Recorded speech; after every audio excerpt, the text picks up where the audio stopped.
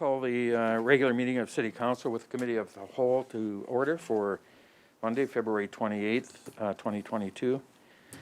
Our first item this morning are our delegations, and our first delegation this morning is Martha Funk from Gambling Support BC is here. And good morning, Martha. Welcome. Tansei. Mananto Kiamaga. That's our Cree lessons. Yes. So good morning, everyone. It's my pleasure to read the proclamation this morning on behalf of Gambling Awareness Month. Martha is here representing the organization. Whereas Gambling Support BC, with the help of Northeast Gaming Support, has recognized March as Gambling Awareness Month to increase citizens' awareness around free gambling support, education, and services in Dawson Creek and northeastern British Columbia. And whereas problem gambling is a public health issue affecting people of all ages, genders, and ethnic backgrounds. And whereas problem gambling has significant societal and economic costs for individuals, families, businesses, and communities. And whereas problem gambling is preventable and treatable, and treatment is effective in minimizing harm to both individuals and society as a whole. And whereas free counseling to those struggling with gambling behavior, debt management, and outreach support services is available throughout the community. Now, therefore, I do hereby proclaim the month of March 2022 as Gambling Awareness Month in Dawson Creek.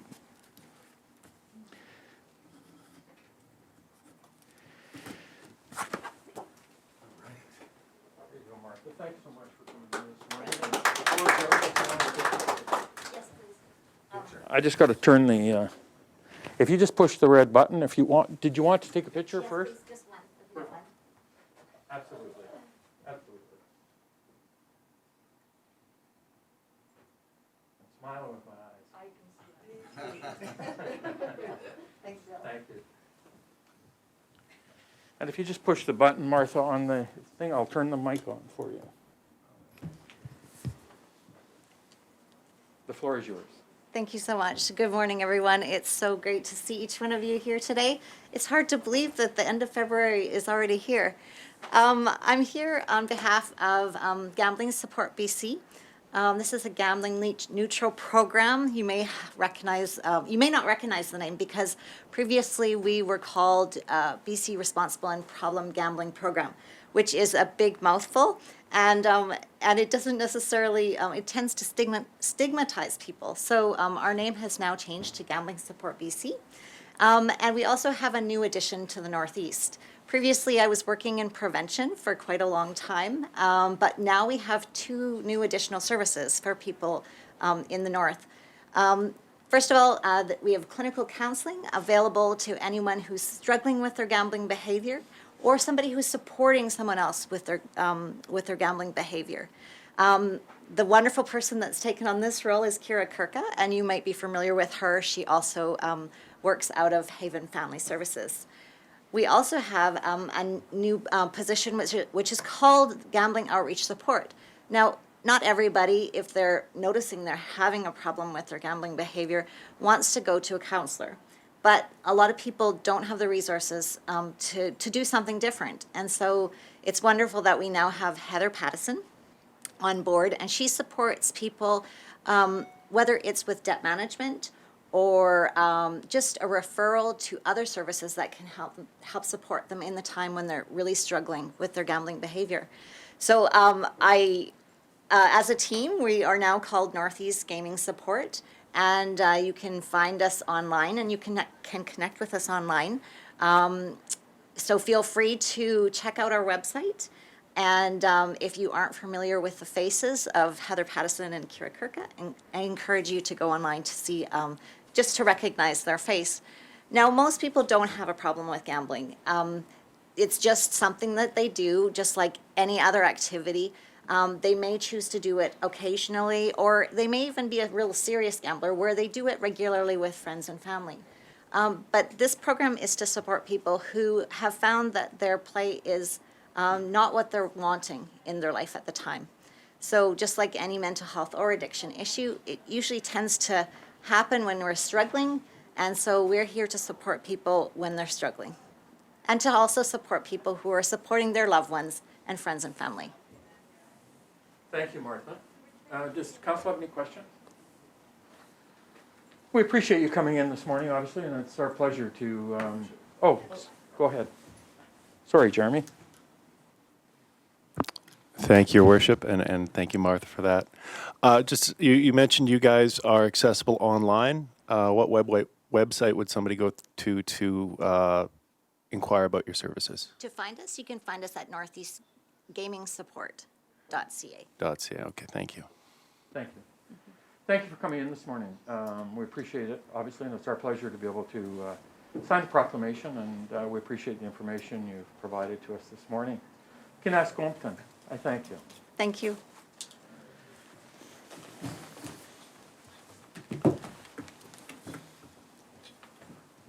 Oh, thanks, Becky.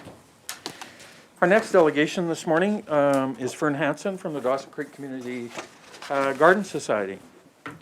Good morning, Fern. Morning. Welcome. Thank you. Whereas Communities in Bloom and Fleurons du Quebec, in collaboration with the Canadian Garden Council, invite all municipalities to celebrate the Year of the Garden 2022. And whereas the Year of the Garden 2022 celebrates the centennial of Canada's horticultural sector, and whereas gardens and gardening contribute to the quality of life of our municipality and our climate action goals, and create safe and healthy places where people can come together in the spirit of inclusivity and reconciliation. And whereas the Year of the Garden 2022 will highlight and celebrate the important contribution of gardeners, our local gardening organizations, horticultural professionals, and local horticultural businesses which contribute to the garden culture and experience of our municipality. And whereas gardens and gardening have helped us face the challenges of the COVID-19 pandemic, and whereas the City of Dawson Creek is committed to be a garden-friendly city, supporting the development of its garden culture, and is proud to provide city property to be used for the community garden to provide our citizens with the ability for beekeeping within city limits. Now therefore, be it resolved that the City of Dawson Creek hereby proclaims 2022 as the Year of the Garden, in celebration of the contribution of gardens and gardening to the development of our country, our municipality, and the lives of our citizens in terms of health, quality of life, and environmental challenges, and that the National Garden Day, June 18th in 2022, be recognized as Garden Day in the City of Dawson Creek as a legacy of Canada's Year of the Garden 2022.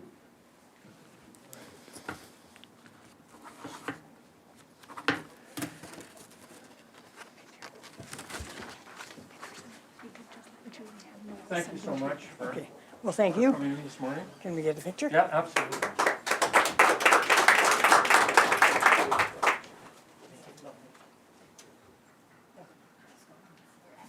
A big smile. See your eyes sparkle.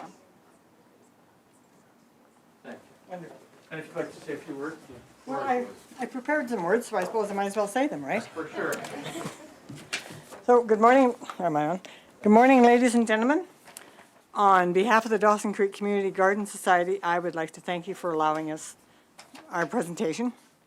This proclamation has been initiated to honor the centennial celebration of the Canadian Nursery Landscape Association, and obviously we clearly support this movement. Many of us accept the fact that gardening, as it said in the proclamation, and being in green spaces is a powerful proponent for both mental and physical health. Not only because of the fresh food which is grown, but also because of the value of a quiet appreciation of nature. Our personal level of quiet can be questioned on occasion, but when one is standing in the midst of all the tubs of flowers and the growing veggies, it does indeed prompt a sigh of appreciation. We, the Community Garden Society, have benefited from and are very appreciative of the city allocating land for the raised beds at Trailside. They're always very well utilized and appreciated by the gardeners and with people on the walking trail. With the new hospital being constructed on our old garden site on the college grounds, we have been gifted with a new site on the grounds of the college. Our lovely new gardens are surrounded by a secure fence and are bristling with 63 raised beds. The beautiful new facility will enable us to expand the number of gardeners who can safely grow some of their own food, and fruit trees are planted around the outside of the fenced area. I'm having a tough time not waving my hands around. All of this enables a greater practice of food security by community members. Our future plans include a community member placing a honeybee hive in a secluded corner of the gardens, which will be an education item for all of us and will help with pollination. The mix of seasoned gardeners working beside novices will ensure that we keep the knowledge growing and growing. To that end, we hope to involve at least one class from a nearby school to grow some food for their September lunch. We greatly appreciate the support of Mayor and Council in making this proclamation. Thank you. Thank you, Fern. Council, anyone have any questions, comments? Councillor Wilbur, go ahead. Thank you, Fern. I just wanted to say to the Garden Society, thank you for all the work you do. I know it's a hard job, and you produce some beautiful flower baskets to decorate the garden. Thank you. And I also want to say, now that I'm not 29 anymore, I appreciate those raised beds for this year's garden. Oh, yes. Thank you, Councillor. Any other comments, questions? Fern, thanks so much for coming in this morning. We appreciate, obviously, the work that you guys have done, and we appreciate you coming in this morning. It's a pleasure for us to be able to read the proclamation this morning for you. Wonderful. Thank you. Have a great week. You too. 2.3, our next delegation is Penny Ems and Jake Torgerson from the South Peace Motorsports Association. Good morning, Penny. Good morning, Jake. We'll just get the desk wiped down. Can we get another chair for Jake? Is there?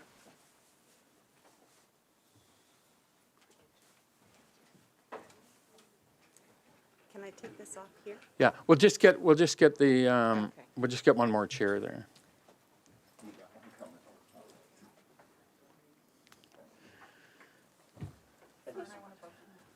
So good morning, welcome.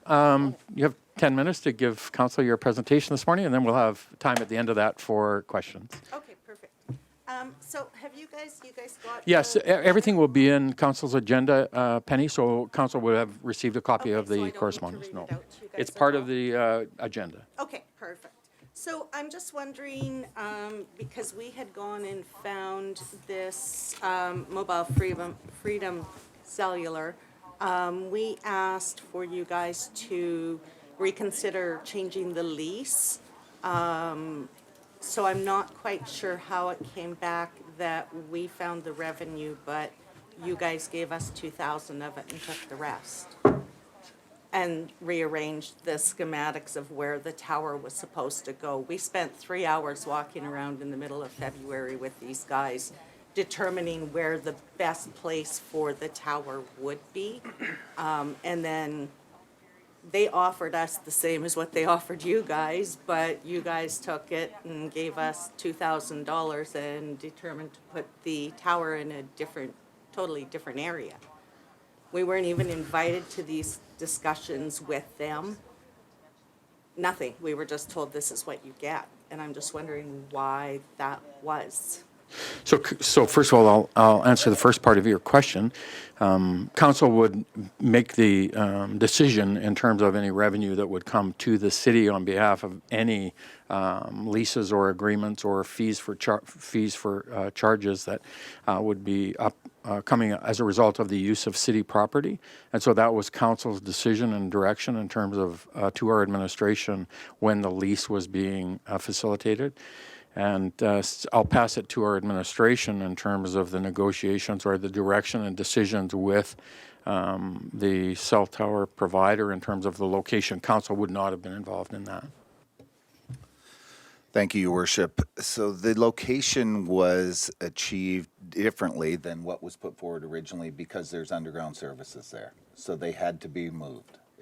According to our Public Works Department that went out, they worked towards finding a location that would work. Now, excuse me, if that doesn't work, we're certainly more than happy to sit and try and find something on the grounds that works better for the motocross people. But there was a reason that it didn't fit there, and it was due to underground issues. Otherwise, we would have no issue with it.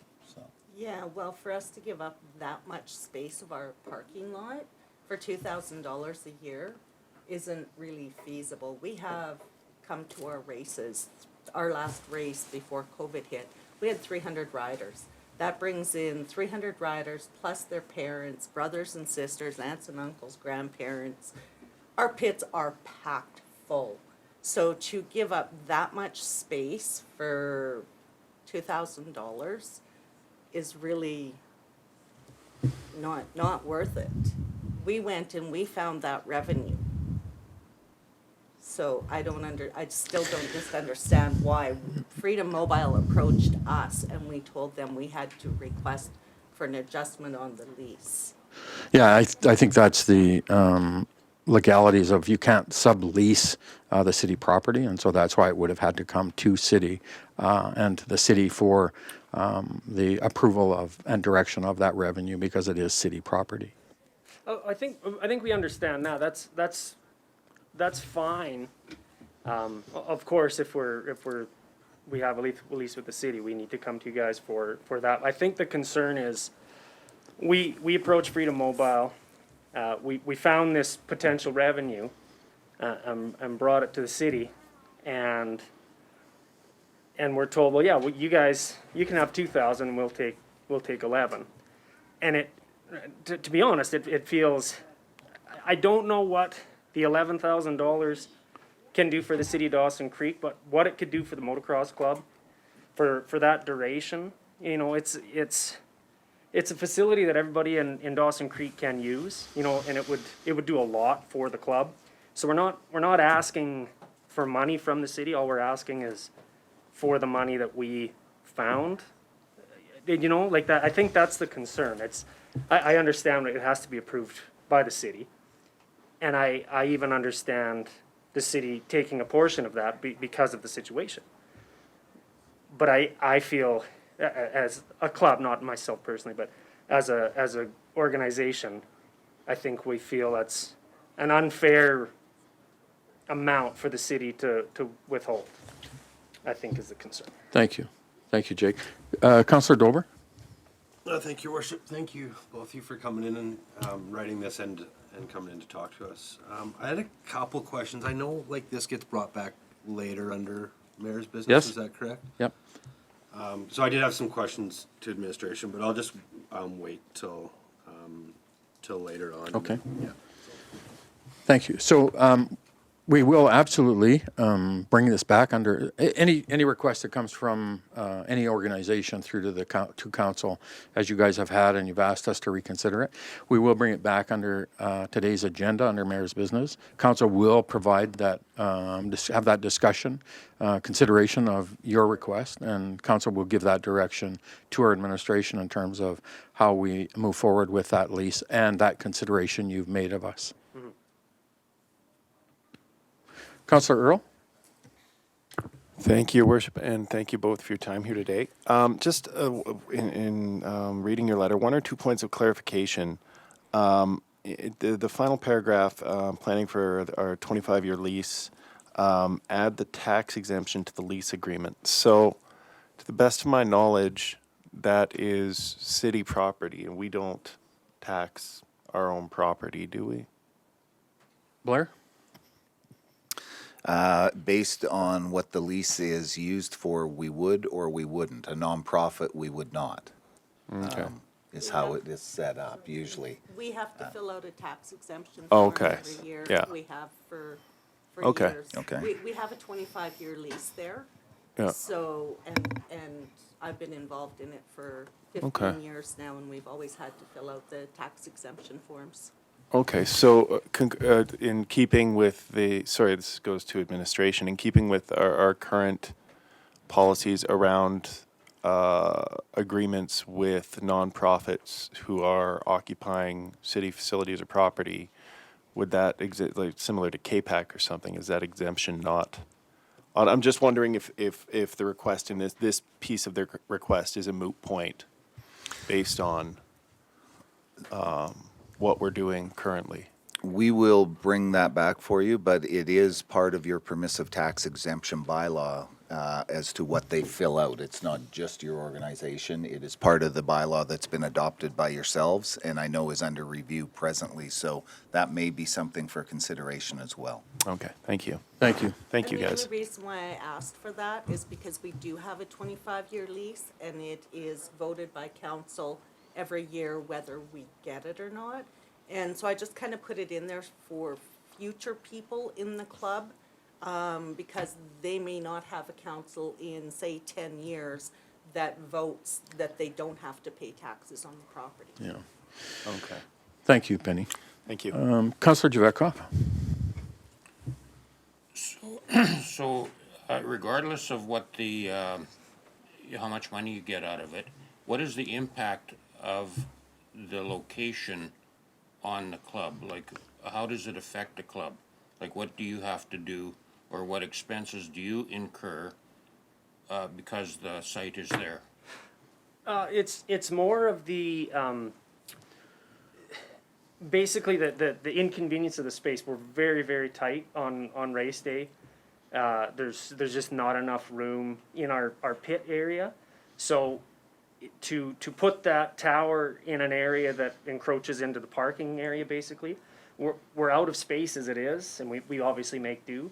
And it's one of those things, if for $2,000, we would say it's not worth it to us to give up that extra space, because it's so tight as it is, and work around it.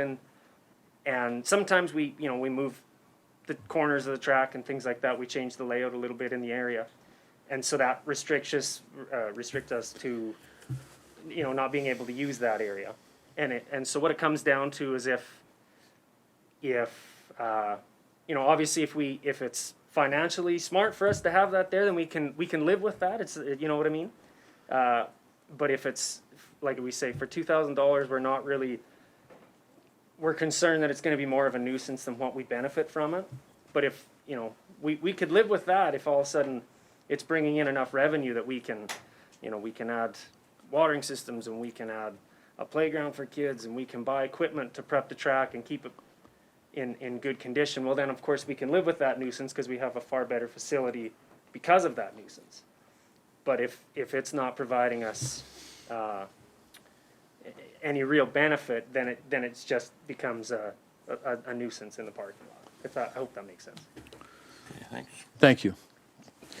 Anything further? So thank you guys for coming in and raising this. And council does obviously appreciate the feedback and the information. And it will come back under mayor's business as a request from the delegation for consideration. And council will provide that direction and have that discussion at that time. Okay, perfect. Thank you so much. Thanks for coming in. Thank you.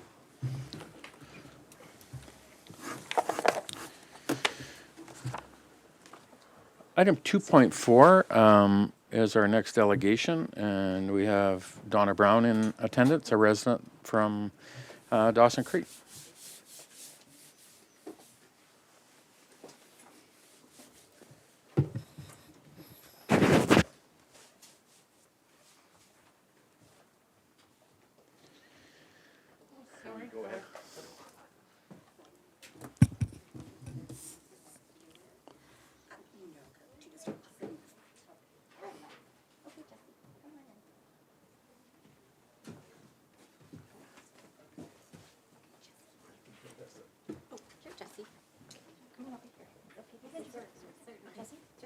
Eyes to eyes.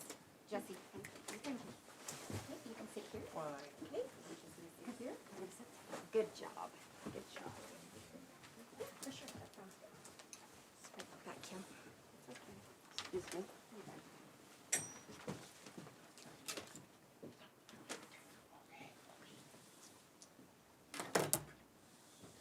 Good morning, Donna. Welcome. Good morning. Thank you for coming in this morning. We give 10 minutes to our delegations to present, and then at the end of that, we allow additional time for council that may have any questions or comments for you. That's great. Well, thank you so much. First off, I want to just say thank you to all of you that took the time to give me a call before this. I really appreciate it. Sorry, my eyes are not that great. Is it Jeremy at the end? Okay. Amy, yes. And Charlie, no Charlie. And Shaylee, Darcy, and Paul. Thank you again. So I think to begin with, I was going to introduce my little group here in the middle, but I think I'll introduce them right now because I will be speaking in regards to my son, Jesse Green. So Jesse, can you stand up and say hello to everybody? Just say hello. Hello, everybody. Good. Okay, you can sit down now. Okay. Also, my neighbor and friend in the back, Jenny, with her 3 children. Okay? Sorry. Well, yes, 3 children. I'm sorry, 4 children, really. We have Emily on the left over there. Say hi, wave your hand. You bet. We got little Elizabeth here, little one, and we have a little baby right in front, Stella. And the oldest is Eliana, okay, and she would have been 12 today. Okay, and we also have Rival right here. Hello. Good job, guys. Okay, thanks. Okay, so this is who we're going to be speaking about. Again, I would like to thank each and every one of you for taking the time prior to this meeting to chat with myself regarding the decision made to discriminate, segregate people from the pool and other city-run facilities based on the PHO mandates surrounding COVID-19 injections. I'm sorry I'm having to read off a paper, but I wanted to make sure I nailed all the points this morning. On the Thursday prior to the shutdown of unvaccinated people entering the pool, my supervisor of my son's program ensured all fees were paid in full prior to my son's attendance to the pool the following Monday. As of Monday night, they attended the pool, which is a regular routine for them, but was stopped at the door and told they needed to see the vaccine passport before they proceeded. My son was already following his routine of taking his boots off, but he now had to be redirected to put them on as they were no longer allowed to swim or be part of the facility. Very frustrating for both. I do need to take a moment and explain who my son is and who I am. Jesse is 27 years old and has autism. Autism manifests itself differently in each and every human, and with Jesse, he will require 24/7 care for the rest of his life. His speech is very limited, safety is a high priority, and his mental age is around 7 to 8 years, with this being higher in some areas and also lower in other areas, and also pending circumstances. As for myself, 27 years ago, I trusted my government and health officials with no question. When my baby was born, I openly handed my baby over to have whatever injections I was told that he needed. I never questioned. This has and always will haunt me. It appeared immediately that something was wrong with Jesse. As each year passed, I became more fully aware of his condition, autism.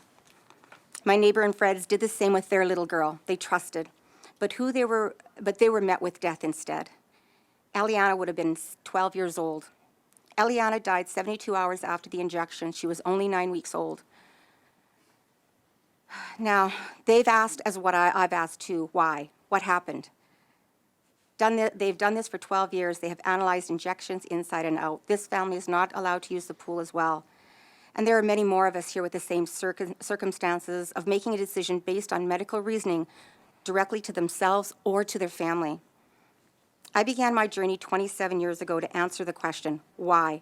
What happened? Well, I trusted when I should have asked questions. This was a hard lesson to learn, but one that I have followed through with when Jesse attended child development school, school district, speech therapist, occupational therapist, physiotherapist, MCFD, CLBC, PWD, medical pressures, and other injections. And I'm sure I'm missing someone or something. Point is, I now ask questions and I get answers. Some answers are logical, some are not. Some of these professionals I could have asked questions to all day long, which equated to having strong knowledge of what was being asked. Others looked scared as they knew I would ask questions. Don't get me wrong, I don't bully, intimidate, or anything of that nature, but I do require a logical explanation, even if it's, I don't know, but I will get back to you. Coming up to speed in regards to where we are today, and I've asked all these questions regarding my son. To inject my son with his experimental gene therapy could very well have extreme consequences for him and myself, with no one, including Big Pharma, taking no responsibility or liability for further disability or death. I cannot allow him to be injected. You see, when I make decisions now, again, what I learned 27 years ago, I need to ask questions from every side. The left, the right, in front of me, behind me, and I bring it together regarding Jesse's medical history and family history, and I make a decision. I then pray and implement, may it be yes or no. I do not listen to only one source. I want all the information to make decisions. Now, coming to this moment of seeing discrimination, segregation being used in our city was like someone slapping me. Where are we as a society to allow this to happen today? Do we as citizens, and I mean all of us, understand the consequences of this action? As I came to understand from our previous chats with you all, the PHO made the decision that no one enter facilities who did not have a vaccine passport. A meeting of City Council, and Dale, please correct me if I'm wrong, 7 delegates discussed and made the decision to discriminate, segregate the people of our city. Was it So, 7? I'll just correct that. Yes, please. Our decision, Donna, is to either open the facilities or close them is the direction that Correct. the city has the ability to make. Yes. It wasn't to discriminate. It wasn't to disseminate. But our public health order is, as an incorporated municipality under the province of British Columbia, operating under the community charter, that is a public health order, and we don't legally have the ability to break the law around that public health order. So the wording that Right. you choose to use, I appreciate, I understand, but for us, it isn't about trying to discriminate or disseminate. We're trying to provide and direction to our administration on the operation of our city facilities as required under those public health orders. So I just want to clarify that for you. Thank you. So was there not a vote to do this then? Yes, there was a vote last Yes. September when the public health orders came out Right.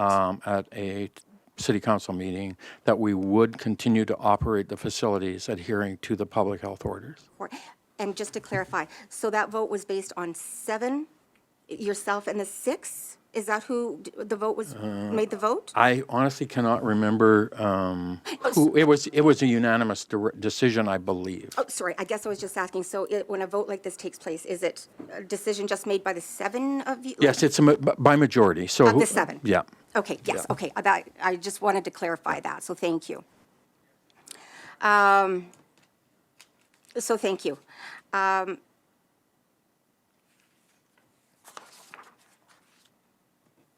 Okay, I strongly believe that a decision of this magnitude cannot be made by 7 people.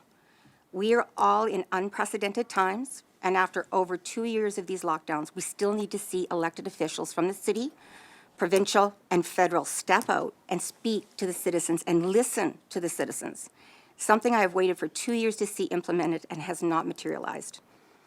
I do have to say thank you, Dale, and I did say this to you individually. I believe it was in September, you actually stepped out after the meeting and talked to people on the front lawn. Really appreciate that, and I'm sorry that I missed that, but I really appreciated that. And that's what I'm looking for, is people to come eye to eye and talk, listen. We all have different viewpoints, and to be able to have that is extremely important, so thank you.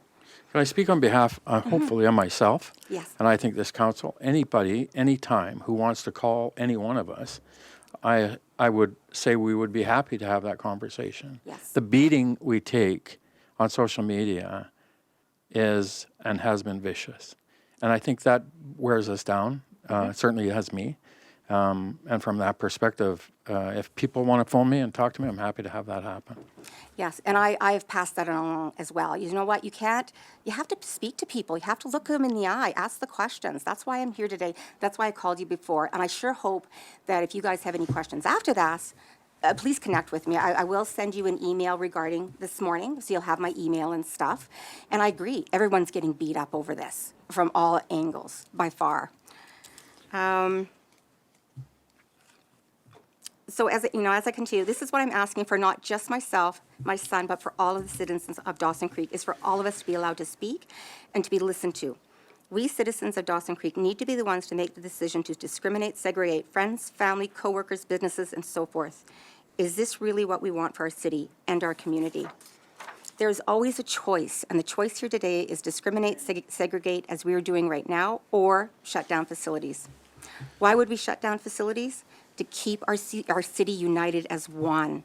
Keeping our citizens united means we keep our strength and we work together for the needs of the city and our community. We close our eyes and allow discrimination, segregation to thrive, then we divide our city like we're seeing it today. Family, friends, neighbors are now being pitted against one another. We are now separated into 2 groups of which we have lost our strength to work together. It is now us and them. We have to let the citizens decide. Now, this mandate is in place till June 30th, 2022, of which some of you are thinking, well, that's just around the corner. We've had 2 years of flattening the curve, so trust has been broken at many levels, so this needs to be addressed as soon as possible, not continue waiting on the empty promises. It is with great hope that as a council, there has been questions to the PHO to answer the question of some citizens not being able to get vaccinated for health reasons. Why is pools okay for unvaxxed and vaxxed to swim together and facility pools are not?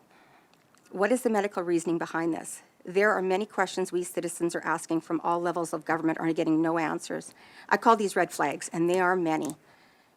Thank you to Shante Patterson, General Manager of Community Services, for reaching out to me and going further to get myself information. Unfortunately, as I was already aware of, the medical deferral forms that the PHO has sent out are meaningless. Per BC Family Doctors, quote, people who are unable to be vaccinated against COVID-19 for medical reasons are not exempt from the proof of vaccination requirement, end quote, meaning that everyone is to be vaccinated, even if it means losing your life. If you lose your life, there is no liability. You're a breadwinner of your family, there's nothing to help you. If you become disabled, you have no liability. If you become further disabled, I'm even at worse odds because I've got no one to help me anymore. But you're now allowed to get the medical exemption if the doctor will sign it. Also note, medical professionals, including nurses, have been sternly told not to deviate from the narrative, and if they do, they lose their certification. It's a red flag. There are many of these red flags we have seen in the last 2 years regarding censorship freedoms, but Canadians are becoming stronger each day to expose these red flags. Praises to Alberta and other provinces who are finally saying enough. All mandates are done, or in a few weeks are done. This is my request for you. Please arrange a meeting with the citizens of Dawson Creek for all to speak and for all to listen. Suggestion is we have Encata, we have rodeo grounds, hockey arena, we also have the front lawn, City Hall. Choose a place. Yes, you all can make this happen. If there is a will, there is a way. 5-minute segments pre-booked and with time remaining for others to speak if they would like, once per person. 3 hours duration are what the citizens determine for, but everyone needs to speak. City Hall then can make arrangements for the voting. This is too big for 7 people to decide on. We citizens need to speak about this. Yes, you as officials of the city have been dictated by the PHO on these mandates, but there is still choice. And with this choice, we need to let the citizens make this decision. If the citizens of Dawson Creek says no to discrimination segregation, then shut down the facilities. If citizens of Dawson Creek says yes to discrimination segregation, then we divide our city. At least at this point, the citizens made the decision. As I look at our $10 bill here, I wonder how we all got here. As you know, it's Viola Desmond, Nova Scotia businesswoman, who challenged racial segregation at a film theater in New Glasgow, Nova Scotia in 1946. Here it is 76 years later in 2022, and we are still challenging discrimination, segregation. On the back of that bill, it says, every individual is equal before and under the law and has the right to the equal protection and equal benefit of the law without discrimination. Canadian Charter of Rights and Freedoms, Section 15. I want to thank you all individually for letting me come and letting me speak. And I fully appreciate everything that you guys go through. I'm sure your day is filled with negative, negative, negative. And very seldom you probably get any positive feedback coming your way. Well, I do appreciate what you have to follow. I do understand you have to follow that PHO and find a nice, healthy balance on making it work. I get that. So again, thank you, you guys. I appreciate it. Thank you, Donna. We appreciate you coming in this morning and Good job. Yes. representing your family and your friends and the children, and we appreciate you coming in this morning to do that. Thank you. And I appreciate the fact that you took the time to call us, certainly individually, and have that conversation. With that, I'll open it up to council. Anybody have any comments or questions? Councillor Earl? Thank you, Your Worship, and thank you, Donna, for coming in today. I do need to apologize if you tried phoning me over the last few weeks. I haven't, my phone bit the dust a little while ago. Right. And I've been having some issues with TELUS on the new setup. So I do apologize. I wasn't trying to duck you, and thank you for your time here today. Well, thank you, Jeremy. I actually got thinking, I'm so sure I didn't talk to Jeremy, but I spoke to so many of you guys. And Dale, thank you. Me and you played tag for quite a while that one day or 2 days. But Jeremy, I would still like to speak to you. If you'd like to give me a call when you're free, that would be great. Thank you. Thank you. Thank you so much for coming in. Thank you for, it's been a long time since we've had some children in our delegation, and it's been very enjoyable to have the kids here today and you guys here today. So thank you for joining us, and we appreciate it, and have a great week. Great. Thank you. Thank you.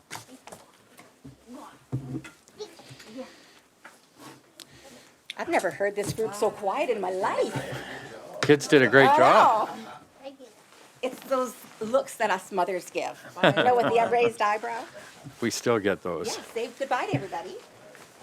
Thank you. Thanks for coming down. Have a great week. Thank you. No, that's good. Appreciate it. Item 3, we have our late items. 3.1, we have a letter from Tanya Stedler, grant writer. Have a motion to approve the late item. Councillor Kemp, Councillor Parslow. All those in favor, voting has started.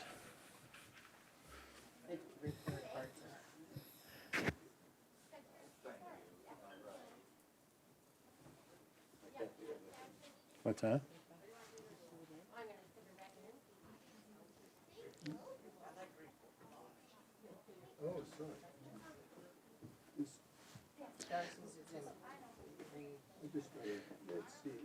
Yeah, we'll get it sorted out. Approved, thank you. Item, yeah.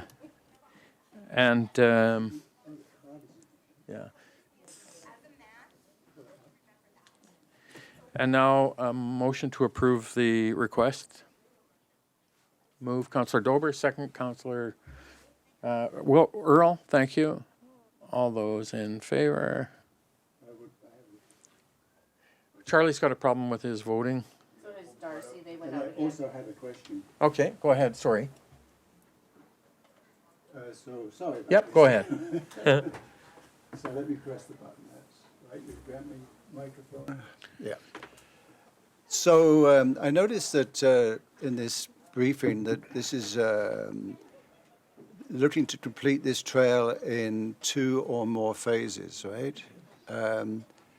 So we have $250,000 in this year's budget. And I'm just wondering, I have no recollection of this project coming before council before. Am I incorrect in that? I honestly, I'm not sure. I thought that we had had some discussion about it and it never got into capital just because of the amounts, but I would have to check with administration The on only that. recollection I have of a trail was some discussion some time ago about a trail from Poos to Dawson Creek, right? And we turned that down because of cost. So, Blair, I'm just saying, this item here, I have no recollection of this ever being discussed previously by council. Am I incorrect? The multi-use path around the city? I believe, and I'm going by recollection here, and I will go back to my days even in elected office at the beginning, I think 2018. I thought there was a thought that it would be nice to be able to extend the walking path to encompass the community. I am not sure we've had a formal report. I think there was work done because, and I'm going by memory, the ALR issue came up. There's issues with the ALR on that, I think, for the mounding and just different things that they point out to say if you're going to do it. So that, unless that was before my time, there may have been further discussion, but. Yeah, well, they say the only discussion I recall is some trail from Poos Toopy to Dawson Creek. Yeah, no, that's Charlie's mentioned that one, but we are talking about the one around the city. Right. So is the regional district going to be asked to provide some funding towards this? As this will be in some part in their territory, so to speak? Just, could I get clear, are we talking the Poos path No, or the we're one talking north? the one We're around. talking about That would be fully within the city the item boundaries. that was a late item. Okay. And I'm just saying, I have no recollection of this and before. And secondly, as this is in the Peace River Regional District in part, are they going to be seek some funding from the regional district zone, let's say? All right. This path that is before you is fully within the city boundaries of the city of Dawson Creek. It would be on the south side of the Imperial Access Road, which encompasses the from 8th to 17th. That's within city boundaries. Yeah, so well, I'm getting confused with this. In the third paragraph, it says, as this project will be along Peace River Regional District's area and could possibly extend and continue in the future. So what does that mean then? Along, I would have to have the writer speak to that, but it's along the boundary, certainly. If you go to the north side of Dawson Creek, you take the new land development that goes out to Knoblaws, well, it's not Knoblaws anymore, to the corner at the Imperial Access. Yes. The path, as I understand, would go out to there. East to west would be between 8th and 17th Street, and then connect back into the sidewalks coming down 17th. So all on the south side of the Imperial That's South Access, City. which is the border between the city of Dawson Creek and Regional District. Thank you. Thank you. Councillor Wilbur? Thank you. Staff kind of answered it. I was just going to remind Councillor Parslow, we talked about it probably in our second term, and it was part of also the master transportation plan to connect the community, and it was to the north. So I remember then exactly that it bordered the Peace River Regional District because of the access road. So it's a few moons ago that we talked about this, but we did. Thank you. Councillor Dober? Thank you, Your Worship. This is kind of new to me, all of this, but, so this is between 8th and 17th where the new development is? Yes. Isn't that all privately owned and? So the easement along the edges of the development is where this walking trail would go and the walking path would go. So it would connect 17th Street that goes up and past the forestry, and all of that was city constructed. And so this would be a city constructed, because it's on the easement, it wouldn't be on the private property. So then on 17th and 8th, is there gonna be sidewalks all the way up? Because there's not right now. So, yeah, so that's the plan for this, to put a multi-use path and connect the two 8th Street to 17th Street with a 6-foot walking path. And that was the original plan of it. So like on the area where you live, that everybody knows now, there's no sidewalks up that side. So would it start after the houses are gonna cut in? Cause those houses are built right to the road. Yeah, no, there's an easement there. Oh, is there? Yeah. Yeah. Okay. That's the difficult part, where there's quite a chunk of city property Yeah, that the front. attaches on the frontage of it. So, yeah, there's room there, and that would be the plan for it. So it would go up, around, and then back down That's right. 17th and connect it? Yeah. Councillor Wilbur? Oh, I just wanted to add for Councillor Dober, some of those houses that were built too, and I do remember we had to get them to move their fences in because they had actually built it on where the pathway was supposed to go, the walking path. Like it goes way back to that development, so. Thank I'm you. very clear on this connectivity of that. Blair? Your Worship, on this, if this will ring, it's known as the Harvest View Walking Path North Loop for the city of Dawson Creek. It is in the capital budget, which we have put forward. There's $250,000 in there. I don't think that will complete it, but it certainly is going to be a very good beginning for what we need. With a little luck, I think, you would go out and try and accomplish this with not just the city, but possibly people that were willing to put some equipment on the site to benefit the city of Dawson Creek. But it is in the capital budget today, and there's $250,000, which sits there under the 2022 capital budget. Thank you, Blair. Councillor Parslow? So this, what increase to the operating budget will this have? I mean, I assume it's going to be cleared by our equipment, right? So it's usable. So is there an estimate of the annual cost of keeping this trail open and usable? I do not. We would have to tie that in with our sidewalk clearing and then put the rate in there. So I'm guessing it's probably a half-hour loop for our machine, but we can come back with something like that if you'd like. We see, so certainly, thank you, Councillor Parslow. We see that amount of pedestrian activity up there walking along 8th Street and Imperial Access Road both. It's always a concern to me because I travel that a fair amount, and it is a worrisome when you see it's narrow. There is no place for people to walk. And so I just think that part of our connectivity and our master transportation plan in every part of our subdivision development has been to try to increase pedestrian walkways and bike paths, et cetera. And I think this would be a really beneficial and welcomed bit of infrastructure added to the city for folks to be able to connect their walking paths and trails and running, et cetera. Blair? Your worship, just one more point. This is part of the city's official community plan as well, this northern loop, just for information. Thank you.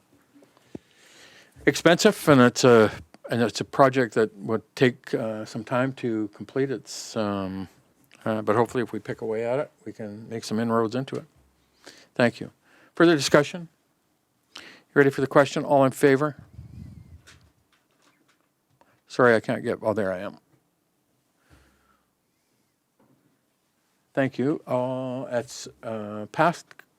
Approved. Opposed. Councillor Parslow.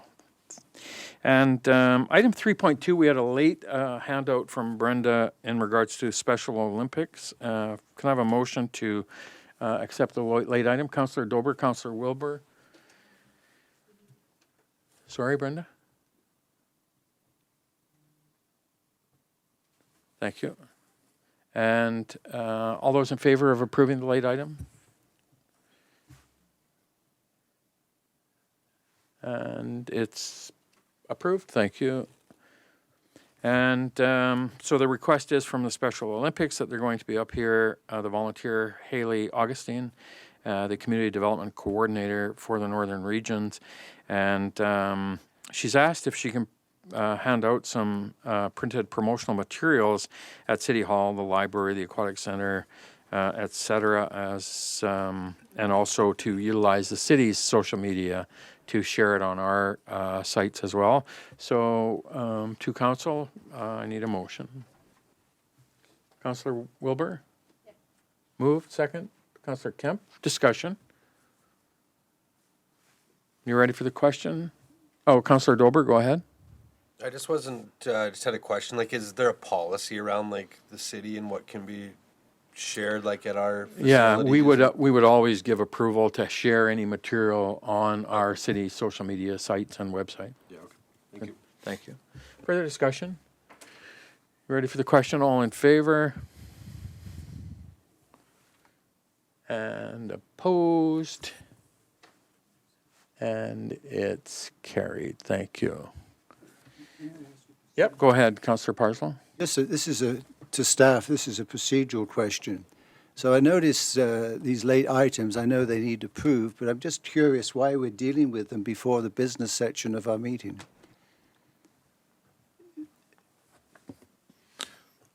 I believe under our procedure bylaw, this is where they fall under late items, and it has to be approved by unanimous. Late items get dealt with before the other items? I'm going to look to our corporate officer, but I believe that is our procedural bylaw that's been adopted by this council.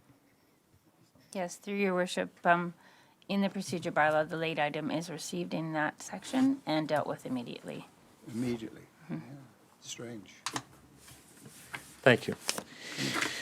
Change our procedures. New councillor business, Councillor Dober, 4.1. Sorry. Go ahead. Do I make a motion here, or do I just talk? Okay, I'd like to just make a motion that the city would write a letter to our Minister of Health and our Premier, just asking for some information and clarification on what BC's plan is in following the mandate, the mask mandate and the proof of vaccination policy, and just the science behind which way they're leaning. So if it's going till June, like, what's the reasoning for it? If they're planning on lifting it, what their reasoning is.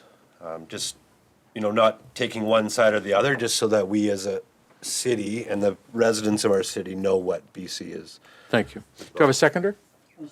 Councillor Parslow? Can I talk to it? Yep, go ahead, Councillor Dober. I guess the one thing is I just had a lot of people asking me about it, and on both sides of the fence, and I just feel like, with Alberta being so close to us and them opening up, they're 20 minutes away. The rest of Canada has pretty much announced that they're opening up.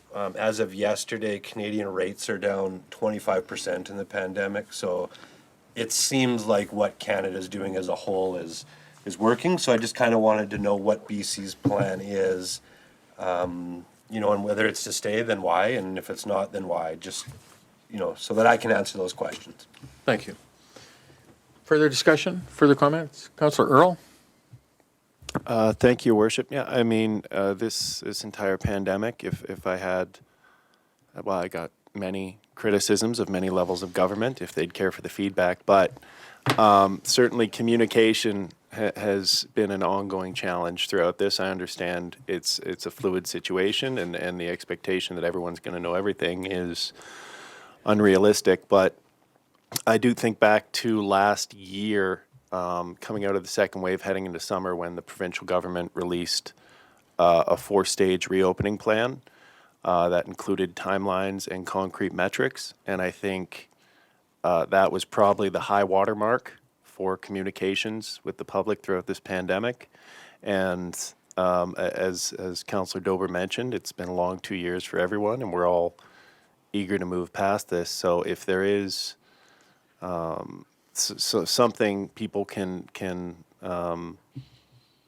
take hold of that gives them some insight into what the next few months could look like, I think that would be a worthwhile communique for the government to provide. I do understand with respect to the mask or the vaccine passport that they've given end of June as the kind of outside, but that it's going to be reassessed at the end of every month. So, as Councillor Dover mentioned, as COVID-19 infections and hospitalizations continue to decline, hopefully that comes sooner rather than later, because as a community that borders Alberta, that certainly puts our, if nothing else, puts our local businesses at a disadvantage. And yeah, I'm fine to support this. Thank you. Thank you. Further discussion? Ready for the question? All in favor? Opposed? It's carried. Thank you. Any other councillor business for anyone? Thank you. So we have item 5 is the adoption of the minutes. So we have the minutes of our regular meeting of council for February 7th, 2022 for adoption. Councillor Wilbur, second Councillor Kemp. Any errors or omissions in those minutes as circulated? All those in favor of receiving them, adopting them, sorry, and opposed? It's carried. Thank you. And any business arising out of the minutes? Item 7, 7.1, we have correspondence, a letter from Lynn Washington, President of the South Peace Historical Society.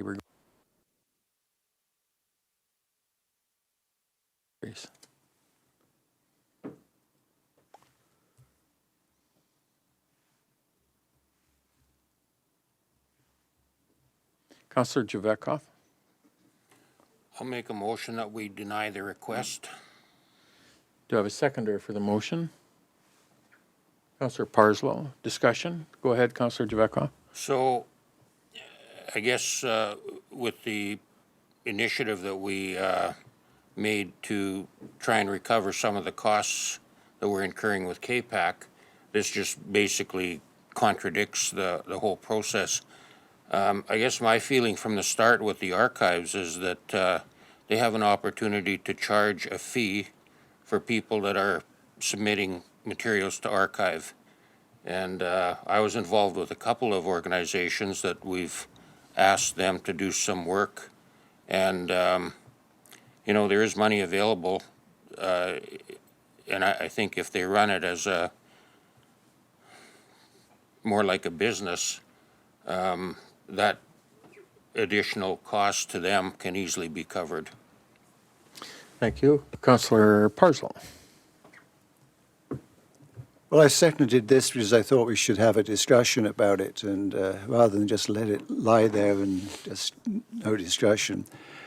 Yeah, I had the same thoughts as Councillor Javetkov when I first read it, but then I looked at the archives, and basically they're the city's archives, and they're doing this for the city. I believe we hold Treaty 8 archives still, don't we? Yes. Yeah. So, you know, I am torn about this because in one sense we and well, this topic will come up a lot, I think, during this meeting. We've cut money to organizations, and staff's worked hard. I think, was it 4 or 5 new lease agreements, and then we're being asked to pay for the for the cost increase that's being transferred. But then I have the other view is that, well, they're city archives, essentially. I don't know, apart from Treaty 8, that we're keeping archives for anybody else. And I would think it would be an option that we could keep some archives for City of Dawson Creek organizations, perhaps, you know what I mean? That would be a legitimate thing. But then most of those are volunteer that I'm thinking of. And so I don't see there's much of an opportunity for them to raise the money. And why the philosophy originally was when the KPAC got operational, they had a fee structure, and they sent a bill to the South Peace Historical Society, and I raised the question on behalf of the Historical Society, well, why does the Historical Society have to pay to maintain the city archives, which they're doing on a volunteer basis? So that fee that was being charged to them was covered by the city. That's its history. And so whilst I wanted a discussion, I'm going to vote against the motion because of that. But I understand the principles enunciated by Councillor Javatkov, which I'm always empathic to. Thank you. Councillor Dober? Yeah, thank you, Worship. Yeah, I understand everything that's been said so far too. I guess my bigger thing is all these leases that we've put in place. Like we want to run the city like a business, and we're like leasing to ourselves and paying money. You know, now we're asking for some more back from KPAC, and then something we support, we're going to replace it. Just doesn't make sense. And then, I mean, I'm sure there's other areas in the city. Like I think there's some extra room in this building that we could archive them. But why are we paying rent to store something in our building? Like, shouldn't that just be excluded from the lease? That part of the building? Because, you know, I don't know if we want to run it like a business. When you have a lease, you're responsible for stuff. When the sewer backs up, you know, in my lease, I don't call my landlord. I deal with it. So if we're running the leases like a business, why are we charging ourselves rent, essentially, to store city archive?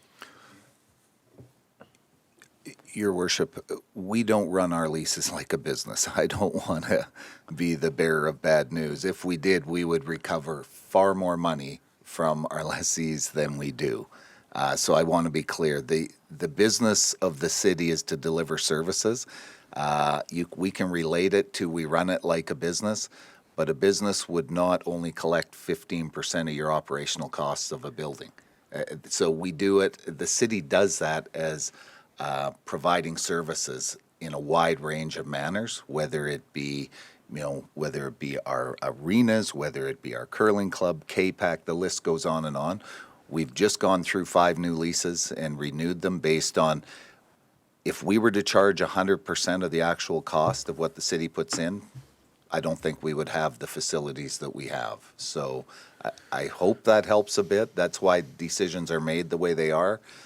The archives, there is a special room at the KPAC Center built with humidity, different things that are, I'm no expert in this field. So the option of just moving it to another location, I think, is very limited on that. But we will take the direction that you present to us and make sure that it happens.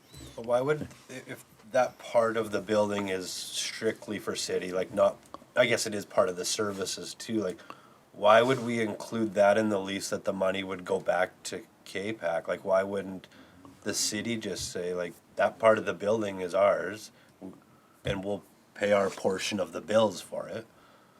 Like, why would it cost us $6,000 versus? The entire building is the city building and facility, and we have a lease with the Kiwanis organization to operate that building and provide all of those services under that one roof. And so the Southeast Historical Society, the vault, and all of that stuff that was built and incorporated in there was, at the time, in an effort to provide a centralized and appropriate location for that archives work on behalf of the community. And so the hard part is they're doing some of that stuff for the city, but for they're archiving all other, they've got CJDC's, Shaw TV, Ed Rosales' tapes, they got all the old newspapers from the block news. So there's a wide variety, but it's that important work of archiving the city's history that goes on in there by a group of volunteers. So. Yeah, and I agree with that part, and supporting, I guess, a bit what this is being asked for. I'm just more about the lease. Like, we did these leases up to get some contribution back, like from nonprofit groups. Where else did we ever think the money was going to come from besides our citizens? Like, we were taking away from nonprofit organizations and groups. Now this is just coming back to us. We're just paying it. I mean, a small portion of it, but. So, yeah, I said my 2 bits. Thank you, Darcy. Councillor Javetkov? So, just a question to administration. Does the city use that archive, or do we archive everything here? I will have to reach out to get that answer. I don't believe we haul records over there at all. We maintain them within our vaults here. This is dealt with and was put in, and I have to, historically, I wasn't here when the Calvin Crook Center was built, but there was that facility built into it at that time. This was not an addition, I don't believe. So the historical. To call it a city archive is a misnomer. It's an archive that is provided by the city for the community. I would suggest that's probably a fair. I'm involved with a couple of organizations that use the archive, and we use it for free. Like, I expected to pay, but we don't have to pay. So if businesses in town are using it to archive their materials, I would think that they would expect to pay as well. This isn't a city archive. This is an archive that is provided by the city for use of the organizations and businesses in town. So to call it a city archive, we have to change the name of it. I believe, Your Worship, in speaking to this. So the Historical Society runs the archive. There are many, many things within that archive that relate to the history of the city of Dawson Creek, without question. Now, are they the city of Dawson Creek's materials? I think we would have to go to the Historical Society and have a full engagement with them to find out who owns what, who does what in there, what opportunities they see for the collection of possible rent for some archives. If there are organizations in there that are just using, that I can't speak to. It is run completely by the Historical Society. And many of the questions we're getting here today, I think probably would be better answered by KPAC or the Historical Society. Thank you, Blair. Councillor Wilbur? Thank you. My understanding is the collection that's being housed at KPAC is actually regional. It's not municipal at all. Secondly, being involved in a project this spring for wall murals, I actually have to pay to get copies of pictures so that my artists can use them. So they are generating some income. Secondly, I'll use the art gallery as an example. They have a donation box, and I don't know about everybody else, but every time I step in that building, I put money in that box to help run the art gallery, and I think there's an opportunity here for the Historical Society to do the same. So on one hand, we have this beautiful facility. It's been a conundrum that the taxpayers are paying the utilities. We're making changes to that, and the KPAC has the ability to raise rent. They also have the ability to take in less, to put out more, to soften the burden on the taxpayers. But our archives are not the cities. I've been down there. They are the regions. So the organization does have the opportunity to ask for a small fee or a monthly fee from those people whose articles and information they're storing. Thank you. Councillor Parslow? Well, I want to get back to some of the points that Councillor Dober raised, and I don't think I am stretching it, but I think I had the same thoughts you had just expressed when the K-PAT started getting operational. It seemed absolutely ludicrous that the city was paying to house the archives, paying a rent on behalf of the Historical Society. Now, in fairness to K-PAT, they were charged with the society there to make that society an operating society, and the director of the day set up a fee structure for all users, okay, who were using the place. And then that was a real big surprise to the Historical Society, who thought that they were operating, and I'm going to still call them the city archives, because that's how I believe it was intended to be by the city, but not the corporation necessarily, but the city. And certainly the regional areas. I believe there's a lot of material from Dorothea Calverley, for instance, who was a Dawson Creek resident, which is city and regional. So certainly regional is a big presence to it. But yeah, it to me was a so suddenly I learned that was the direction, that the director was to make the thing operationally functional and to set up a fee structure. And that's how the fee started to be paid by the city. Now, I've always questioned, why would you have an archives in the basement, right, of a building that had flooding issue? But that's another story. But archives do need to be kept in a properly heated, humidity controlled, in proper folders, etc., etc. And having the community having as an archive collection, and the region is for me a very important thing. We need to archive our history. But I just had to smile when Councillor Dober was saying those things. Just, I recall when it first started wondering about the same things myself, and I still do. Thank you. Councillor Dober? Thank you, Worship. My last question. Just curious, so they obviously, because they got a special place down there and it's got to be, the humidity's got to be controlled. So does the K-PAC cover the, BC Hydro, P&G bills for that building, or does the city pay those? So under the new lease we have just adopted, a month and a half ago, probably somewhere in that range, they will now pay 15% of the operational costs of that building. So the city pays a fairly good portion of it. But again, this was under our discussions when we transferred, it was 15% of items A through G. I won't quote them for each of our lessees that would pay for that, and hydro is one of them, natural gas is another. Water, sewer, utilities, those such things, they were captured in there. There are some other things too, a total of 7 line items under the GL codes that 15% will be recovered. So. Okay, and I guess, forgive me for not going through that lease thoroughly, but it just doesn't seem that it makes sense to me that we're covering 85% of the cost and we're charging ourselves $6,000 a year.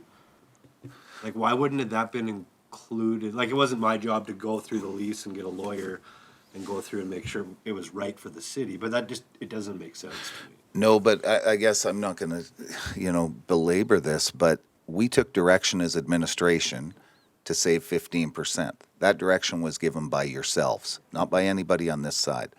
We then made leases and accommodated those leases to meet that request from yourselves. We brought them before council. You reviewed them, I'm sure, and voted on them.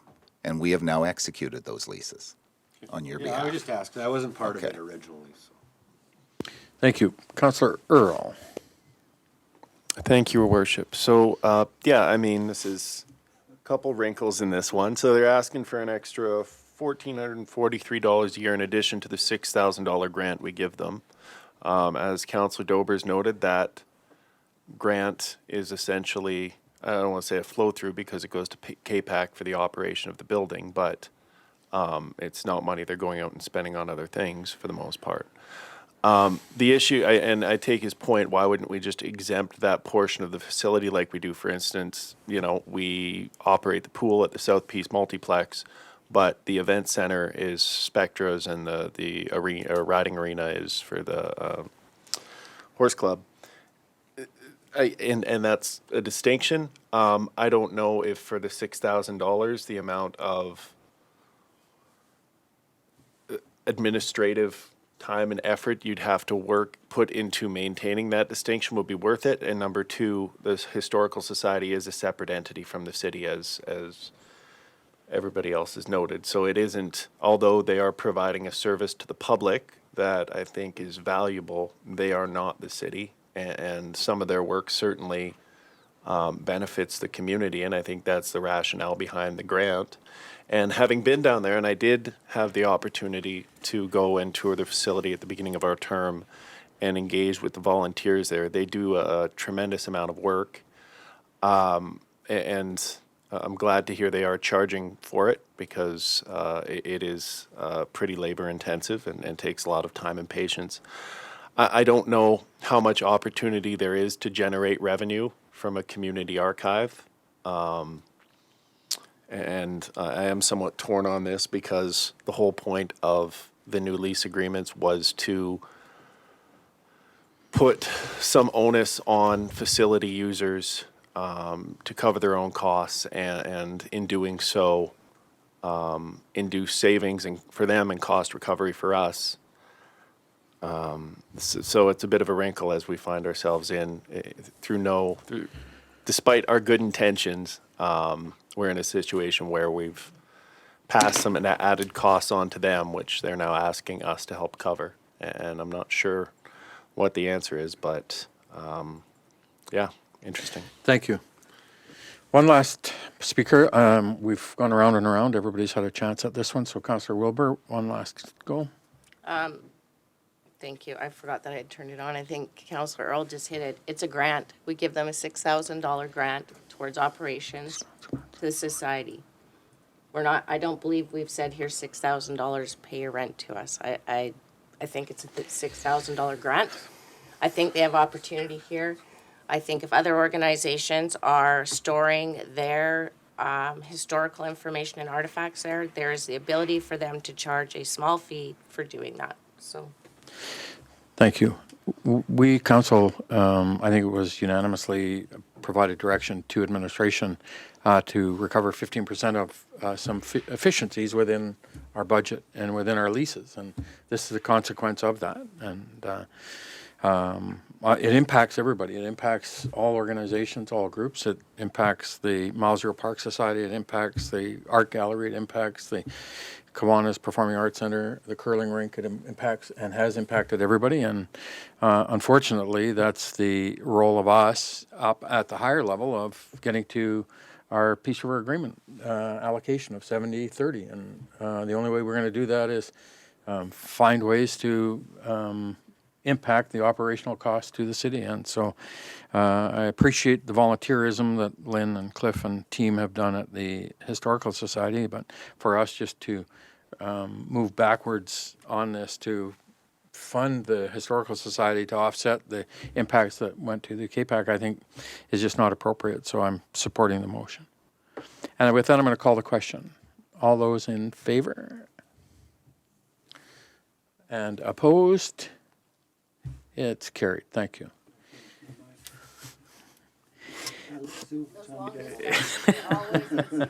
7.2, we have an email from Mike Wally, the Executive Director of the Resource Municipalities Coalition, regarding a request for a letter of support that the Coalition Municipalities Coalition has written to the Ministry of Health. I'll just give a very quick background on this beforehand, because the Peace River Regional District had sent a letter to the Minister of Health asking for an audit to be completed on Northern Health and the operations and services being provided.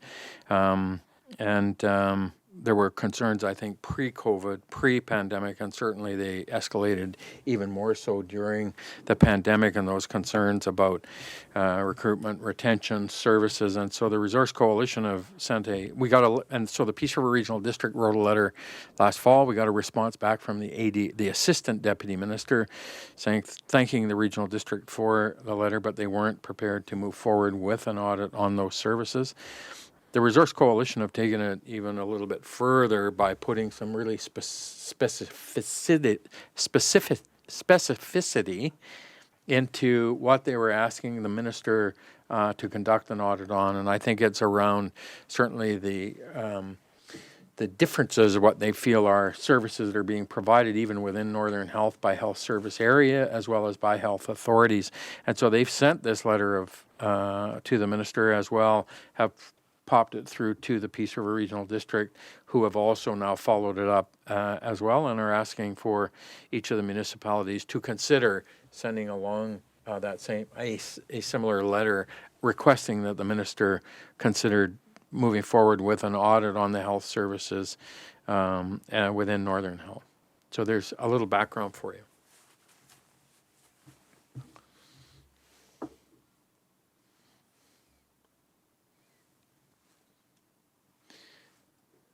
So I would, I'm not, Councillor Javetkov, thank you. I'll move to receive for information. Thank you. Do I have a seconder? Councillor Dober. All those in favor? Oh, sorry, voting. Discussion, voting. All those in favor? Opposed? It's carried. Thank you. Oh, no, I'm sorry. Yes, it's carried, 4-3. No. 7.3, we have an email from Kat Perez, Community Engagement Assistant from Parkinson's Society of British Columbia. Councillor Parslow, are you? Oh, I'm sorry, I'm still getting over the shock. Okay. Councillor Javetkov, go ahead, please. I'll move that we support the request. Thank you. Do I have a seconder? Councillor Kemp. Discussion? Councillor Wilbur? Are we talking City Hall or are we talking KPAC? Through your worship, we do not have the ability to change the lights. We would refer this to the KPAC as we have with the others, and they have been more than accommodating to meet the requests of City Council. Thank you. I support it. I just wanted to Okay. clarify it wasn't going to be City Hall. Thank you. Further, Councillor Earl? No, that was my question to you. Thank you. Any further discussion? Councillor Dober? Sorry, I just had one, I don't even know if this is way out there, but I know there was some talk about there's some money in for Christmas lights, but it seems like we're getting a lot of these requests for different lights and support. So is there a way, like when we're looking at the Christmas lights, that we could potentially look at something on the city building that we could keep up year round that could accommodate some of these other things with the budget? Like I know part of that budget's for lights downtown too, but I know there was some talk here, so would it make sense to broaden that vision a little bit? Have the ability to light up the City Hall for these, to accommodate these requests? Yeah, and if we're putting new Christmas lights up, maybe there's a way that it could be something different than Christmas lights that could be Christmassy. All right. So let's, let's deal with this request first, and then we'll sorry. deal with that as a follow-up. Okay. Thank you. Any further discussion on the motion that we refer this request for Parkinson's to KPAC for consideration? Are you ready for the question? All in favor? Opposed?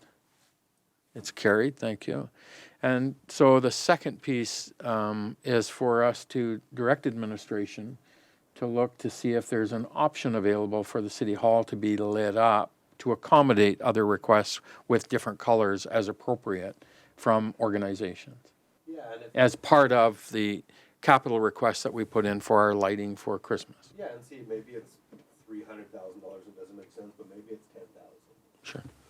Okay. So that's by way of a motion, Councillor Dober? Thank you. Do I have a seconder? Councillor Kemp, discussion. Councillor Wilbur, go ahead. Moving right along. Thank you. I appreciate the gusto.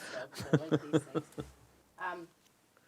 Looking at my historical employment, part of the reason the lights are on the KPAC building was for us to do exactly this for groups in our downtown core. So the actual lighting setup, the computer setup that runs it, all of that stuff was put in place for these type of requests. And that's why the lights are there on KPAC. Okay. So to me, it doesn't seem versatile to invest more money in lighting up another building when we built a building and put in place the mechanisms to do exactly what these groups request us. And I think what Darcy's motion was, if I can interpret it, was, look, if we're investing in some lights for the Christmas lights, is it possible to have an option in there that some of them could be turned on to accommodate those other requests, not additional? Councillor Dober, was I speaking on your behalf there? Yeah, that's exactly what I was going to say. And then as well, I'm sure we built a new KPAC and put those lights on. If we were to build a new city hall tomorrow, we would look at putting those lights on. It doesn't mean just one building's lit up. We used to have the art gallery lit up, which was like, it was nice. It brought pride to the community. So I think the more the merrier. If it's affordable, it makes sense. Councillor Wilbur? I just wondered how far you go on lights. We're going to decorate up the maintenance. Christmas lights. And so I like the white lights. I think it looks beautiful. But I'm just saying, how far do you go? Because you can go and you can. Well, go and I and think you the can go, direction is so- let's have administration bring it back and have that discussion about, is it the financial implications worth us investing in it? That's all we're doing at this point. As a pastime person, I'm going to say no, but I'll wait to see what the numbers are. Thank you. Thank you. Councillor Javetkov?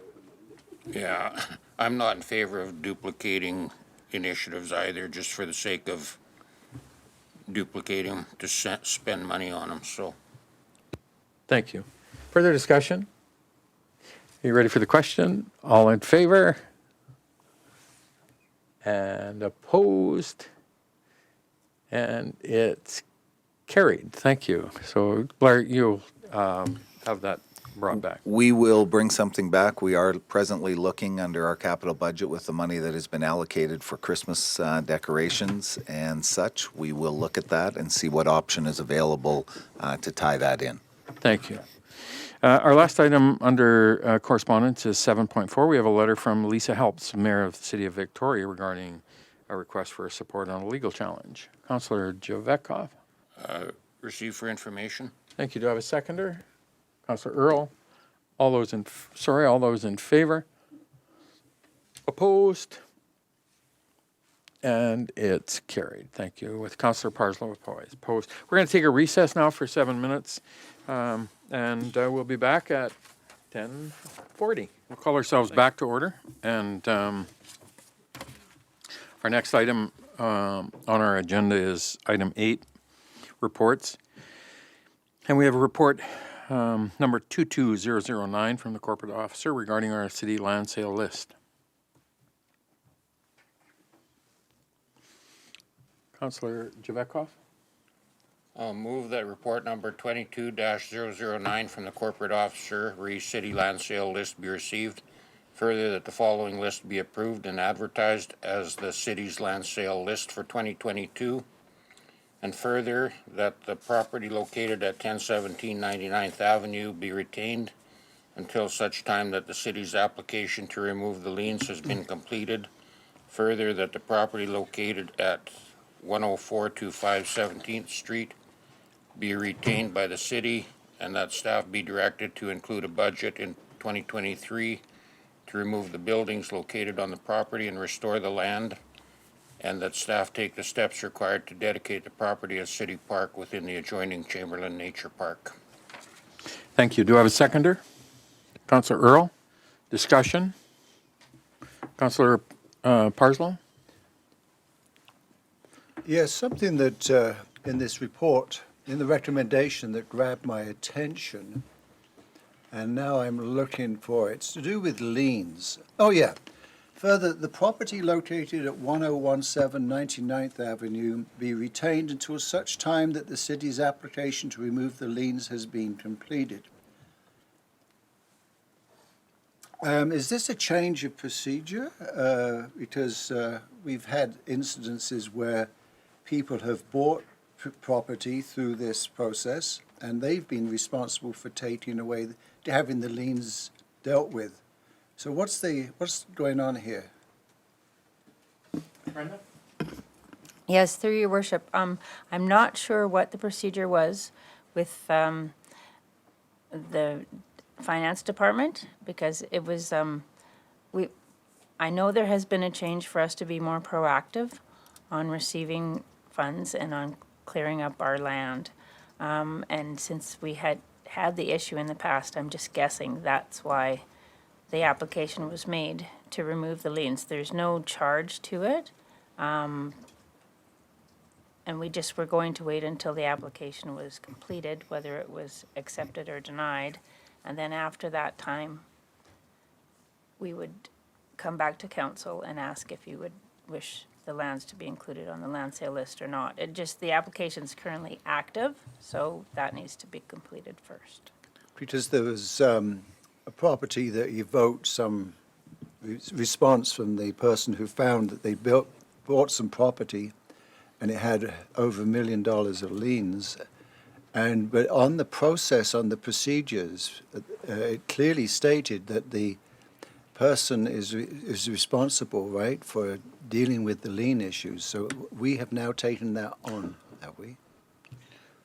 As a city? Blair? Extra work? Your worship, if I could help, there is two distinct ways that this has occurred. The one today that we're talking about has come back to the city. Nobody purchased it, so it is now city property. So we now go and investigate and get the liens removed. When somebody purchases a property at the tax sale, it's in its redemption year. So although you purchase it and may be the successful purchaser, it sits there for 12 months. So the owner, the original owner, has that time to come back and redeem their property. So that's the two distinctions here as to why we are now taking this lien off versus the property that I know you're speaking about previously. Thank you. Thank you. Any further discussion? Are you ready for the question? All in favor?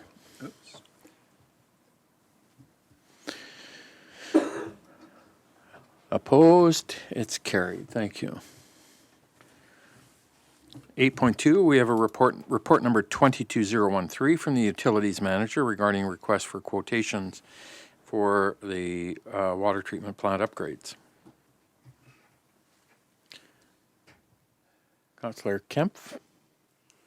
Thank you, Your Worship. I'll move the recommendation that report number 20-1013 from the Utilities Manager regarding request for quotations 2021 40 water treatment plant upgrades clarifier inlet be received. Further, that council award request for quotations 2021 -40 water treatment plant upgrades clarify inlet to Central Interior Piping and Maintenance Ltd. for the bid price of $214,900 plus GST. Further, the council allocate funds from the water reserve capital to increase the budget for this project to $270,313.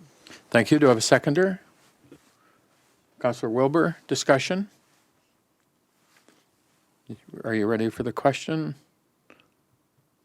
All in favor? Opposed? It's carried. Thank you. 8.3, we have report number 22015 from the Watershed Coordinator regarding the 102nd Avenue Crossing project. Councillor Earl? Thank you, Your Worship. I will move the recommendation that report number 22-015 from the Watershed Coordinator regarding 102nd Ave Crossing Replacement Project update be received. Further, that Council directs staff to prepare the full project expansion design with Morrison Hirschfield with the intent to tender the construction phase, and also that Council allocate $207,233 from the Flood Mitigation Reserve to subsidize the estimated cost of the project. Thank you. Second?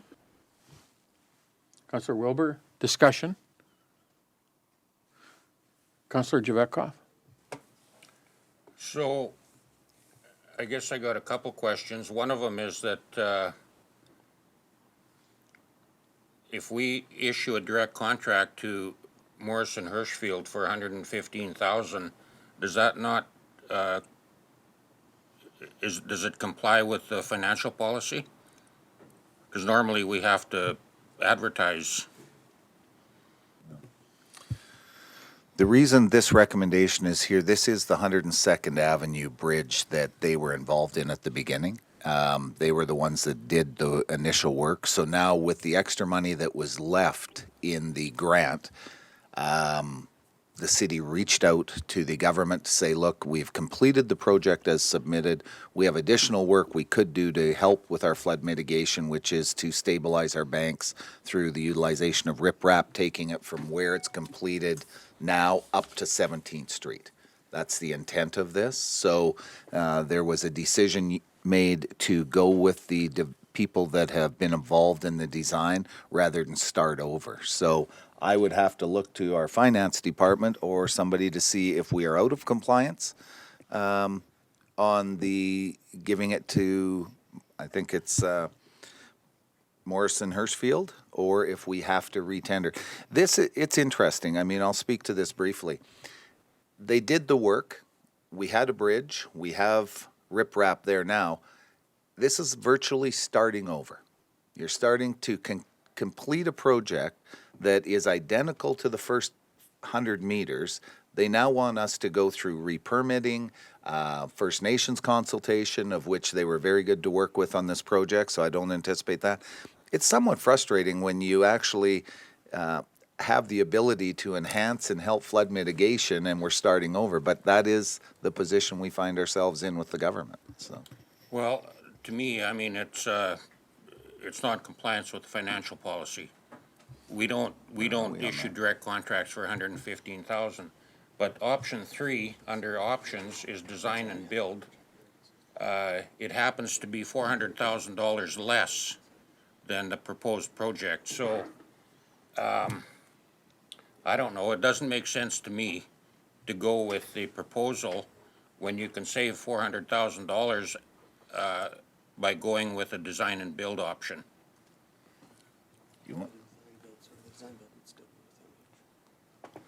you want to speak to it? If you want. So Urban Systems is involved in this as well. This was an effort to utilize the full grant money. I don't think you're guaranteed to save $400,000 on that. I wished we could to put it back. It's in the chart. It's your numbers, so. Well, they aren't my numbers, Paul, so if we want to get into it here today, I'm up for that too. So. Well, I'm just going by the numbers that are in the chart. Then I will let who wrote the report speak to it. Devin?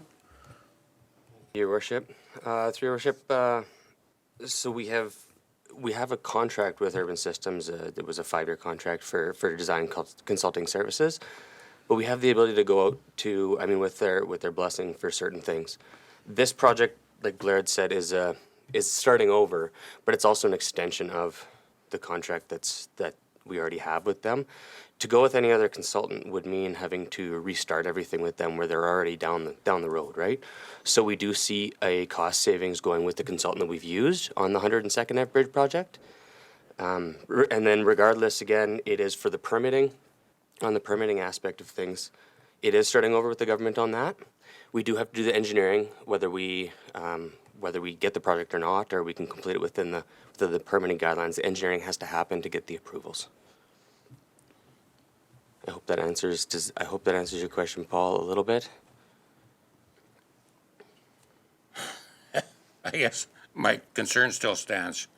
We're not going out for competition. We'll direct issue a contract for $115,000, and I guess you can couch it however you want to, but it's not an extension of the other project. It's a new project to utilize the money that was surplus. So anyways, I'll be voting against the motion. Thank you. Councillor Earl? Thank you, Your Worship, and thank you, guys. So just with respect to doing the math on the construction cost estimate, I mean, it is a significant amount of money. But I know conversations, and maybe it never got to the point where we made a decision as a council, but I know going back to the initial approval of the project, there was always the possibility of, if additional funds were available at the end, we would pursue rip-rapping up the creek as far as those funds would take us. It wasn't approved, but I was certainly positively disposed towards that. I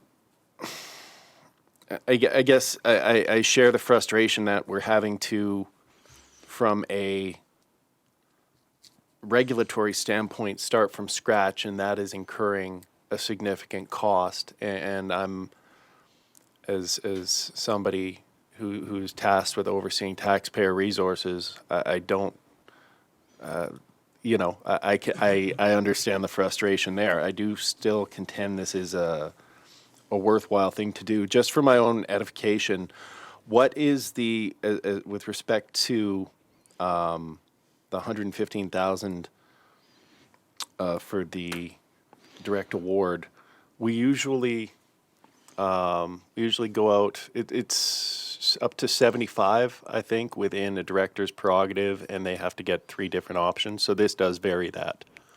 I just want to correct one thing, Councillor Earl, for council.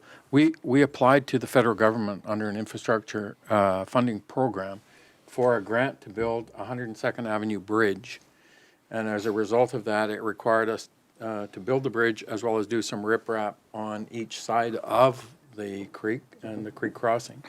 And we had estimated it would be around $7 million to do that under the engineering estimates. We get the contract completed, and it was, and the tender, and it was about $700,000 or $800,000 less than what our engineering estimates were and what we received from the federal government and the provincial government for this grant.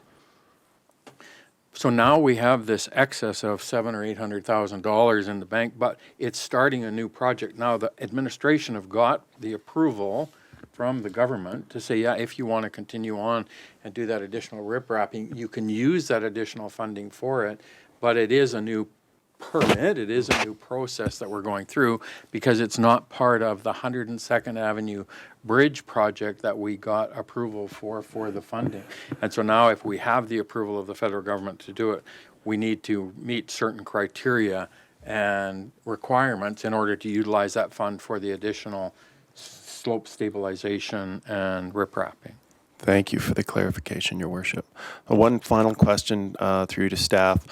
Is this riprap primarily an aesthetic exercise, or will it contribute to flood mitigation? I would suggest it would be both. Most applications of riprap are to cut or enhance bank stabilization. We have that. I think if you drive by where we're at today, although it's a little difficult to see under the snow, where the extension would take you up to 17th Street, I think would be very beneficial. Again, I'm not an engineer, going with history here in what I've seen with riprap and what it does. So both. Aesthetically, it would make that little area look better, but for bank stabilization, it would stop the undercut as well. So. Thank you. Councillor Parslow. Well, this is a good news project, really. I mean, we talked about riprap in the creek a little more. So I think this is pretty good news. But I just like to hear from staff, you know, do you have any idea why there's, I don't understand why there's such a big difference in this table. Now, the recommendation is to go with option 1 and design, tender, contract management, $115,000, fine.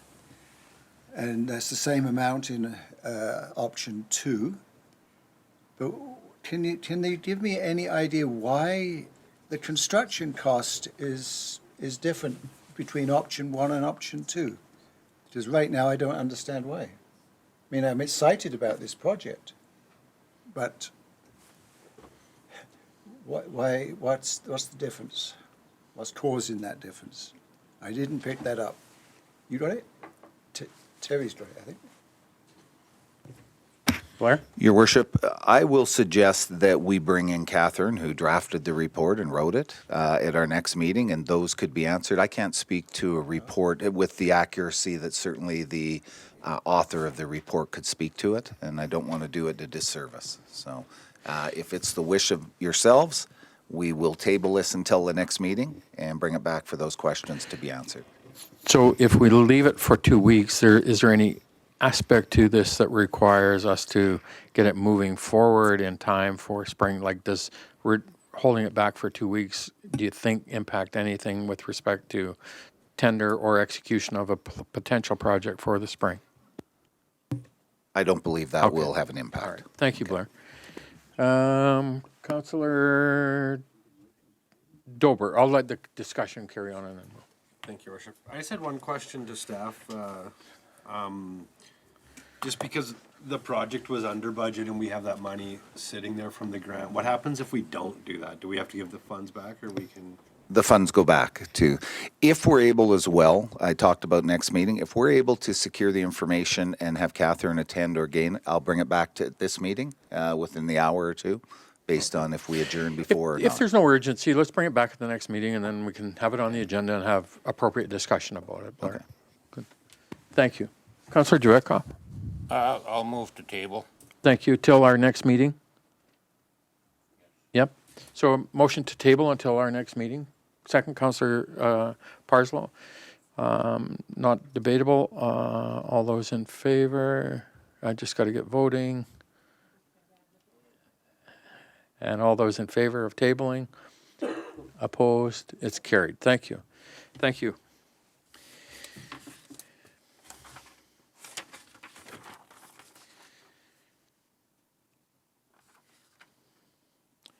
Item 9 is bylaws. It's 9.1. We have report number 220012 from the corporate officer regarding our bylaw notice enforcement amendment bylaw.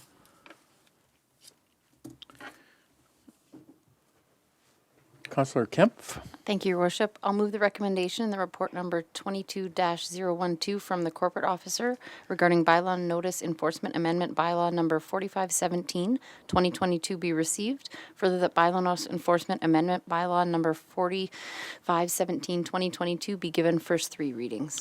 Thank you. Do I have a seconder? Councillor Wilbur. Discussion? You ready for the question? All in favor?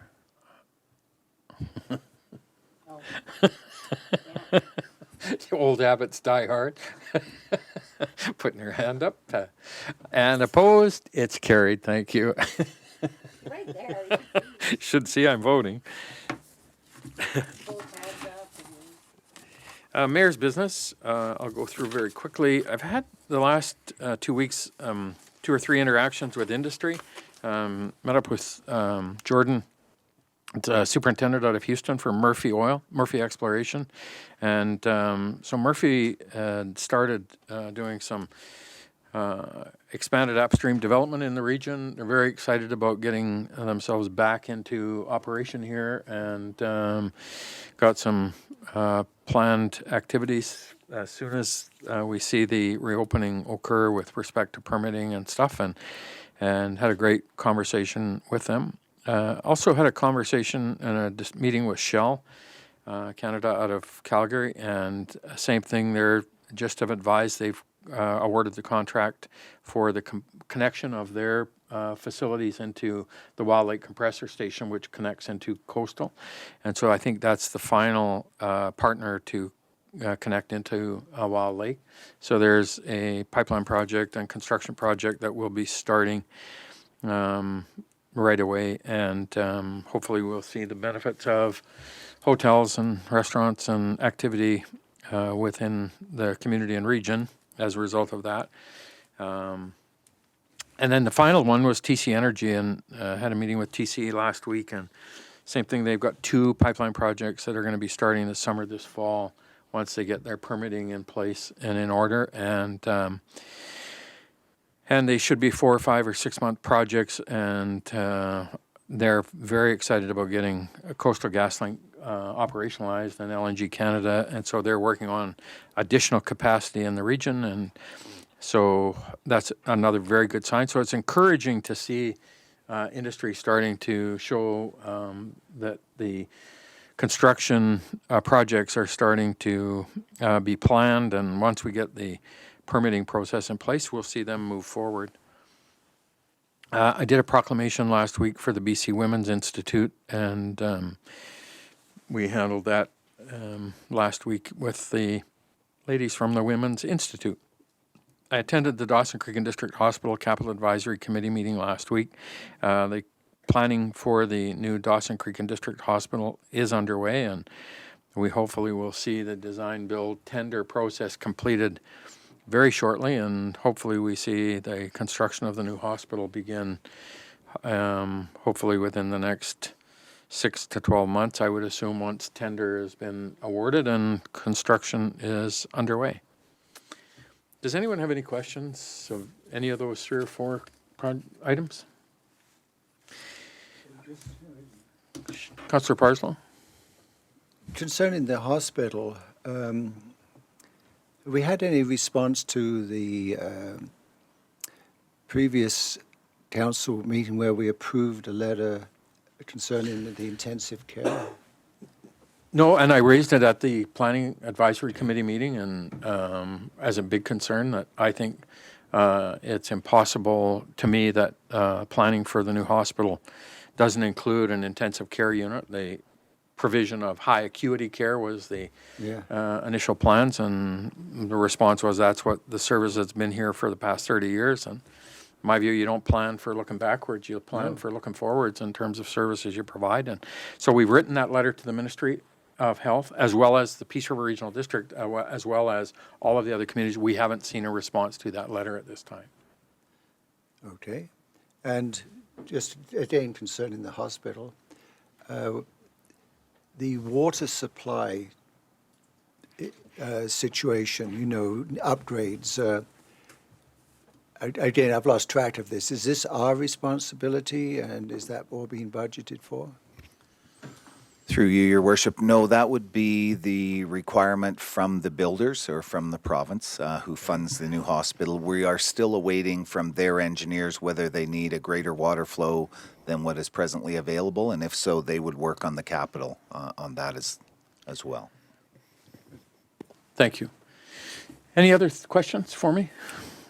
10.2, we have the delegation request from the South Peace Motor Sports Association asking that council reconsider the direction we provided by the proposed lease agreement with Freedom Mobile, in which I think it was $11,000 or $12,000, $13,000, and $2,000 would be provided to the Motocross Sports Association, and $11,000 would be retained by the city. So I'll move it forward to council. Councillor Dober. At this point, would I make a new motion or a motion to, like, if I wanted to revisit what we talked about before, or? You can, I think, provide a motion to revisit the decision council's made. Okay, I'd like to make a motion to revisit the decision that the council's made, and I'd also like to discuss in that where this tower is being placed, and that they're part of that. Second? Councillor Javetkov. Go ahead, Councillor Dober. I guess a couple things. One, there's a lot of great organizations in our community that do a lot for us. I was a little concerned that the tower was moved, like, that we put this in place, and I had some concerns originally when we went through this, but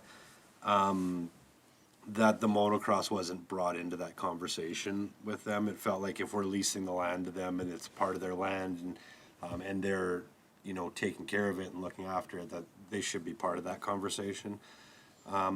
The other thing is I think, the $10,000 is new money, so I don't know if there's a way we could give it back to them as long as that money is used for capital improvements on our property. If it's not, then we have the option to give that money to other community organizations that could benefit from it, because there's a lot that do a lot for us. So.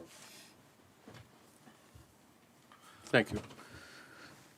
Councillor Parslow?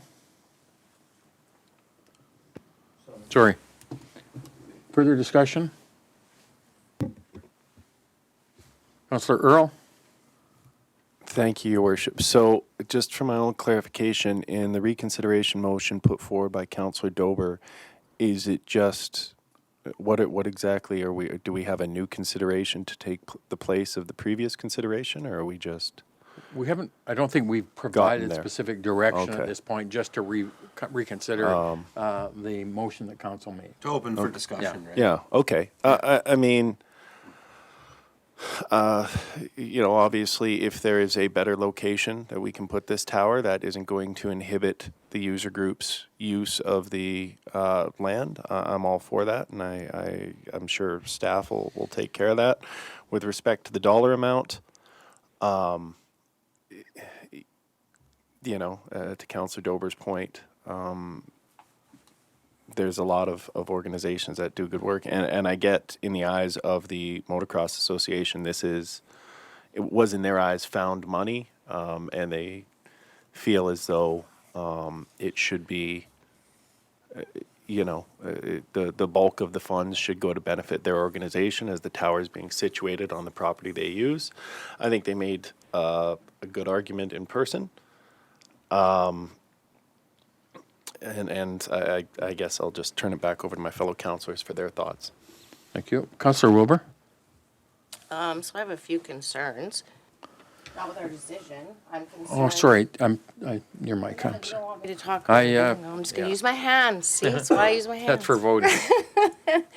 I don't have any concerns with the decision I made when this came before council before, but the concerns I did have then, I do have now, is the club actually met with Freedom Mobile without the city, looked at having subletting and bringing income in. That bothers me.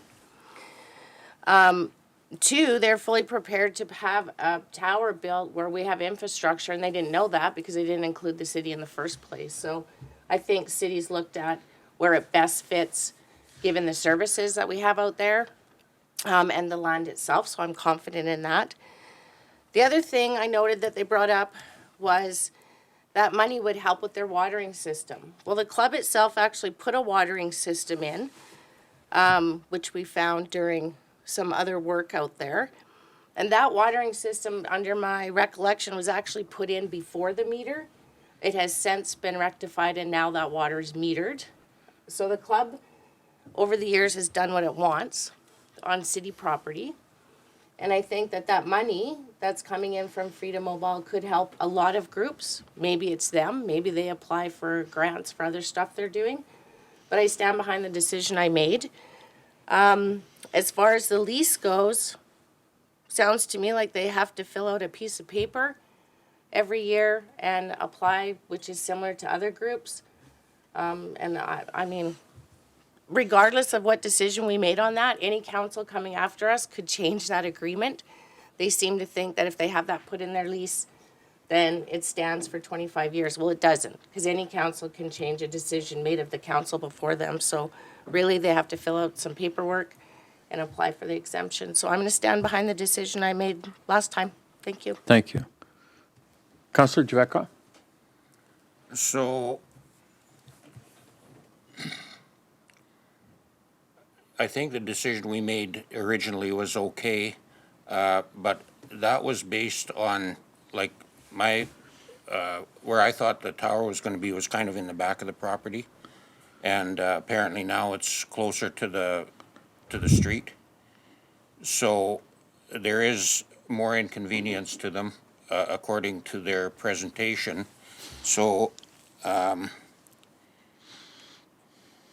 I would be willing to make a motion that we increase their, the amount from $2,000 to $4,000 based on the inconvenience that was expressed there, the impact on their parking area, and just having to work around that. So I think that's, like, it's still city property, and the city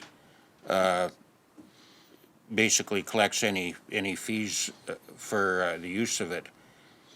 But I think it is legitimate to recognize that the organization is impacted, that there is an inconvenience there based on the location. So if we deal with this motion, I would be prepared to make a motion to increase it to 4,000. Thank you. Did we vote on the first motion? No? No. So I want to move forward with it, so I want to call the question on that first motion that we reconsider it, and we've had some discussion. All in favor? Sorry. We need, thank you. All in favor? Opposed? It's carried. Thank you. Opposed, Councillor Wilbur, Councillor Parslow. And so now I'm ready for a motion to provide direction. Councillor Javetkov? So I'll make a motion that we increase their portion of the lease fees from 2,000 to 4,000. Thank you. Do I have a seconder for that motion? For a second time, do I have a seconder for that motion? Councillor? I'll second the motion. Discussion? Go ahead, Councillor Javetkov. So, like I say, that I think it is legitimate for them to expect some compensation for the inconvenience that this tower is presenting. And originally, like I say, I thought the tower was in the back of the property, and it would, I guess the inconvenience would result in any access that the cell company would have to get to access the tower. But moving it closer and encroaching on the part that they use basically all the time, I think it's fair to increase from $2,000 to $4,000 based on that. Thank you. Councillor Dober? Thank you. I guess just a couple things. If Freedom Mobile wants it there because the services are there and are easier for them, but we say we want it somewhere else, to move those services, is that covered by Freedom? Like, We have a major sewer, I think our sewer trunk line, and that's how we discovered there were some water lines in there, because when we put the sewer trunk line along the CN Railway right away, it goes to the co-op and then it cuts across through the creek and it cuts through there.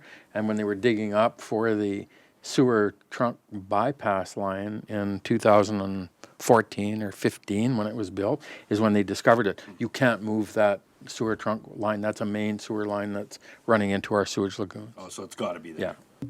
The other part of another question I had is when I remember us talking about the 10,000, but where do we move the?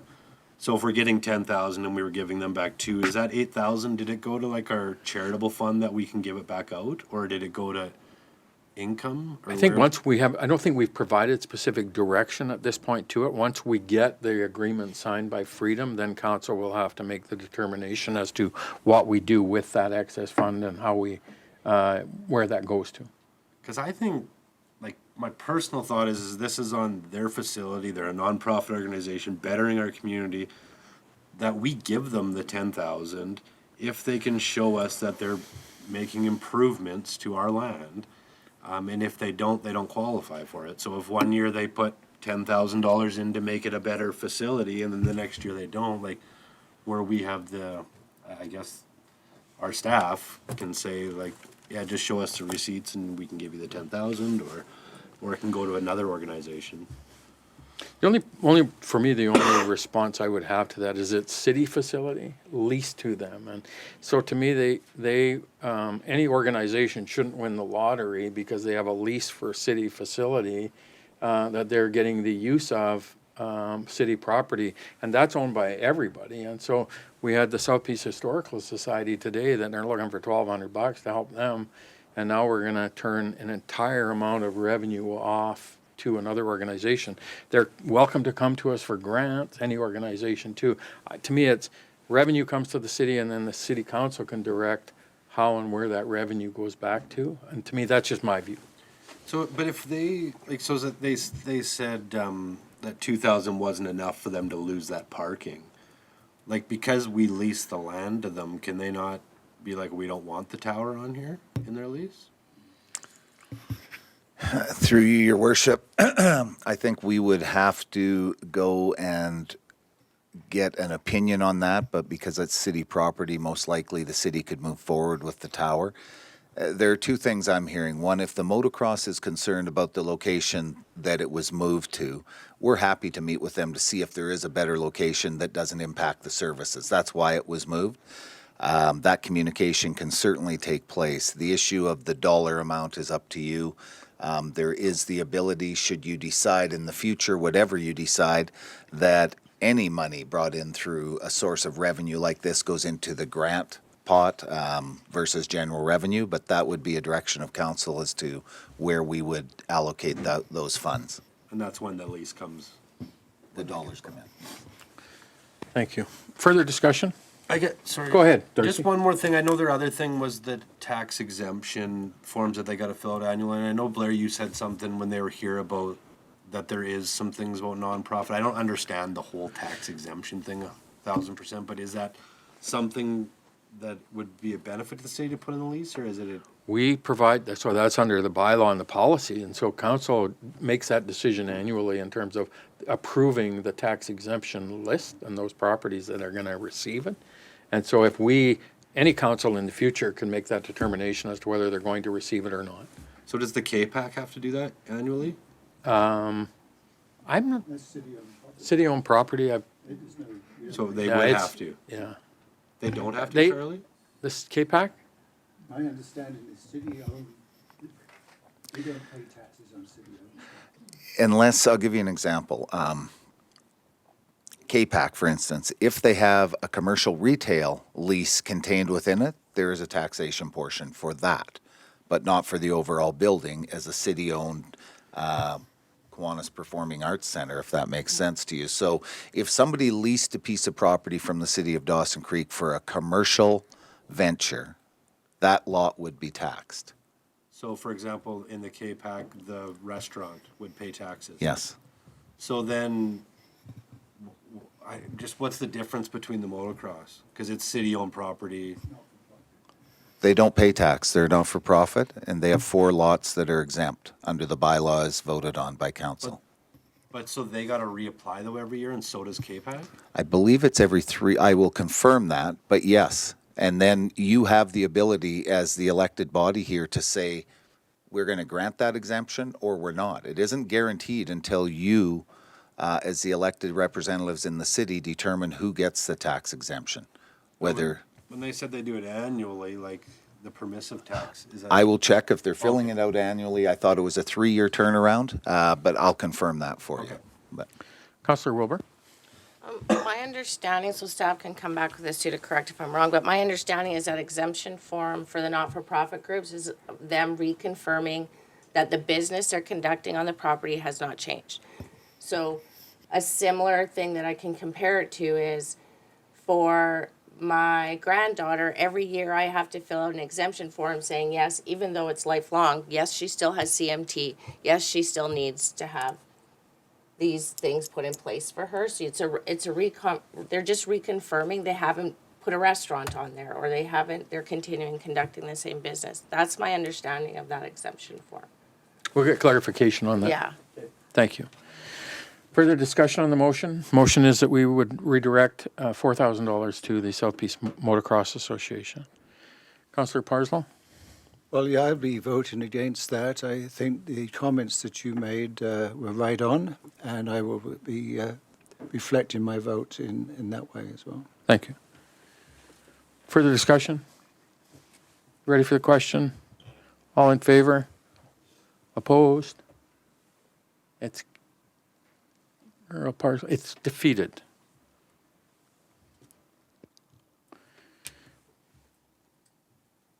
So it reverts back to what we originally had. Councillor Parslow? Yes, I was just trying to say, I don't know if it's necessary, but if necessary, I just make a motion that we affirm the decision that was made at such and such a meeting, if that's needed, but I don't think it's needed. No. No. We don't, it's, the So motion we is decide- only needed yeah. if you're going to change Right, the that's right, direction, yeah. so. Thank you. 10.3, we had a delegation request from Donna Brown in regards to the operations of the city facilities. And not allowing those who are vaccinated access. Councillor Javetkov? You know, like she makes some good points there about excluding, you know, a certain part of the population. Is there any option to allow that group to use the facilities, like say for a day a week or 2 days a week exclusively, so that, or is it that the public health order requires that it doesn't matter who's there, everybody has to be vaccinated? Somehow it just seems like we should try and accommodate them, especially for the kids to be able to use the facilities. I don't know if it's an option or not. You know, with Shantae's email there and getting clarification from public health, I don't know why they wouldn't pursue that, but I don't know. It's a tough situation to me. Administration? It is not an option for us under the provincial health order. I think the decision is clearly, and I think Donna spoke to it, does the city keep the facilities open or do they close them? I think that is our only options under the PHO as it exists today. It was, to me, the Rotary Lake 2016, when we received a public health order, that it created a health hazard, and the public health order was that it was closed. And we went to legal, we sought legal advice through to try to see if there was an option for us to contest that through the Supreme Court. The legal advice we received was it's a public health order, and your jurisdiction doesn't allow you to, one, that you would be successful under the Public Health Act, and two, that you can operate contrary to that public health order. And that's, I think, the frustration from all of us has been the difficulty for us in making these very difficult decisions, adhering to public health orders that really create that division within our community for certain segments of the population. And it's not easy, and it's not one that we willingly move forward with, but it's certainly not one that we, as a elected body operating under the community charter as an incorporated municipality in the province of British Columbia, have the authority to do anything but adhere to the public health orders. And we tried to explain that in September, that look, we have two options. We can operate them adhering to the public health orders, or we can close them, irrespective of what our own individual or our collective views might be. A majority decision of this council could not give our administration the ability to break that public health order. We would be removed from office, in my opinion. Councillor Wilbur? Thank you, Your Worship. I just wanted to add to that. The delegation does have the ability to apply for an exemption, and they do need to have their doctor sign off on that. So they have an option. Everybody does have an option. They can apply for that exemption. It doesn't mean the answer will be yes or that the answer will be no, but if you don't try, you're not going to get any answer. I did talk to the delegation at great length, and I said sometimes you have to agree to disagree. But she was very polite, and I listened, and I've listened to everybody that's called me, that's emailed, that's texted, drove by my house with their convoy and horns going, and I appreciate their frustration, and I appreciate that they want to be heard.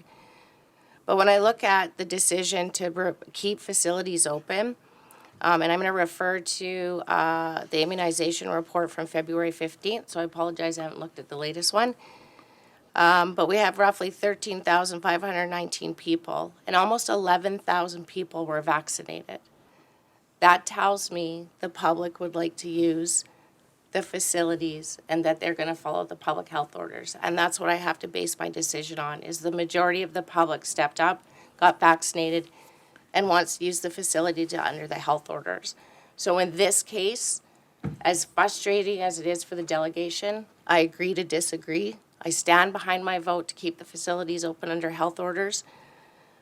You know, kudos to staff in all our facilities who I know have probably been spoken to rudely, been treated badly, to our employees at restaurants. I would not want to be a 16-year-old girl being hostess, being sworn, yelled at because somebody doesn't have a passport or want to show it. It's difficult, it's hard, but I'm going to say again, if you do not want to get vaccinated, whether the answer is no or yes, apply for the exemption, and then you'll have your answer. But it is out of council's hands.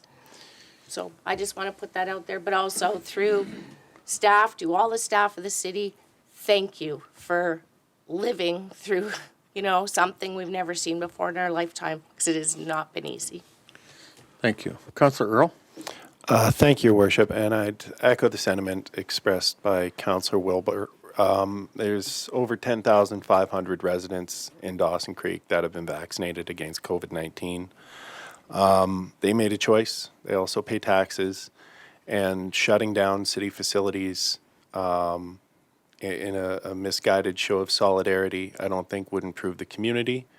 And I don't think it would do anything to hasten the end of the pandemic, and I don't think it would appreciably improve the circumstances of those who've chosen not to get vaccinated. And once again, to Councillor Wilbur's point, it is, at the end of the day, a choice. I understand people aren't happy to be making that choice or with the implications of that choice, but it is a choice. Obviously, I hope this is a moot point sooner rather than later. There seemed to be some interest from the delegation for us to organize some sort of plebiscite where everybody should get to vote on whether facilities stay open or not. That isn't realistic. And like I said, timeline-wise, I don't imagine it would address the issue sooner than the public health officer will. One last thing I just wanted to touch on, because the words discrimination and segregation were used. Now, I'm not going to disagree that this is a divisive issue that has frustrated many people, but I don't know if I think discrimination, and specifically referring to, you know, what African Americans are subjected to in the Jim Crow South as reference, is kind of overshooting it. Discrimination is when somebody treats you differently based on something that's out of your control, and we have protected statuses here in Canada: sex, race, age, gender, sexuality. This is a choice, and while I get it, it's a very personal choice for some people, and it's taken on, and I don't claim to fully understand why it's become such a lightning rod for contention. It's become a big issue for some people. It's not the same as somebody discriminating against you because of an immutable character trait you have absolutely no control over. So I would say I'm not going to disagree that it's divisive and it's upset some people greatly, but I would ask people to maybe dial back some of the language being deployed, because I don't think that's helping your case, and it certainly makes it harder to discuss. Thank you. We don't have a motion, and so without that, I'm going to move forward. And thank you. Our next item is a memo I'd asked that Council consider. I've had some concerns. We previously reviewed the parking bylaw with respect to vehicles parking in residential areas, as well as we reviewed the tow truck parking bylaw, but I've had some concerns raised by some of the downtown business folks about heavier vehicles in excess of what are allowed. And so I would like to propose that staff be directed just to review that parking bylaw and the associated fines with regards to preventing those heavier commercial vehicles parking outside or inside the downtown core. It's covered in our residential, but I think it needs to be reviewed. And I'd like to propose that by way of a motion, that we direct administration to bring a report back for council on those parking fines and that bylaw. So I'll move that. Do I have a seconder for the motion? Councillor Parslow, discussion? Go ahead, Councillor Parslow.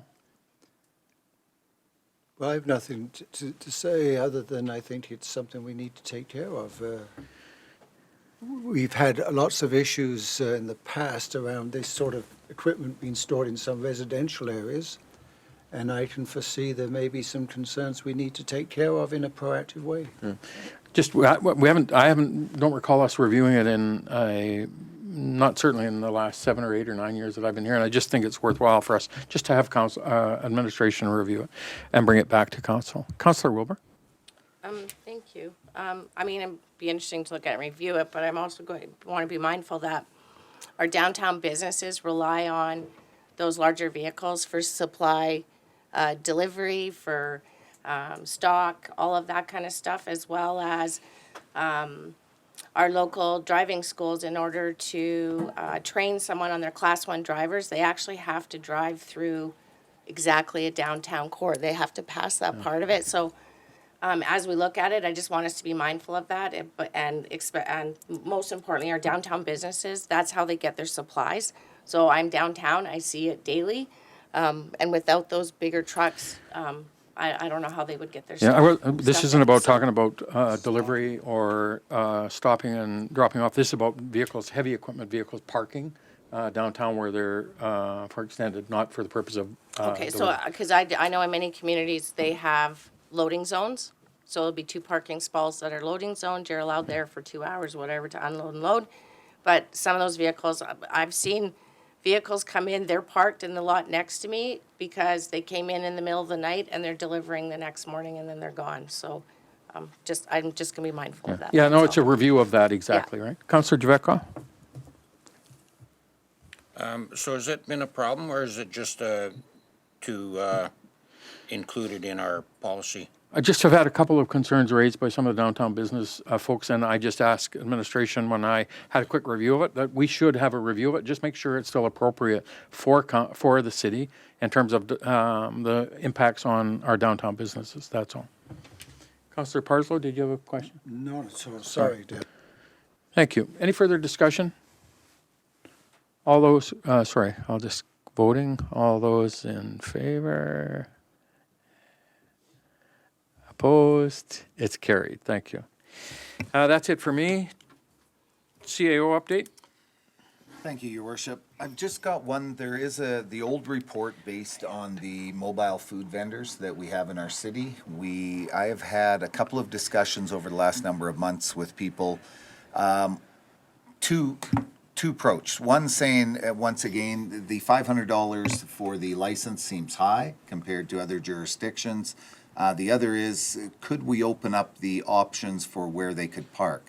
I know that, Mayor, yourselves have talked about this in the context of, are we in the right position for this or not? I wanted to bring it forward to really ask your guidance on this. If you would like us to bring something back formally, I didn't want to go to a great deal of work, bring you a report if council said, no, we're happy with where it's at. But I also wanted to respect the calls I received and the people I spoke to asking if I could bring this forward to see what the thoughts of yourselves were on this. Presently, we charge $500 a year for mobile food vendors in our city. We have the locations as defined under the the agreement that was voted on. And again, really just for discussion to see if there's a wish of council to see us revisit this. Thanks, Blair. I've had 2 or 3 calls over the last probably 6 months from the mobile food vendors, and 2 things they've said. Your fees are way, way high in relation to other communities and so restrictive for us to have a business that operates in 3 or 4 months of the year. I know when we did this, we got some feedback from the restaurant owners and all that.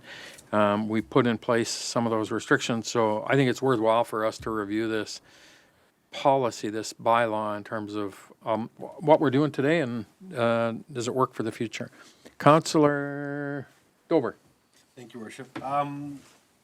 Just my one question, I guess, would be to have some research from other communities, because to be honest, for a restaurant that pays $15,000 a year in taxes to have a property and a business, I can speak from that, but I could go buy a food truck with very minimal overhead, and there's a way bigger return than there is paying all the bills that you have that. So I can't comment on this, but I would assume like in other cities, like I think food trucks are a great thing and they're good for the community, and I'm supportive of that.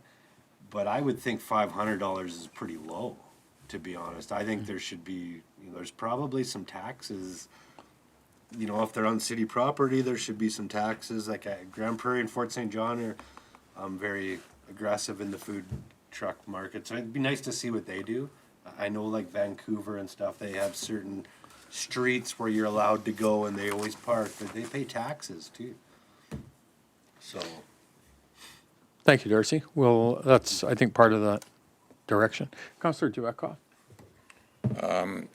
We have gone over this many, many times in the last 20 years, and I thought this last initiative in 2017 was covered quite well, and I don't see where, we can do like other cities do, I guess, but, we've got situations where the restaurants are closer proximity, or, there aren't any restaurants out there, and the decisions that were made in this report, I think, are solid, and I don't see a need to review them again, just for the sake of workload.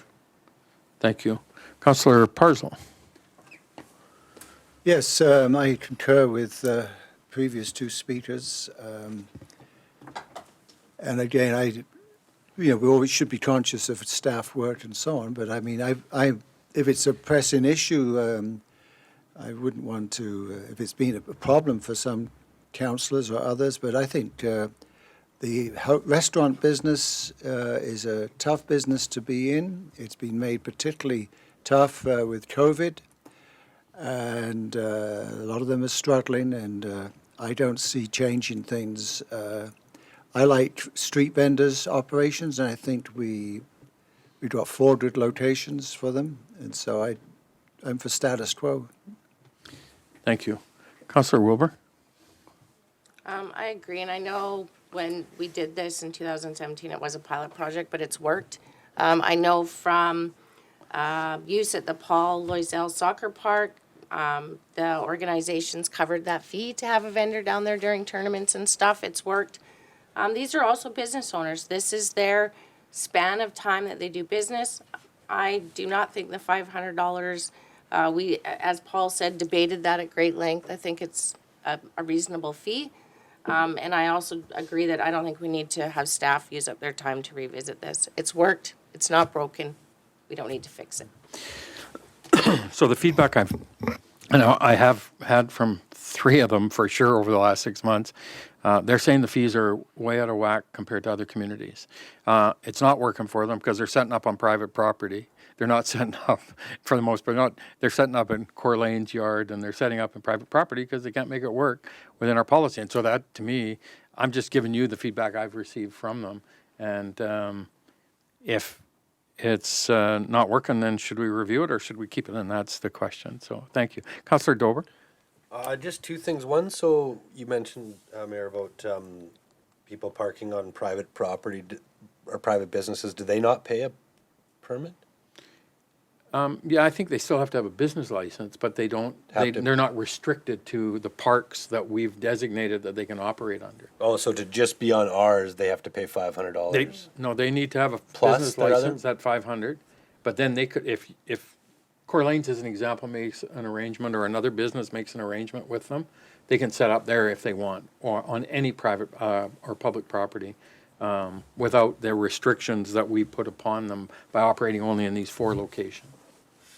I think that, if there's not a lot of time, by the sounds of it, that it's just finding out what other cities do. Why would we not review it? Like, why would we not, if we could make it better for the city, for the food vendors, why would we not look at it if it's not? It doesn't sound like it's a lot of time to review it, but correct me if I'm wrong, Blair. I think we could definitely pull the information together and we can do that comparison. I do want to point out, following the report that was attached here for information, Mayor and Council at a following meeting removed the NAR park on Alaska Avenue. If you note, there's 4 locations there where food vendors are allowed. The NAR park is not one of those. It is Harry Morrow, Mile Zero Rotary Lake, and Kin Park south of 110th, the tennis courts and ball diamonds. So that was removed from this report at a following meeting of council. So the NAR park is not part of the available parking areas.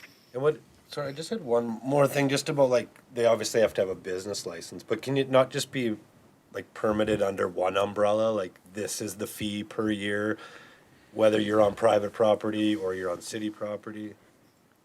Through your worship, that is how it is. It Okay, is so they pay $500. Yes, they come and get a business license, and location is irrespective of that cost. Oh, okay, so, okay.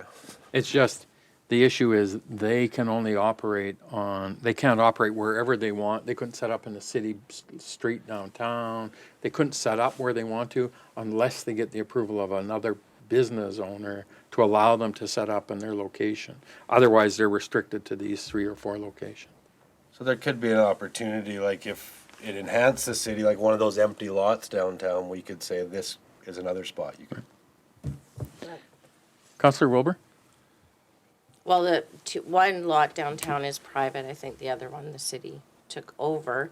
But part of our discussion was something that Councillor Dober had said earlier was competition of existing businesses and the taxes that they pay. And so that was part of the discussion in coming up with the $500 fee. Also, we heard back from businesses downtown that said, we're struggling too to keep our doors open. We're restaurants, we're food vendors. And then you let somebody come in for way less money than what we're paying in taxes. So we heard all that, and that's how we came to the decision of $500 and these locations within the city. Now, if a private landowner wants to allow them to do that, as we've seen at Cora Lane, once we remove the NAR park, then they so can do that. So, I mean, it's a competitive industry, but I just want to put that out there because that was part of the discussions we had in making our decision was the taxes that restaurants pay, as well as the smaller type bistros and stuff downtown do struggle. So if we let somebody onto our city property down there and then shut them out for their summer tourism business, that's possible. Those were all things that we discussed. So, I mean, I'm just confident in the decision we made, but then I was here when we made it, so that makes the difference. Thank you. Councillor Javetkov? Yeah, there's also consultations. When you decide to change something, you have to consult everybody, and we did that, and we had lots of comments from the fast food places on the strip malls, and that's how this thing was. It wasn't, we didn't wake up one morning and say, well, let's do this. It was a long process, and to revisit it now, I don't think it's going to make any difference. To me, it's just a waste of time. Thank you. Any further discussion on the motion? And was there a motion? We got no motion. Okay, well, let's get a motion. I can't believe I let all that happen without a motion. Councillor Dover. Just because of all our discussion, I'm going to make a motion that we revisit it and take a look at, if we're sitting, I guess, if we're in line with other communities on both ends. Thank you. Do I have a seconder? For a second time, do I have a seconder? Councillor Earl. Was there any further discussion on the motion? Are you ready for the question? All in favor? I got to get the voting. All in favor? Opposed? It's passed. So administration will bring back a review of it for council's consideration. Thank you. Do you have any further, anything further, CAO? No, Your Worship. Thank you for that. Diary, permissive tax exemption, and we're going to review that after following our meeting today. Consent calendar, is there anything anybody would like to lift from the consent calendar? Could I have a motion to approve the consent as attached? Councillor Kemp, Councillor Wilbur, all those, I got All those in favor? What happened? Yeah, I haven't got it yet. Sorry.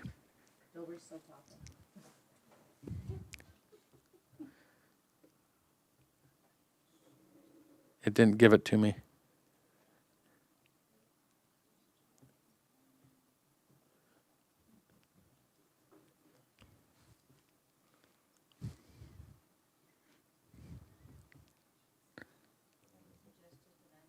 All those in favor?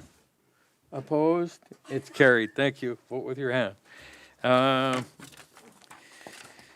we know strategic priorities. Anything new, Blair? Media Committee of the Whole. So do we have Damon here? So let's, the fire chief? Probably not. And the airport manager? Probably not. Let's go to the utilities manager, which is Devin. Thank you, Devin. Welcome. Thank you, Your Worship. That happened fast. You weren't expecting to get on that quickly? Okay, yeah, so in place of the utilities manager, he wrote the report while I was away on paternity leave. I'm back now, so I'm glad to be back in front of all of you. So I'm not going to read out the report word for word because you have it in front of you, but I want to touch on a couple things. First was our City Public Works employee, CJ Matson. He tragically lost his life February 10th in a vehicle accident. The level of support from his colleagues and peers across the city has been absolutely amazing. And they showed their support last week and the day he was interred. They lined up, turned up with the equipment and flashers on from all across the city. It was absolutely moving, and the level of compassion from his coworkers was fantastic. So as his family left the cemetery, every city, a ton of city workers were there. So I want to say thank you to all the city staff. CUPE put a really nice thing up on their Facebook too as well. And I just wanted to bring that to everybody's attention. He's going to be missed. Horrific tragedy for our community. On to later news, snow and weather. The snow started Saturday. Our crews are out as usual. We've got our equipment out in full force, so we'll be working on cleaning that up. This is back to kind of a normal snowfall, so our crews are just doing what they do on a regular basis. It's not too much, but expect within the week we'll have most of the town cleared up as usual. These whiplash weather events have been difficult, but the Public Works crew, given everything they've been going through recently, has been responding well to the circumstances. Our entire department went through the strategic planning process, our entire development services department, and we're working towards common themes that are improving our service delivery and our efficiency. So we're looking forward to implementing some of those things that are coming out from our staff. And talking about statistics on the last couple pages there, I added a 5-year average line for water and sewer to provide Mayor and Council a bit of context when we're giving you these statistics and showing, we give you a number of how much water was used on a given month. You have an idea of what that means over the last 5 years kind of thing. Obviously, given we've had some crazy weather and whatever else, the averages are sometimes tricky, but it should be in the ballpark at least. I'm looking at also doing that for the Public Works, like things like complaints over time too, so you can see what's normal and what's average. And the majority of calls from our Public Works department were regarding weather-related issues. And as you can see, the majority of our staff effort year to date has also been regarding weather-related issues. Just reacting. This is the time of year when we just react to snowfalls, and our crews, they know it's go time and they're ready for it. You guys have any questions?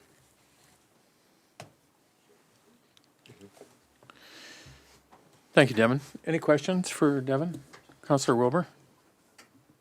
I don't have a question. I want to say congratulations on the addition to your family. Thank you.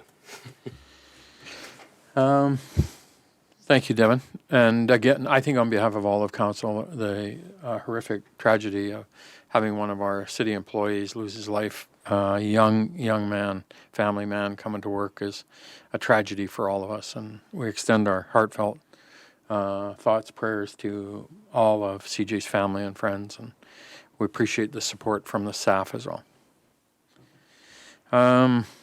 Development Services Manager. We'll do this one first. And is the airport manager Rowan here? Okay, let's do Development Services and then we'll do Rowan.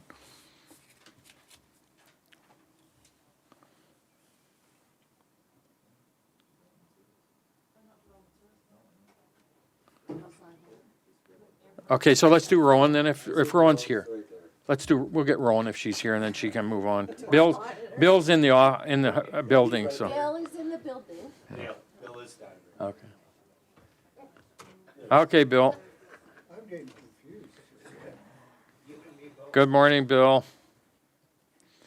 Welcome. Can I get you just to pop the mic on? There you go. Thanks, everyone. I'll be presenting the Committee of the Whole report for January 2022 for Development Services. Want to touch base on recycling. We put out an RFQ for recycling auditors in November with no success, so we reached out to NEAT, that's the Northern Environmental Action Team, who put forth a successful proposal. They'll be auditing recycling this week, midweek, we anticipate. So we'll get that started. Update on the waste management smart truck technology. If you recall, that was a secondary type of auditing that captured the recycling going into the stream and any contaminants. So waste management has that technology installed on the truck. They're just working on the logistics of getting that captured data to city staff. Bylaw, continue to investigate complaints. There's no trends developing there. Our capital works tenders close March 10th. Those capital projects are 13th Street to 17th Street on 96th Ave, 94th Ave from 13th to 17th Street, and Camarlo Phase 1. Emergency management collected all the structural and non-structural flood mitigation projects to capture changes in flood risk and then to identify projects and objectives for the future. That'll be coming forth to next council meeting, March 14th. Some news and notes. Although we didn't see any building permits in January, there were a significant number of inquiries. So we're expecting a busy year ahead. The building department revamped the business license inspections to improve efficiency and approval times by eliminating some redundancies with the building inspector and fire prevention officer. So, yeah, that's everything I have to report. Any questions? Thank you, Bill. Any questions? Go ahead, Councillor Wilbur. Thank you for your report. I just want to touch on the recycling. So the cameras on the trucks, and I know I'd asked this before, so it's a follow-up. Do we know if those loads that are then identified as being contaminated are going to be taken to the landfill, or are we still going to dump them on the doorstep of our collection depot? Unfortunately, it's already, through your worship, it's already in stream, so it does go to the recycling depot. We don't get that data till the next day. Okay, thank you. Councillor Parslow. Yes, under the emergency management heading, the second bullet, can you speak a little bit more about that? Grant application has been submitted to the Intact Foundation. Who are the Intact Foundation?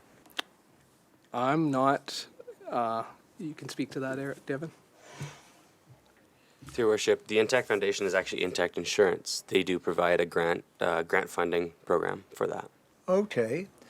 So, and this is for the Amazing Flood Race. Can you talk about that? So the Intact Foundation, or the Intact Insurance Foundation, provides funding for anything regarding to the flood mitigation or to reduce insurance. I'm not actually 100% sure on what the grant funding's for myself, but the Amazing Flood Race was something thought up by staff to bring awareness to flood mitigation and the great work that we've done in the city up to date. So it's a fun way to get people involved, get different stakeholders involved, and with kind of gamifying the education and knowledge that we've done. And the two races, can you just, what are they going to be? So it would be the same race, but they would be different participants. So I'm not sure if you're familiar with the Amazing Race. No. So the Amazing Race is multiple teams. You're getting looks. So the Amazing Race is multiple teams competing, and they have to do challenges from different places, and they have to solve riddles and hints, and they're racing to the finish. So instead of racing across the world or across Canada, we'll be racing in Dawson Creek to different landmarks that are, so bridges that we've built or places where we've had flooding and things like that. And throughout there, they would have to solve puzzles or challenges that are related to the work that we've done.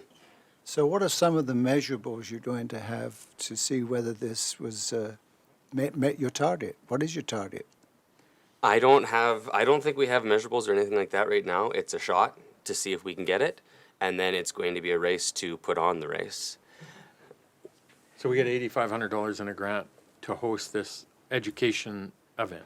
Understanding that through emergency management, a big portion of emergency management and flood mitigation is education and awareness. So hopefully in 10 years or in 5 years, we'll have a lot of people that are a lot more knowledgeable about the good work that you guys have approved and that staff have done and the community has done for flooding. Thank you. Anything further for Bill on the Great Race or the survivors or something like that? Thank you, Bill. Thank you. And so our next presenter, I see Rowan is here, so we'll move to our airport manager.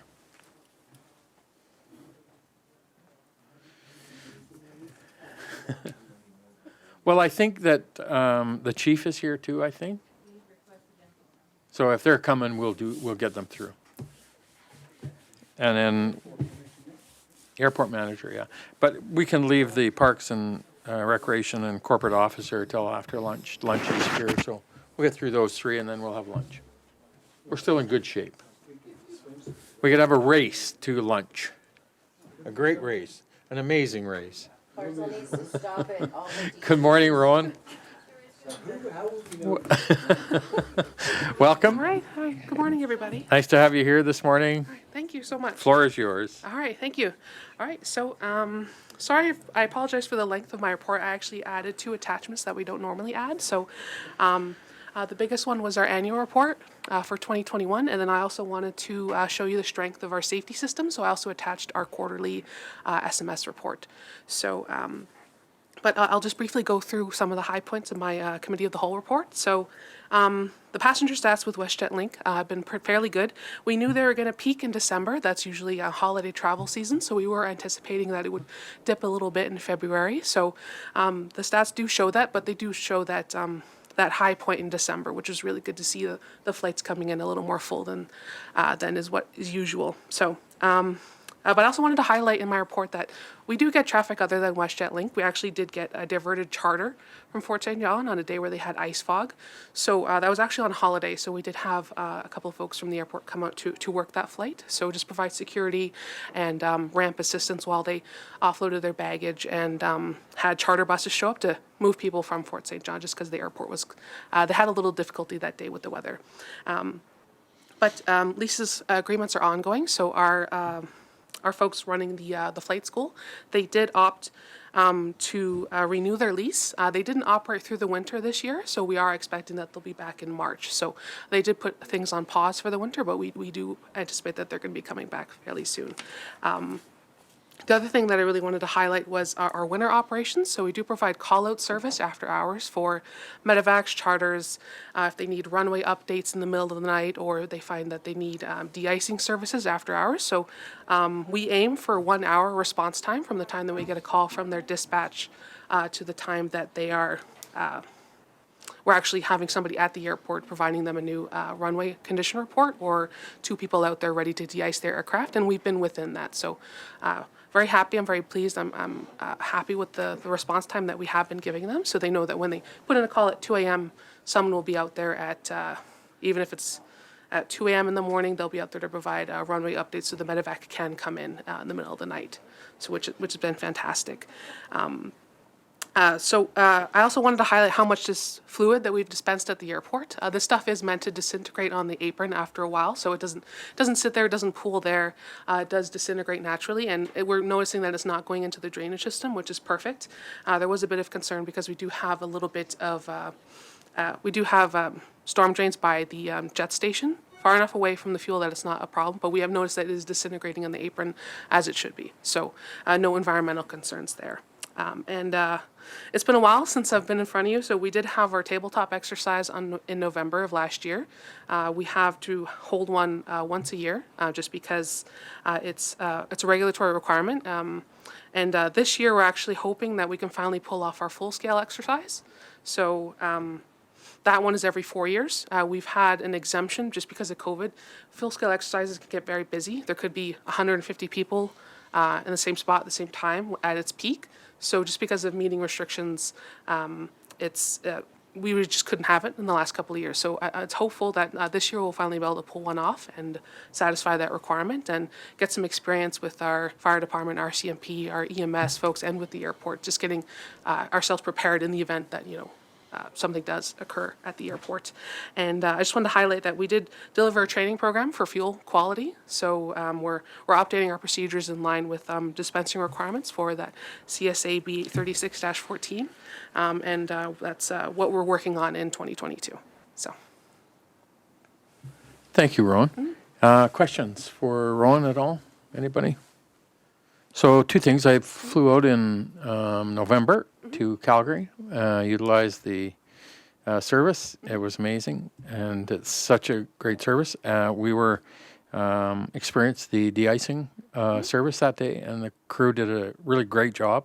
They were timely, and we weren't on the plane maybe 10 minutes, 15 minutes, so it took them to get the de-icing done, and we were away. And so really appreciate how critical and how important that service is. So great job. WestJet Link continues to be a really important component to that airport for us.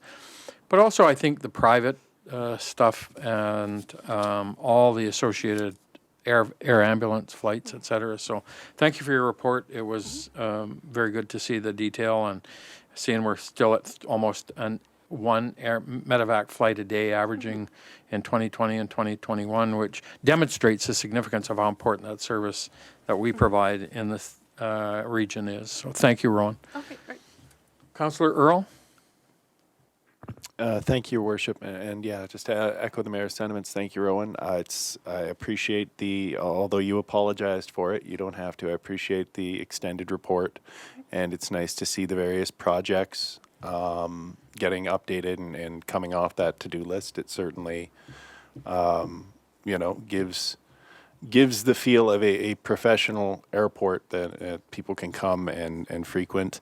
I know it's been obviously very difficult over the last year or two for anyone who's employed in the travel and tourism and hospitality industry to maintain service levels and do your job, just doing your job under some very difficult circumstances. So I just wanted to express my gratitude for that and everyone out at the airport. And I'm glad to see the WestJet flight continues to grow in popularity. I have gotten a couple calls about some of the canceled flights, but there's only so much you can control for. So, but thank you once again. Thank you. Councillor Parslow? Yes, it just needs some help, okay? With your appendix there, the audit findings, page 14 of 23. And it's your audit findings, Quality Assurance Program Audit, QAP. Oh, QAP. So we have, there's basically three audits that happen at the airport on regular intervals. There's one for the SMS system. There's one that there's actually 2 that Transport Canada completes, one for civil aviation, and the one for security, the security regulations. This one is actually for an audit that we completed ourselves through our safety system. So we do have 2 open for that. We've closed everything else. These ones are pending because we're waiting on a response from Transport Canada. Basically, they are, I believe, if I'm remembering correctly, the approach lights at the airport. One is a non-standard installation because this is the one that goes, if you remember the layout of the airport, it's crossing First Street. We have strobe lights that are installed not on airport property, but they extend into the field across from the road. Normally, they're installed, I think, at 1,500 meters from the first to the very last. We've had to shrink that a little bit just because of the obstructions in the way, but that isn't documented at the airport. So what we need is basically going to Transport Canada to say, hey, this has been existing for, I think, more than 20 years. We just need a piece of paper that just says it's okay, and they're right, because they have a lot of regulations about this is what your light will look like, this is how tall it must be, this is how far away from the next light in the row it should be. That one is a non-standard installation, so all we're looking from Transport Canada is for them to say, yeah, that's all right, we're not going to force you to rip up your infrastructure, space them out, you know, an extra 15 meters to comply with the regulations. We just need a written document from them just attesting to So that. that's the explanation why it's still open? Yeah, basically, yeah. Yeah. So is this a typo error? You number of caps, should it be number of QAPs or CAP? Oh, CAP is a short form for corrective action plan. I Yeah. got you. Okay. And so you're expecting word from Yeah, Transport yeah, that's how Canada? we wrote the CAPs, is basically saying we're going to All right, approach it just transport. sort of, you know, grabbed my attention when the completion rate was 0%, right? Oh, yeah. One out of Yeah. one for still waiting, right? Yeah. Mhm. Thank you. Thank you. Councillor Dober? Thank you, Your Worship. Thanks, Ron, for this. This might not be directed at you. I just, when I was reviewing this, it made me think of that we used to do the air show in Dawson Creek and Fort St. John. So I don't know if, like, maybe the Mayor Blair, like, is that something that is not an option anymore? Because I remember it was every second year it would be in Dawson Creek, and the city was pretty behind it. Like, do you know much about Yeah, it has not been, I don't think the air show's been here in my term. Not in the 9 years. I don't know when. Environmentally friendly. I would think back in Wayne's. Fort St. John, it was about 5 years ago, probably, but I don't know, like, if is that a city thing, or is that the airport thing? Or? You know, no, I don't believe it was organized by the city, Your Worship. I believe it was the air group that coordinates this. We can check. It's certainly, I do not have an appropriate answer for you here today on Okay. that. Yeah, maybe I just thought maybe it's something that we can look into what it entails. Brenda? Yeah, through your worship, that was when Elaine Peterson was on staff through the Economic Development Okay, Department, and the city did provide funding towards that event. okay. But that was a few years ago. Yeah. Thank you. Anything further? Thank you, Rowan, for coming in today. All right, yeah. Appreciate it. And do we have the fire chief or Damon here? We have them both. Well, then, we'll have them come in one at a time. That window?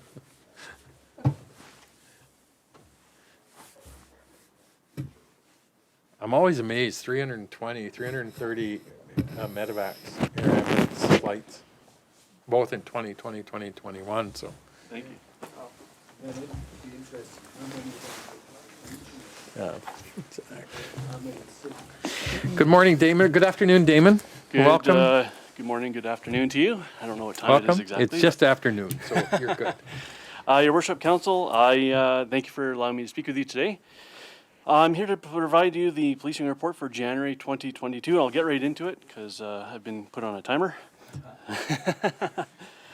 So I'll start with resources. Over January, we did receive one new officer, Constable Ryan Jevons. He has been paired with his trainer and he's now working at the detachment.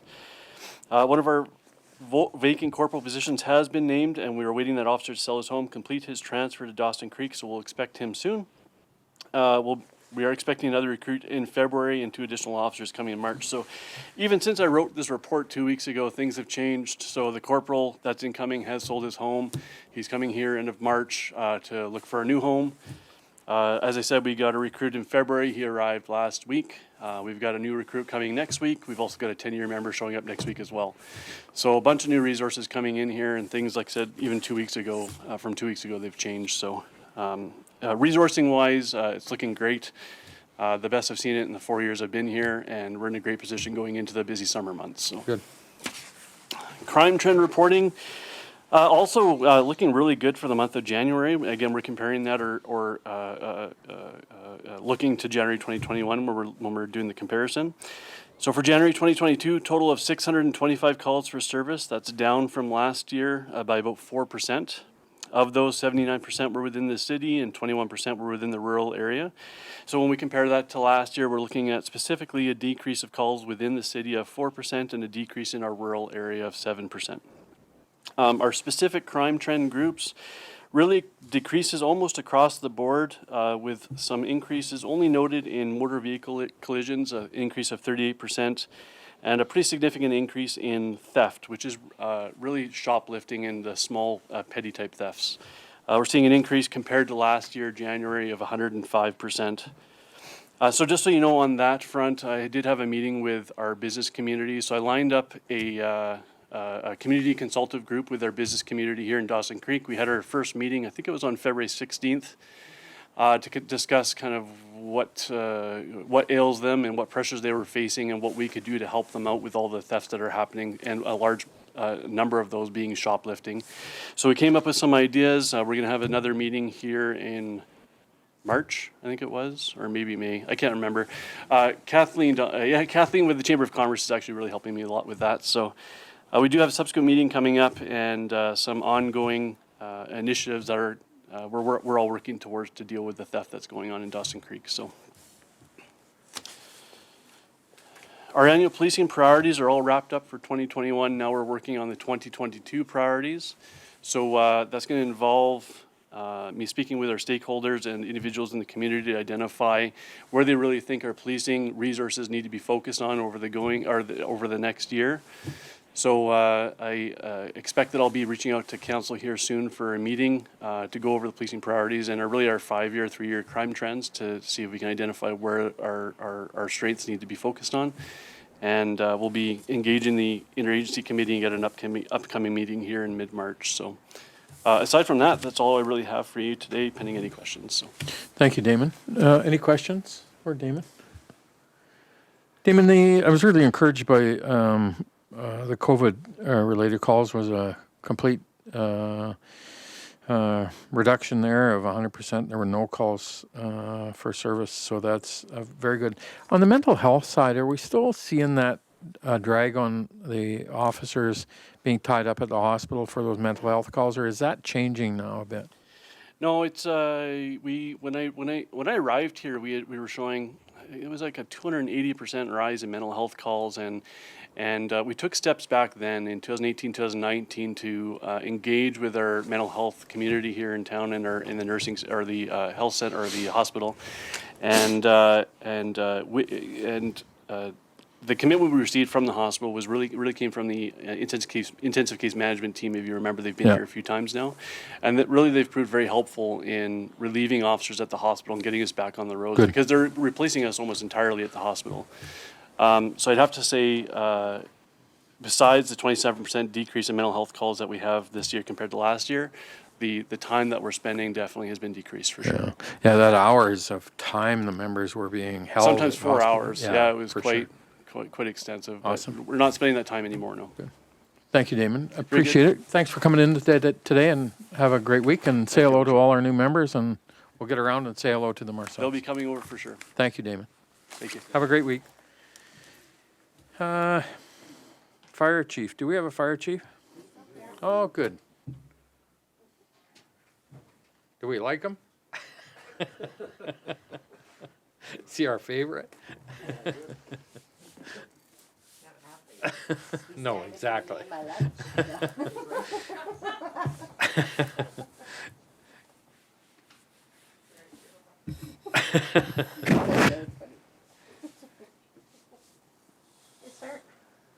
Good afternoon, Marcel. Hello. Chief, how are you today? Good, you? Welcome. Nice to have you here this afternoon. Thank you. Floor is yours.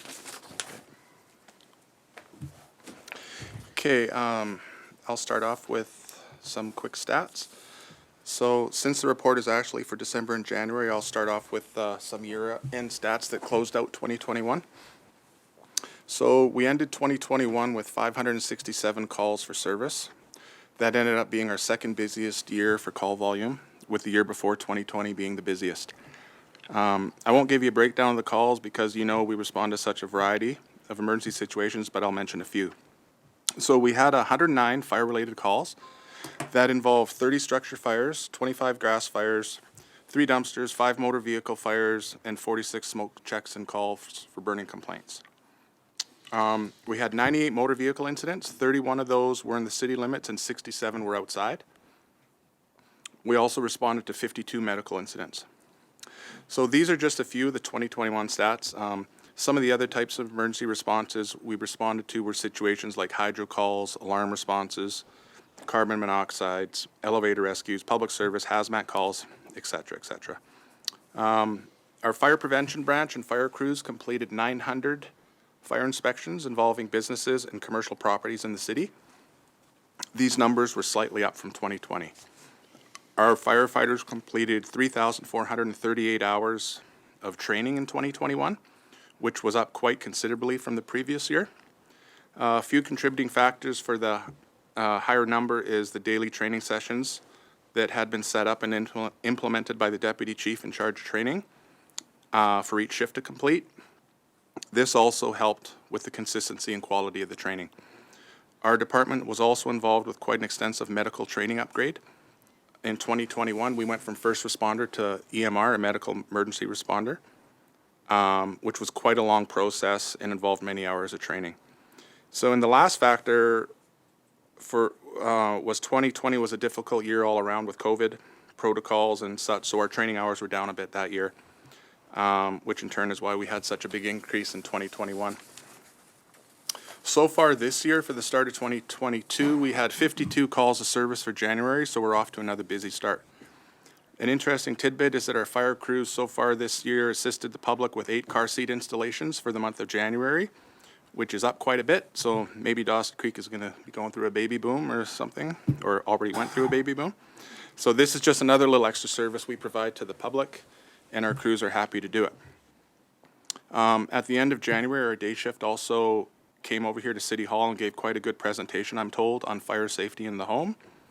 It was for the city staff's monthly crew talk requirements, and there were many interesting topics discussed. Equipment issues, nothing really to report on that. We did replace a windshield on our regional district response engine. We also installed some brighter new headlights and a light bar on this same apparatus. Obviously, being a regional response truck, that helps quite considerably out on those dark highways and back roads. We also had a couple apparatus get their certified vehicle inspections completed. Those were for engine 2 and ladder 4, and the results were all good for that. Training, you'll note in my report, I mentioned some of our firefighters are taking courses in the fire officer program this year. Part of our educational component is to provide our firefighters who are moving up the ranks with these educational opportunities. So before any firefighters in our group can advance to the acting captain role, they must have certified Fire Officer 1. And before any firefighter can advance to the captain position, they will have to have completed Fire Officer 2 program. So to complete the Fire Officer 1 program would require roughly 7 different courses, and the same for Fire Officer 2. So some of these courses for Fire Officer 1, some examples are Incident Command System Level 1 and 2, Fire Service Instructor, Company Inspections, Emergency Scene Management, Frontline Leadership, and Fire Service Admin. Each course is roughly a month in duration, so each fire officer designation usually takes a couple years to complete.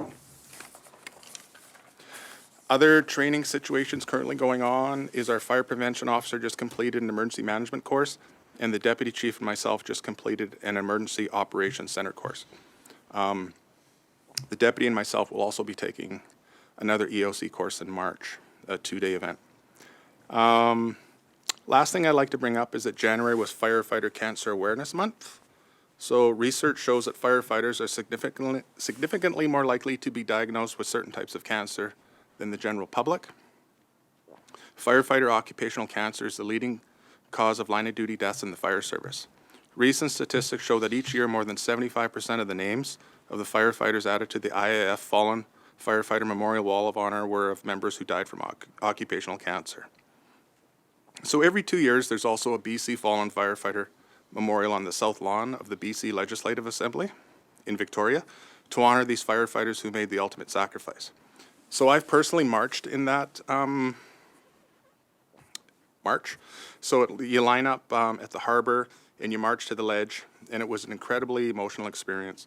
I'm sure Blair can attest to it when he was an MLA, he probably seen it. It happens every 2 years, and it's it's really touching. The streets are lined up with people, and it's all for the fallen firefighters. So many of our retired, actually, before I get to that, so the 22 memorial service has been pushed to 2023 due to COVID. So at this memorial, retired Dawson Creek Captain Heinz Hess, his name will be recognized at the ledge, on the grounds of the ledge, and it will be added to the IAF Fallen Firefighter Wall in Colorado Springs as well. So his family members will be there. Members of our union will be there for that. So that'll, I'm really happy that's happening for him, and that'll be next year. So many of our retired members of the Dawson Creek Fire Department have had different types of cancers since they've retired. Some have won their battles, and some are still fighting their battles. So fire produces the same hazards, carcinogens, and smoke here as they do anywhere else in BC or our country. The good news on this topic is that our firefighters and department are taking this serious, and we continue to strive to be a progressive department in regards to health and safety protocols surrounding our decon procedures involving all hazardous health situations. It's an area and concern that has become quite prevalent in the fire service, and it's just nice to see how health and safety measures are continually being addressed and approved upon. Thank you, Marcel. Chief, comments, questions? Councillor Parslow. Yeah, thanks, Marcel. A couple of questions. I was surprised that the number of response, I think it was 40-something for medical 52. emergencies. Why does the fire department respond to those? So actually, truth be told, that's probably a low number. I mean, that's the number that happened here, but it's a low number in other professional fire departments. So most departments go to all medical calls. Home medical calls? All medical calls. All medical, Yeah. sorry. We only go to the ones that they request us. So out of these 52, there might be some like lift assists where they need help lifting a patient. There might be some where they need a door to an apartment opened. There might be some delays. There might just be some where they need extra hands. That's kind They of being the ambulance department? ambulance. Yeah. So sometimes, for instance, with COVID, they'd have to load up patients at the airport, and say if they were on another call somewhere, then we would go help. So we're never out of service with these calls. So if another call would come up for us while we're at a medical call, we'd be able to respond. It's just kind of an extra service we provide to the citizens. Just second question, you outlined the training that officers who, as they work their way up, Firefighter 1, there's so many courses, Firefighter 2. Is that new, or has that been in place for quite some time? So it's called Fire Officer 1. So to become a firefighter, you have to have certain already firefighter stuff implemented. So this is a thing that was implemented, I don't know how time flies, 8-10 years ago maybe. Just in order, as you move up the ranks, it was decided to have better officer training. So it's called Fire Officer 1. And like, so that's for our actings to have. So then when the captain's gone, at least they have something. And then to become a captain, you have to have Fire Officer 2. So it's been in place for a while, not very long, but it's beneficial. You're not going into a leadership role, so to speak, in the blind, you know what I mean? It's giving you officer training courses and leadership training. Yes, so when you say been in place like 9 years, you mean provincially or No, in no, Dawson this is Creek? just for our department. Okay, well, that's good to know, because I've always thought it was seniority. Well, it is seniority, but we're also saying that's been implemented where if you don't have that course, then seniority won't apply.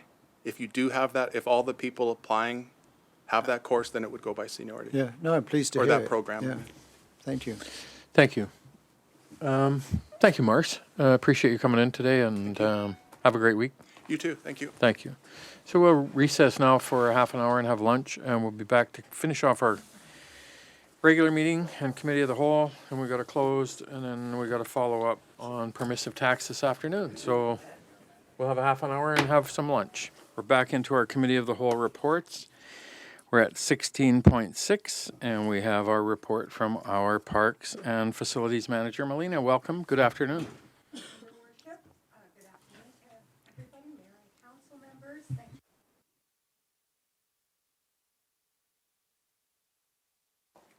Am I good now?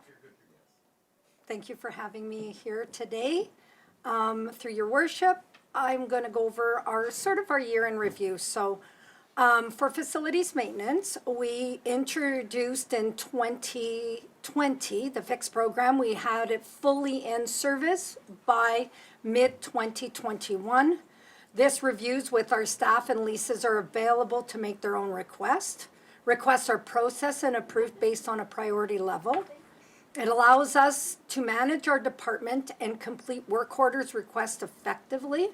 And facility teams can work on completing requests within 30 days is our goal. And we're slowly achieving that. We're ranging right now around between 22 and 35 days. Our goal is to straight across get that to 30 days from the time the request is put in. And if it's not completed in 30 days, we review it at about the 25-day mark and we find out why. Does it have to go out to a contractor? Is there a back order on materials? Whatever that would be. In March, the department went to a 7-day operation that allowed us to rotate staff effectively every 3 months. This is proved to be worthwhile. It helps us monitor our buildings as they're getting older. It allows us to complete works on the slower days when the phone isn't ringing off the hook. And when our weather is either extremely hot or extremely cold, it allows staff to respond effectively without costing the city on overtime and call-out fees. We brought in effort tracking this year. This is a program through Cognito that we use, and it tracks all of our staff and where they put their they put their daily hours or time in.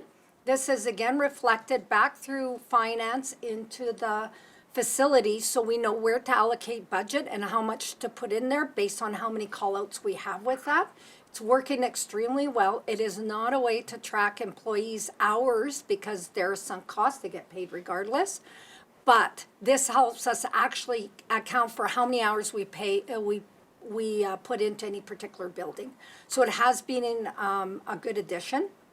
Since 2019, we've completed buildings assessments on the airport tower, airport terminal, NAR Park, RCMP, City Hall, and Fire Hall. In 2020, we will be completing an assessment on the library.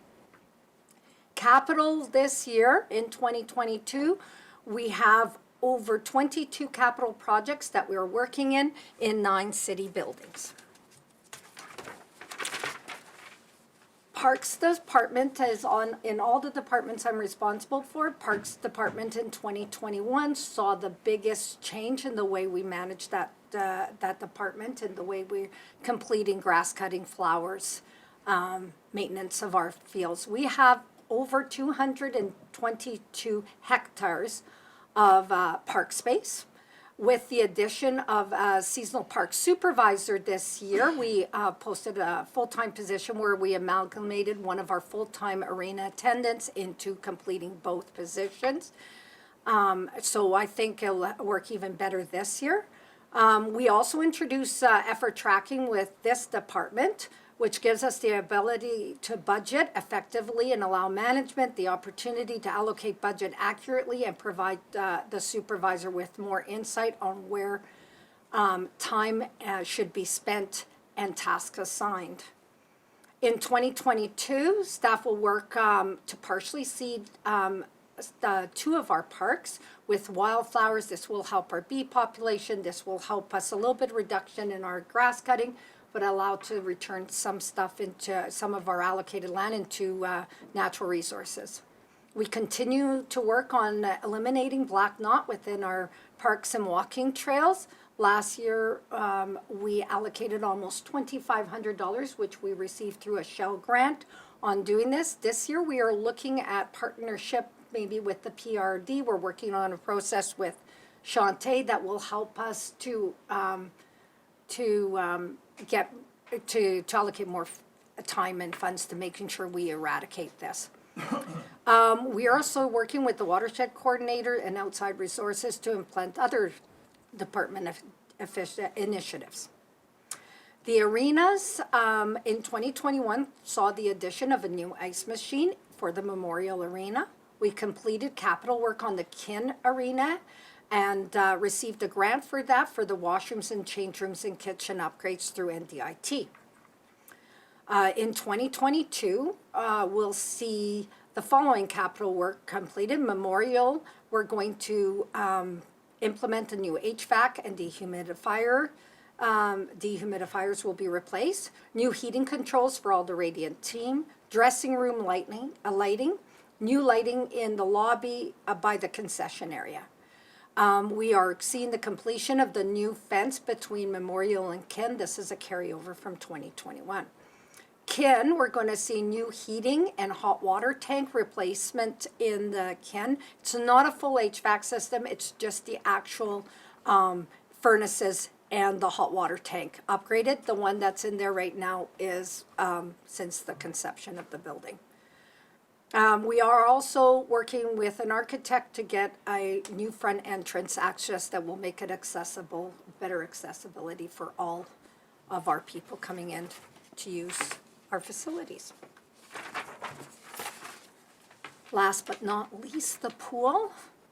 2021 capital saw the completion of work during pool shutdown, which included installation of new lockers in the universal change room, new floors throughout the lobby, classroom, front desk area, and public washrooms, as well as upgrade to our salt system and replacement of some of our pumps. In 2022, we're going to see the main pool water lights replaced. That's the in-pool water lights, not the overhead water lights. Women's lockers are going to be replaced. This is the last stage of completing to move from steel lockers to composite plastic lockers, which is better for a saltwater system. We're rekeying the building this year. It has not been done since original, and we have no tracking system in the past of our keys, so this will make us a better tracking system. And we're going to replace the main pool valves. That's it. Thank you very much. Thank you, Melina. Any questions? Councillor Wilbur? Thank you, Melina. I enjoyed the report. I just have a question around the Black Knot, and I'm wondering in that planning if there's anything in place for some public information. So I've noticed a lot of trees on private property have it, including I've now lost a cherry tree, which got cut down in the fall in our backyard, so that sucks, but you know. But there's quite a bit on 94th, so I've seen a lot of trees, so it's spreading, right? So my concern is, yes, we do it with our stuff, but do we have plans to get it out to the public that if you have this, that tree needs to come down, you know, really? So through your worship, yes, we are looking at doing some initiatives with other outside people. So I am, Shantae's got me in touch with somebody from PRD to do a better, to do some kind of an education. My clerk and I have worked on quite a new proposal that would get our park supervisor to give some classes on what it looks like, what to look out for, and how to get rid of it.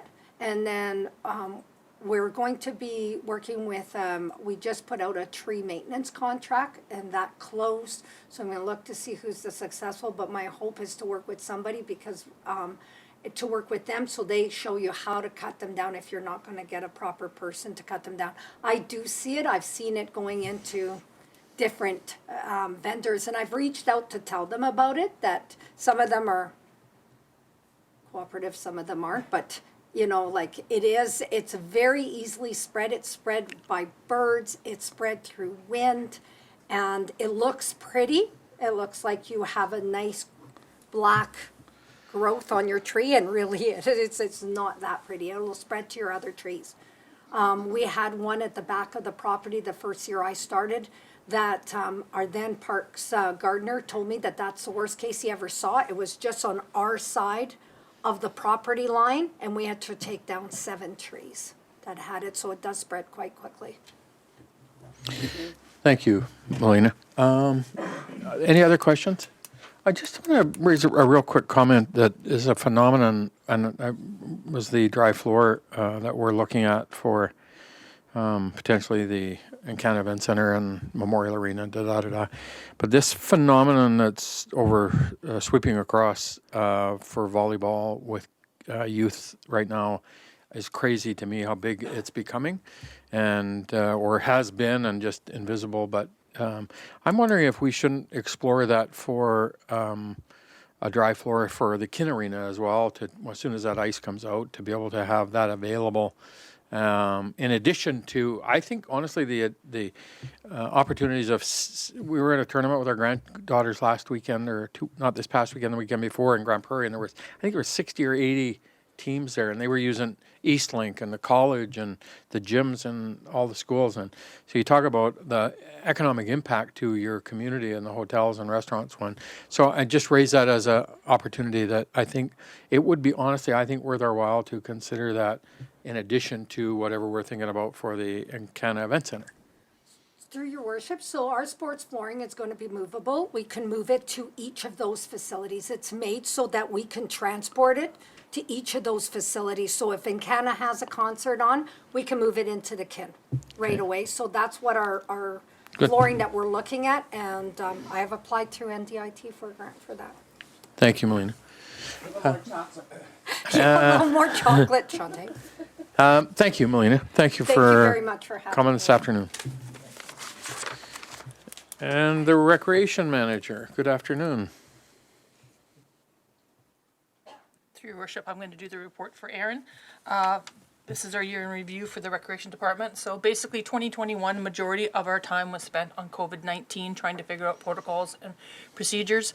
We had everybody ready to come back in September to come back to kind of a normal way and in the arenas and in our recreation facilities, and that changed. So we have definitely been weekly on calls with the BCRPA, working with the Northern Health, and trying to determine how we can continue on making through COVID, and the COVID-19 protocols will still are a big part of it in 2022. But I just want to do a big shout out to the staff, as Councillor Wilbur and Councillor Earl said earlier today. Thanks to them, they have done a lot. Like, they have to deal with people. It's not their rules, it's the rules of the province that we need to follow, and so our staff have done a phenomenal job. Just some highlights from Aaron's report. Aubert is the partnership with Aubert right now. We have approximately 11 people that have registered. Out of those 11 people, they'll start becoming lifeguards. And so the first process that we're starting with is to teach them how to swim. So I believe there's 9 that were registered to start swimming last week, and they'll continue on going through the Bronze Medallion, Bronze Cross, continue on until they get their lifeguarding, and that will take a majority of this year to complete. Once that's completed, hopefully we'll have some lifeguards that will come in and be part of that.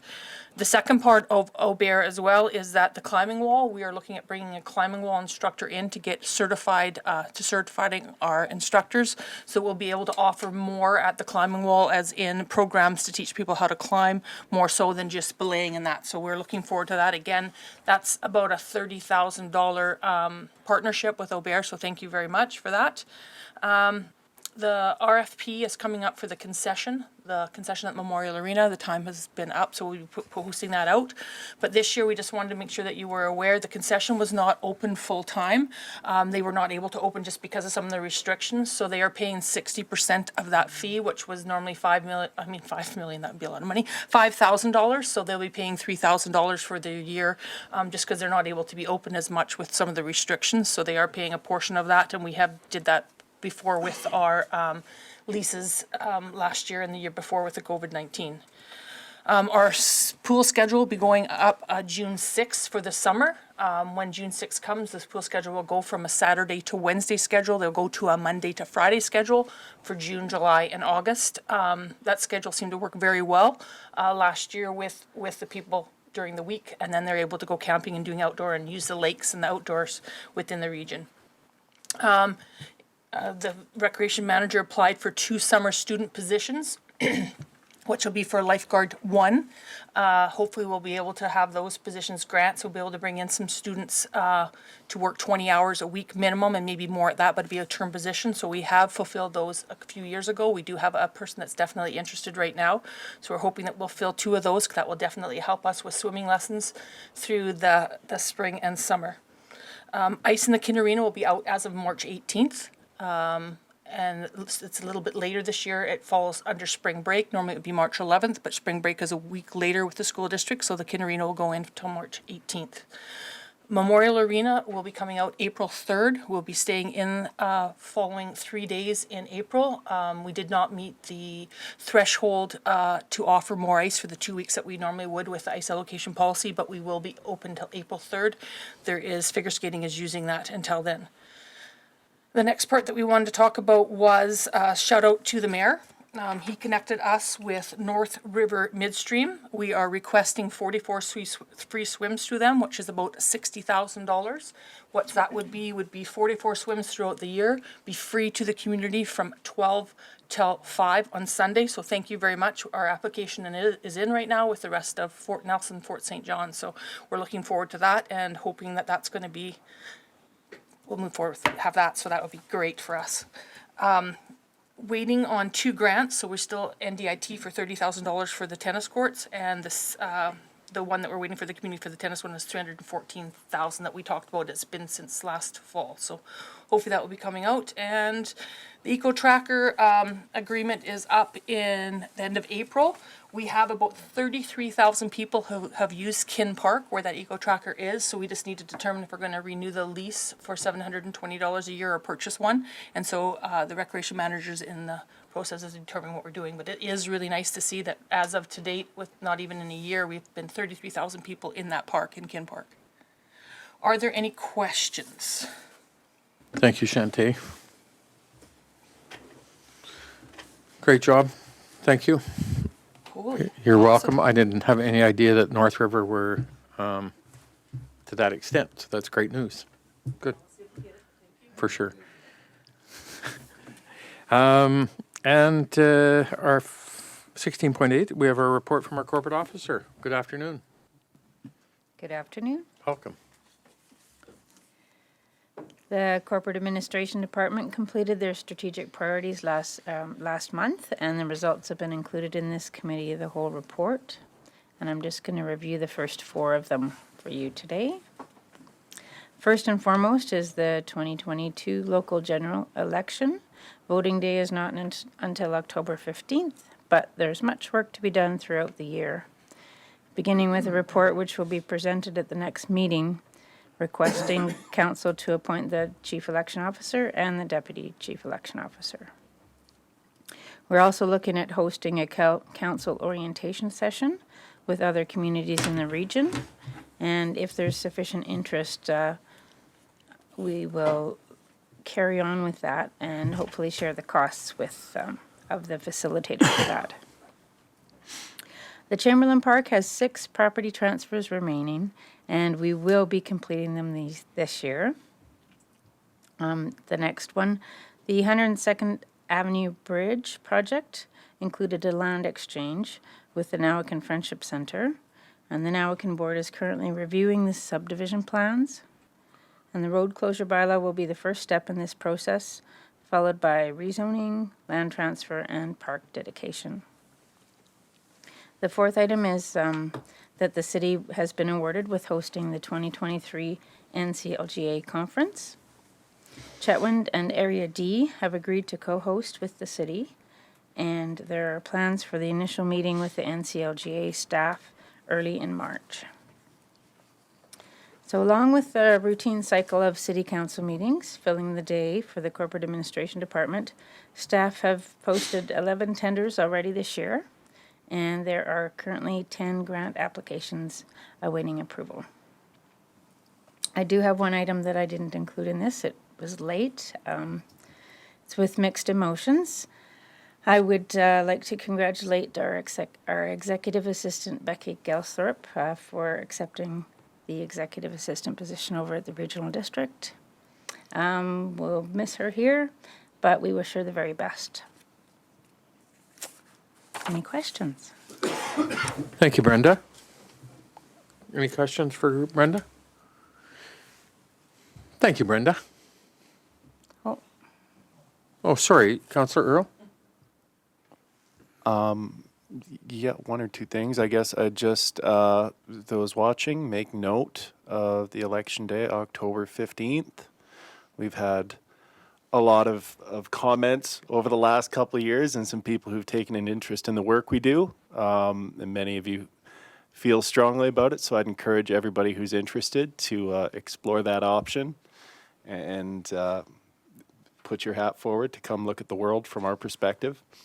And otherwise, yeah, no, I'll leave it at that. But thank you and congratulations to Becky. We're sorry to see her go. I think that's the second executive assistant the RD has poached from us in as many years. So We train them well.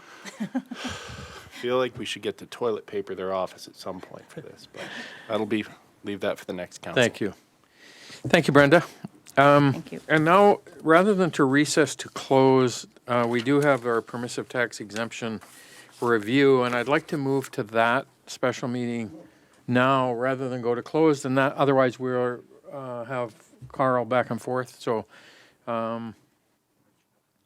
if we can get into our, oh, I got to sign in.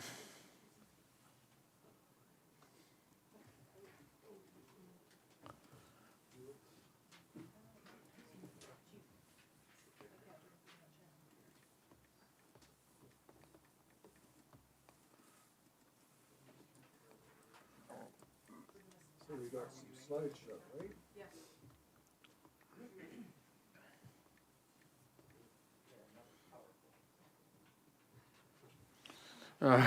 Jeez.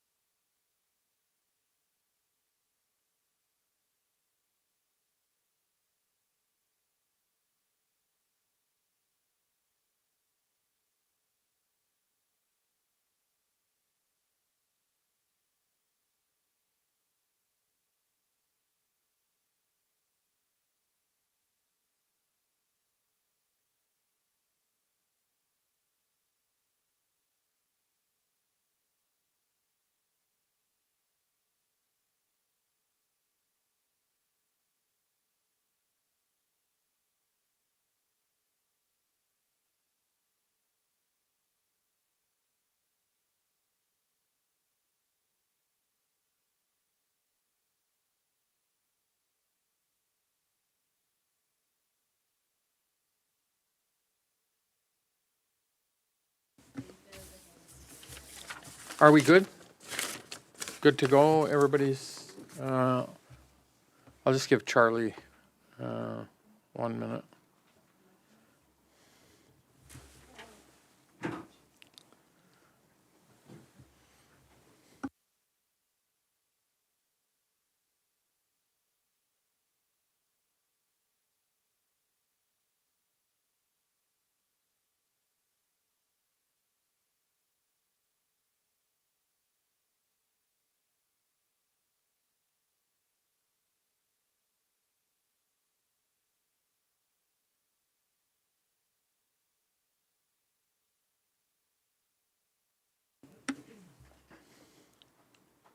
I think we'll start. And so permissive tax, and this is part of our kind of review, and we had put it on our timeline to review it after the work we did last year.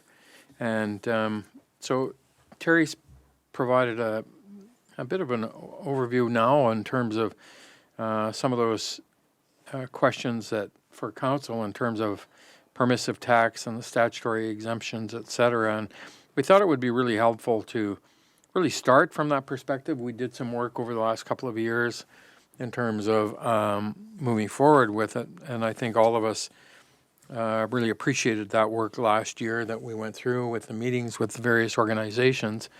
But I think it also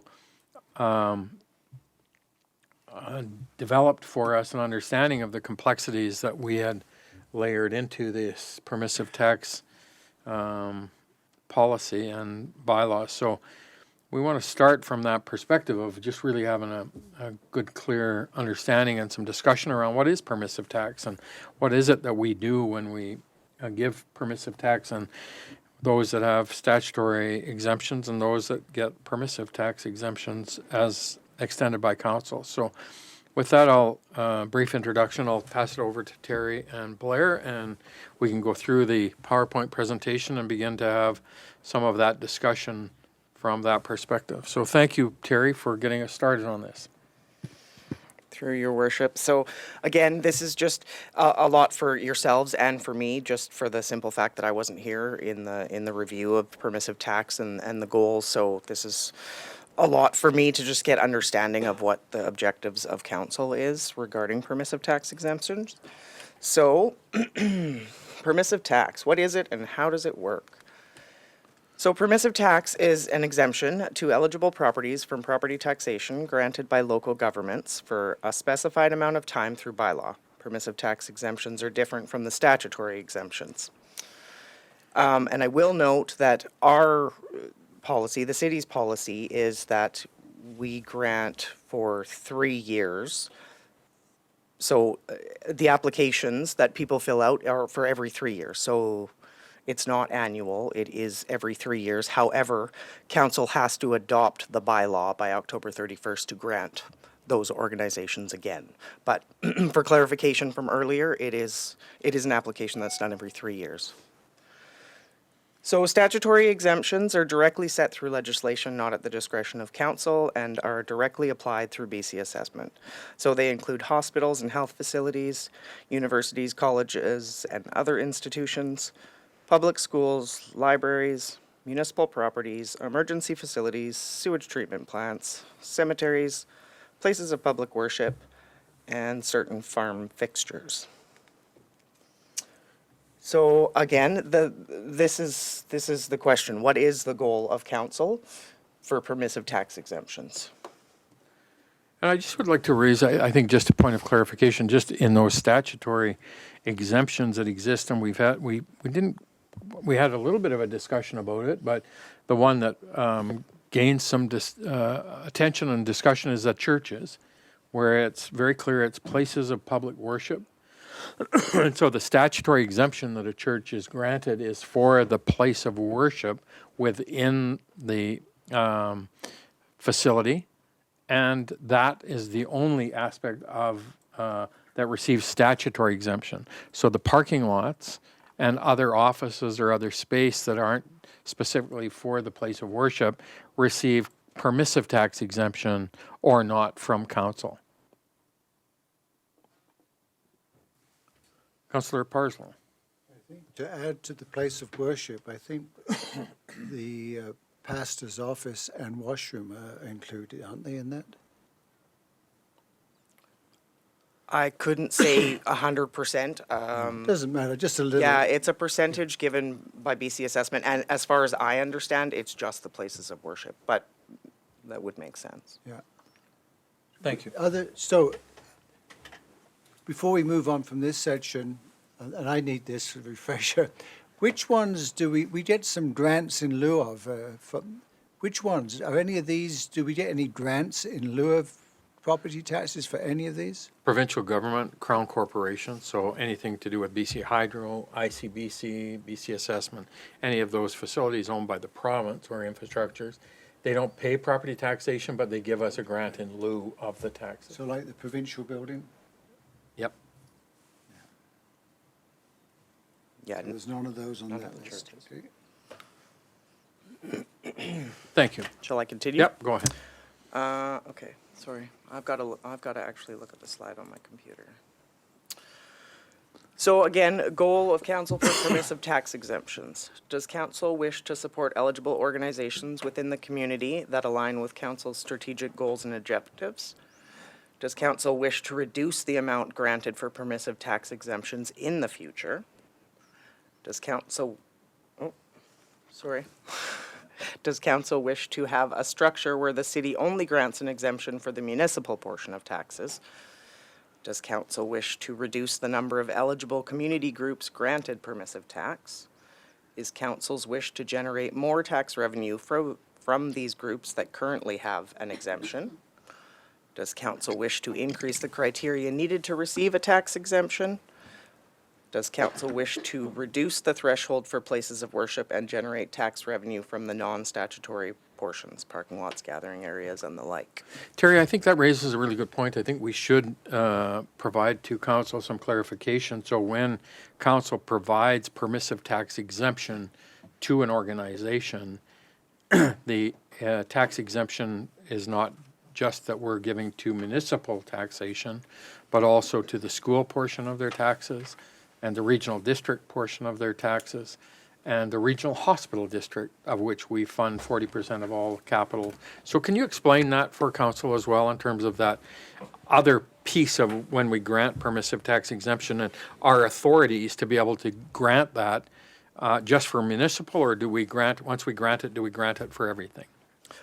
Yes, so through your worship, when you grant a permissive tax exemption, say of 100%, you are 100% exempting that organization from all taxes. So Municipal Finance Authority, BC Assessment, like you said, the regional district, regional hospital district, school tax, which added up is quite a bit. So by exempting that, that burden now is passed on to all the rest of the taxpayers. So all those taxes are getting paid, but now fewer people are paying them with an exemption in place. Whereas if we were to just grant municipal portion, it would be through grant and aid, say, because we would just be granting them their municipal portion, whereas they would still be responsible for school tax, regional district, hospital. Thank you. Councillor Parslow? Well, that's a good point that's been raised. I noticed Fort St. John did that. But it begs the question, shouldn't we be consulting with school board and the other groups about what they feel about that? I mean, the whole issue is the rest of the taxpayers are subsidizing those other areas, whether it's schools or hospitals. And I think it's just as you asked the question, I thought, yeah, that's an important question. And then I thought, well, gee, we should surely get some input from the school board. I mean, they're losing, I'm just making up a figure, they could be losing 20,000, couldn't they? Or no? No, they don't lose it. So if you grant 20 permissive tax exemptions at 100% and that totals, $30,000 in school tax, the residents of Dawson Creek will have to make up that cost. Yes. So the school board isn't losing any money. They're still getting their money. Now it's just spread through fewer people. So the taxpayers are picking up the burden for permissive tax exemptions. If we had no permissive tax exemption and we added that other 200,000 or 250,000 in that we're granting, then that would reduce our overall budget by 250,000 to everybody else who's contributing. If we kept our budget the same, we're getting the same amount of money, we're just getting it from fewer folks. Yeah. And same as the school board. Well, the school board doesn't set taxes. Yeah, no.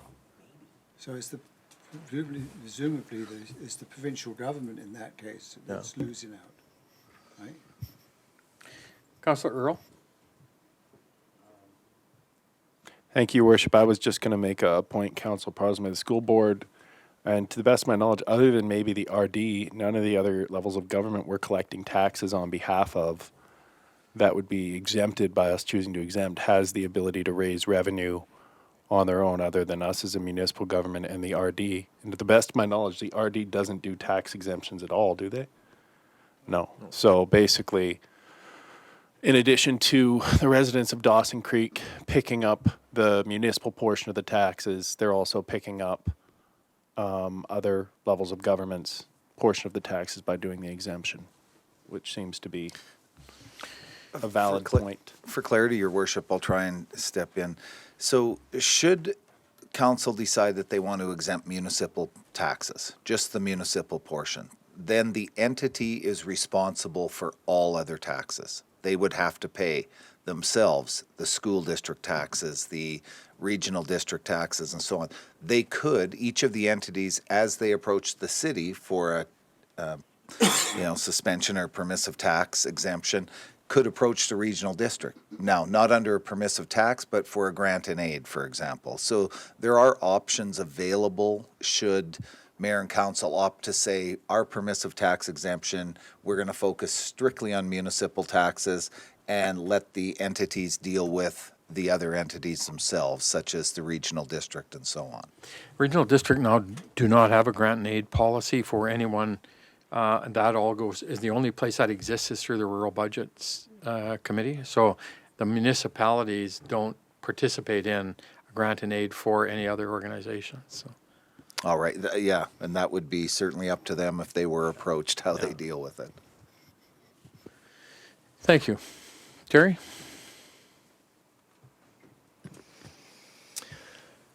So this slide is just the current formula and threshold. So the thresholds for your 2022 permissive tax bylaw, places of worship up to $15,000, not-for-profit sports related up to $5,000, not-for-profit for housing, seniors and other up to $10,000, not-for-profit social related up to $5,000, and city leased properties not-for-profit are 100% exempt.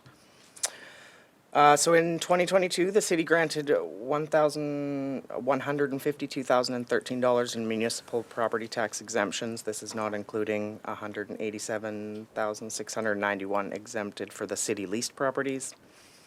Based on the new threshold and phasing in over 4-year approach, which is 20% in 2022, 45 in 2023, 70 in 2024, and 100% above the threshold in 2025, the city generated $8,772 in property taxes in 2022, which represents the 20% of the above the threshold amount. You know, and I think when we started this, it was really about the escalation and the ever-growing pressures that were being put on the decisions of permissive tax exemption and the financial implications to that, and that growing pressure on us as a municipal government to say, okay, all of a sudden we're at $350,000 or $400,000 or $450,000 a year, and where does that stop? And that really, to me, was the initiation of us reviewing the permissive tax exemption policy and bylaw. And as I have thought about it now and seen over the years, I think, to me, the complexities of now trying to put in thresholds where we saw that inequity that was voiced by certain members of council about certain organizations who we felt should get a complete exemption and others maybe not. And we had some really good discussion about it, but I think we've added some more complexities into this that is, in our initial outset, was just how do we ensure we put a cap on that growing pot of revenue that we see leaving, and how do we contain that in a way that's easily understood and easily implemented. And I think we're seeing that now with our thresholds. Councillor Parslow? It seems to me, you know, the places of worship, you extrapolate that, there'd never be any contribution to all the things that they enjoy. And then the other thing that I haven't seen yet, although I did go through this yesterday, you just raised the point as well, I think, that in something I think I proposed was that we have a cap. You know what I mean? It would be the total amount of exemptions would not exceed such and such, and then it would be formula driven, right? Which I don't think, Terry, you've included that in here, have you? So that might be another question in the previous slide, you know, where you have what is the goal of council? I might have added that there be a cap. That's just my opinion, a cap on the total. Do you follow me? Yeah. Yeah, for sure. Yeah. Your worship, that could be captured under question 2, I believe, of the previous slide, Oh, where yeah, does yeah. council wish to reduce the amount granted? That's where I interpret that, because we had had that discussion. Good point, yeah. It's just slightly hidden. Low cryptic. So the next slide, I think, yeah, we're on this. So I just wanted you to know the complications of the new threshold and the phase-in approach, and how we're always working off of last year's assessment and last year's tax rate, which in this example, we granted 100% exemption based on assessment of 2021, thinking that they would be, but their assessment went up quite a bit, and so, we didn't get 20%, which is 184.67, just using this example. But just going off of last year's the city will always be behind, and it makes it near impossible to get to the threshold in a perfect way. Like, it's ultimately impossible unless assessment never changes and the tax rate never goes up. So that's basically what this slide is. So if you have any questions, I'm happy to answer them on this slide. Good.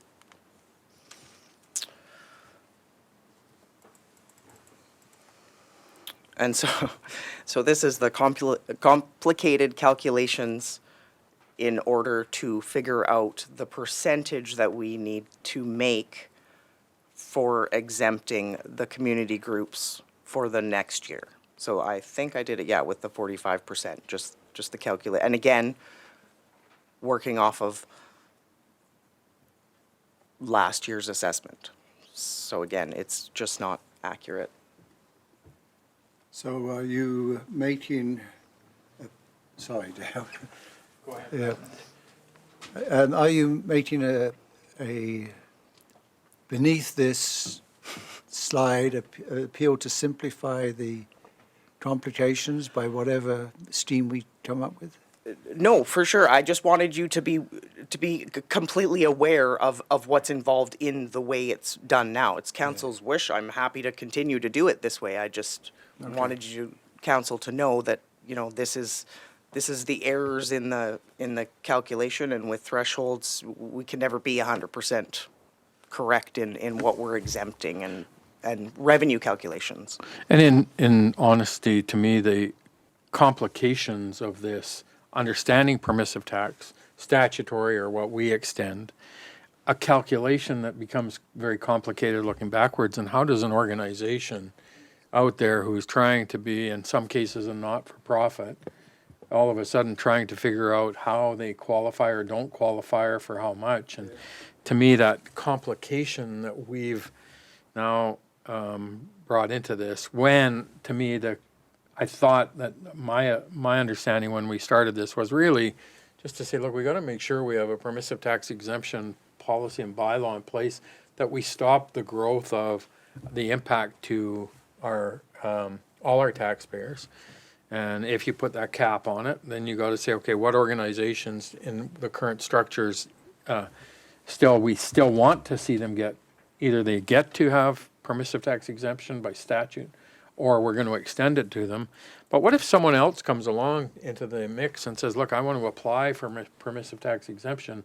That either somebody comes off or that person doesn't go on if you're putting a cap into what you're going to allow. And I think that's the discussion we need to have. I honestly believe the review of this formula now is one that we should look at.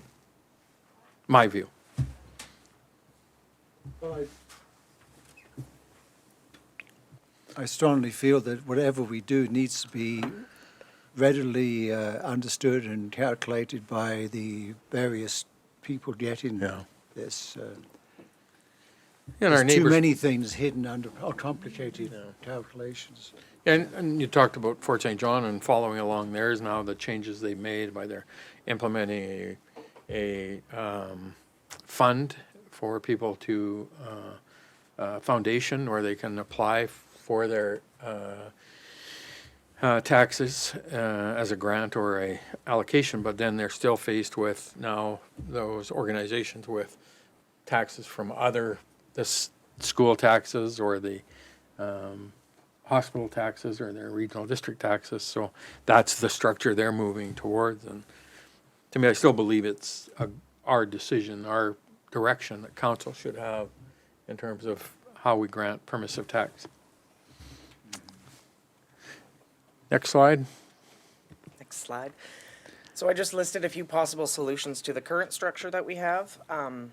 So one would be adding a percentage increase to prior year's assessment. I think we would get closer to the actual exemption that we were looking forward to. Adding a percentage increase to the tax rate to, on the 5-year financial plan, that is easy enough. Or eliminating the threshold and calculate a consistent percentage of exemptions for all groups, such as 75% or 50%. However, we still run into the, yeah. Now, the growth in assessment, if you cap it and say, look, we're not going to see this permissive tax exemption grow above 350 grand, let's say, and if it exceeds that, we're capping it at that amount.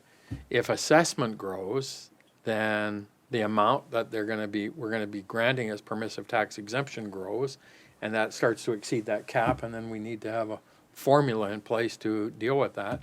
And also, I would assume those organizations that all of a sudden may come forward and say, look, now my organization for networks, or Naucan as an example, who developed these new models and are coming to the city for tax exemption, how do you deal with that new requests that come through? Those are questions. I don't have the answers for them. I also don't have the answers right this minute. I was looking towards Paul.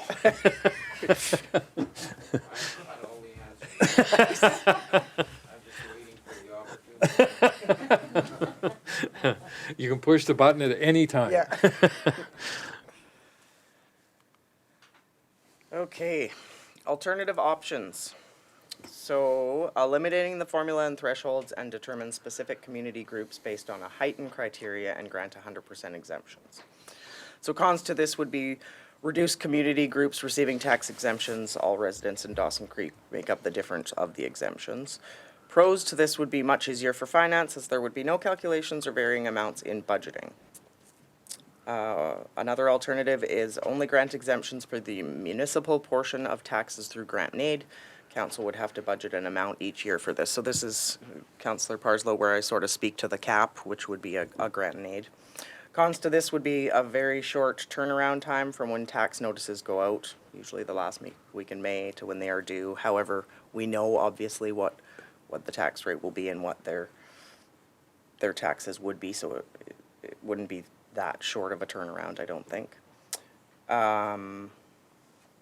And again, groups did just put in their applications for 2022 to 2024 in 2021.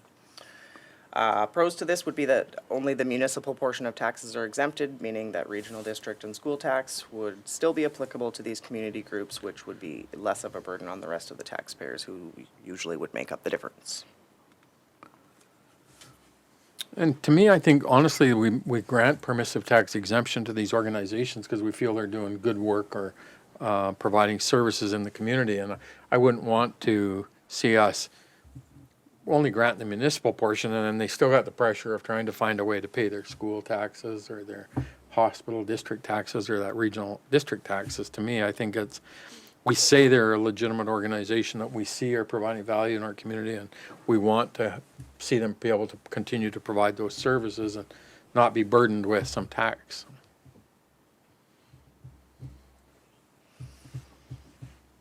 And lastly, lower the thresholds. So pros to this would be more tax revenue generated. Cons would be still using the calculations that are based on prior year's assessments.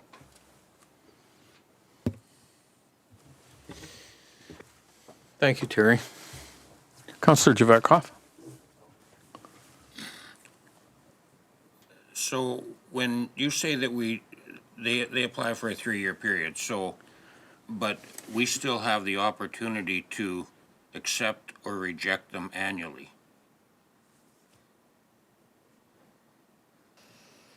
That's correct, yeah. So every year, the city has to pass a permissive tax exemption bylaw by October 31st. So council chooses who. So just because the group applied for 3 years doesn't necessarily mean that council will grant them, but Right. I think that's the assumption from the community groups. And that 3-year group of folks that we approve, they don't have to apply every year. We approve them annually for that 3 years. And then anybody new who's coming on then would be added into that list for approval as well then. But we don't, they apply for 3 years, but we approve them annually. We don't approve them for 3 years. So to me, I like the system where we either accept them or we don't. And if we accept them, we exempt their taxes. So then we have to make sure that we agree, or we all agree, that whoever we're exempting, we're happy that all of the rest of the taxpayers have to pick up the tab for schools, hospitals, PRRD, including our own municipal taxes, which to me puts a different slant on it, because there are organizations that, that I would approve in the past, but when you consider that we're paying their taxes to everybody else, it's a little different story. I think when we determine who we're going to exempt, we have to be comfortable that, I guess, the bulk of the taxpayers benefit from that service. And there are a lot of services that we're exempting that's not the case. So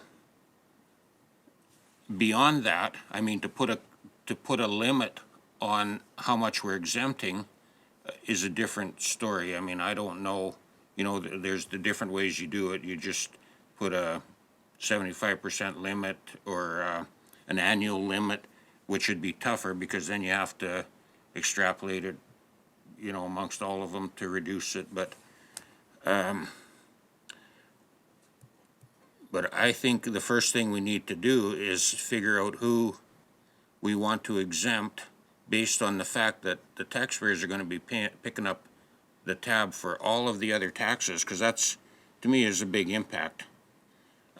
I guess I've never considered that before.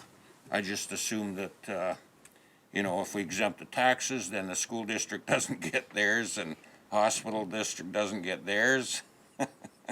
So it's, I think, like, I'm in favor of simplifying it.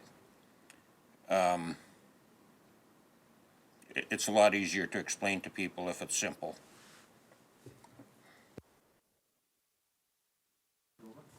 Thank you. Just one question. I'm just trying to understand the whole thing, but so I get like the statutory exemptions, but for example, with the KPAC, they would have to apply for a permissive tax every year, and then on our building, we would be paying the hospital portion.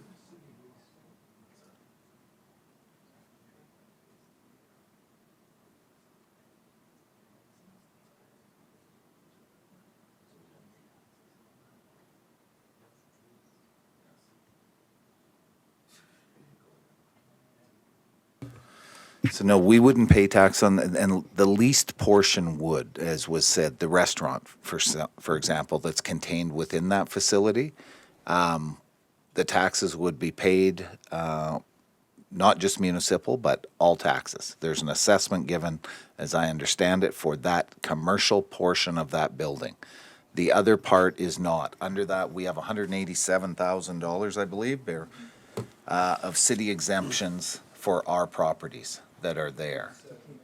But so it says municipal properties fall under the statutory exemption. So for what we were talking about earlier today, why do they have to reapply if they're a municipal property? They're already statutorily exempt, right?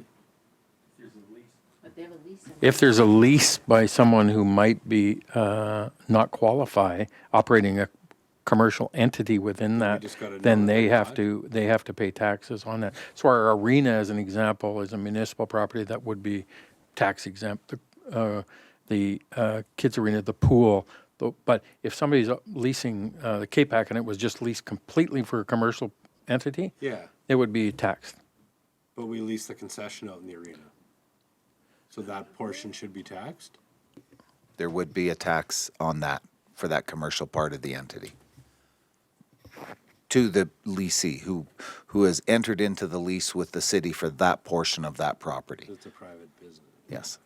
Similar to K-Pac, where the restaurant has taken a portion of a city building and runs a commercial entity in it. So. Sorry, I'm just trying to understand. Yeah. this in We all are. My way of thinking, which is. That's why we're here.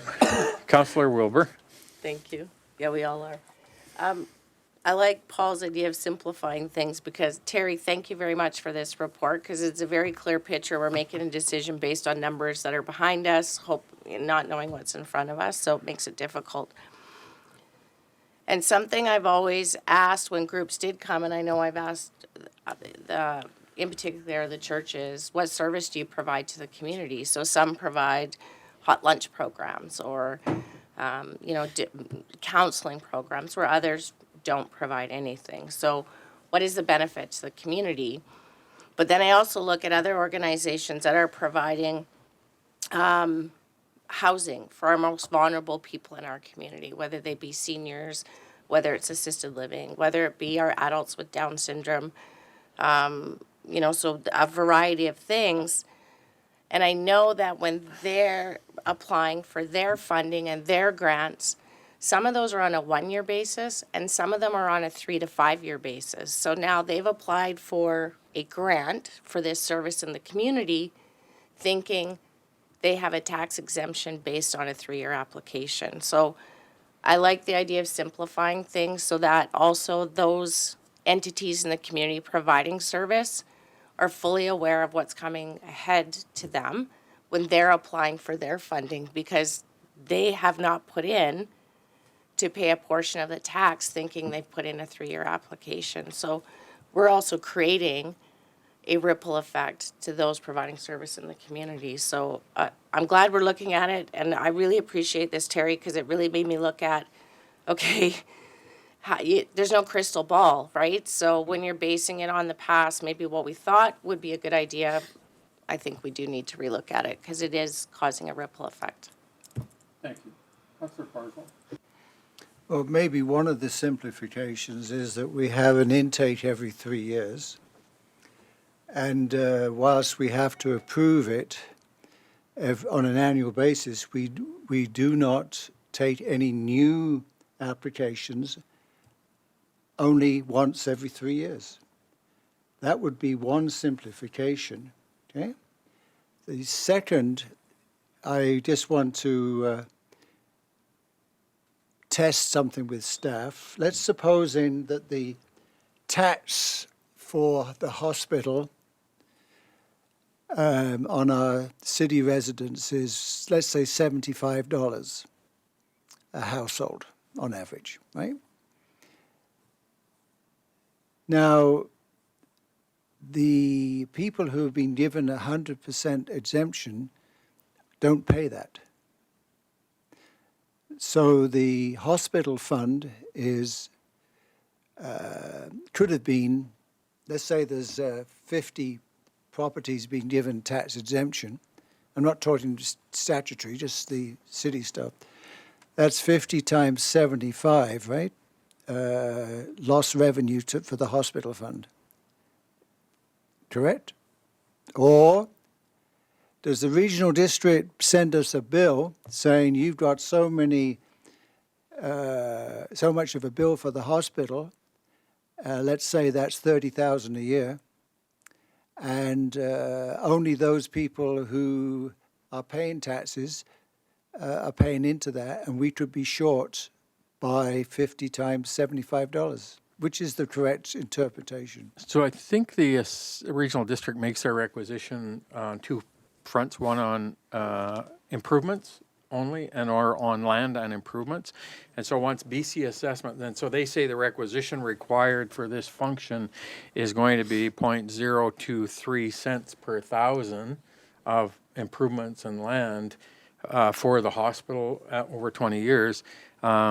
It would only be on those properties that BC assessment have indicated are accessible properties. And that's, I think, where BC assessment, when we give a tax exemption, those properties are not included in that calculation overall that the requisition amount that BC or that PRRD or the regional hospital district would make to us on our community. Just to be very clear, and I think the answer to the question following up on what you've said, Your Worship, is that for every property you exempt under a permissive tax exempt bylaw, the other taxpayers of the city pick up those taxes. In a nutshell, is how that works. So whether it be to the regional district, to the BC Assessment Authority, to the regional hospital, to MFA is another one that you'll see on your tax notice. So for every $1 of exemption that council grants to somebody, it's made up by somebody else. Is that, hopefully that helps versus confusing. Yeah, so I can speak from experience. When I requisitioned the city, the money that's needed for the regional hospital district and the regional district is just all the functions that Dawson Creek pays into. It's based off of assessment. So yeah, Blair's 100% right. Like, we need this much money, so the taxpayers that aren't exempt are making up the funds, just because the lower the assessment, the higher tax rate, vice versa. I think that's the way it is. But no matter what, the RD is going to requisition, say, I need $2 million for the regional hospital district. So the properties that are exempt, they're exempt. They don't pay it. But the regional district still needs $2 million. So the other taxpayers make it up. That raises for me a big ethical question. That's not right. Me. But that's the purpose of us having this really good discussion, right? I know. Is we are making that decision over here in terms of saying we are granting that property exemption from municipal taxes, school taxes, hospital taxes, regional district. Councillor Dober? Thank you. Do you know what the breakout is of taxes? Like, out of the 100% taxes that get paid, what percentage goes to the municipality, hospitals, regional district? Like, if we were just to allow, an organization just to be exempt from the municipal part, what percentage of their taxes do they still need to come up with? Like, is it 10%, 40%? It's a wag. It's a wild guess, but I would say it's probably city taxes for the average residential property in Dawson Creek would be 60%, 65% municipal, and maybe 35, 40% school, regional district, regional hospital district, the others. So if you pay $3,500 a year in property taxes, maybe two grants coming to the city and probably 15 as a rough estimate. So if that was a way we were gonna go and those organizations would need to look after their other one, we could, give them some notice, this is what we're gonna do, and. And I guess that gets to my point earlier, right? Darcy, I remember you had talked about Networks Ministry, right? When we gave them and said, look, for every buck that they pay in taxes, they're taking it away from services they're providing. And so that's that dilemma we face. If we say you're only waiving municipal taxes, and now you still got to come up with 20 grand for school and hospital and. Well, yeah, and then the one thing too about the networks that was concerning to me is it was an old school district building that there was zero taxes. So it was, wasn't costing us anything because we weren't getting it before. But I guess we're still paying portions of it, so. somebody's losing that revenue then Yeah. the minute you'd prop, so. It's all coming from the community Yeah. regardless, Yeah. whether it's through taxes or donations. Councillor Javetkov? So, the notion of just exempting the municipal portion, is that reasonable? Like, what would the regional district do then? Would they, well, they'd collect the regional district portion, but if Network Ministry, for example, wanted to apply to the regional district, have you ever had that?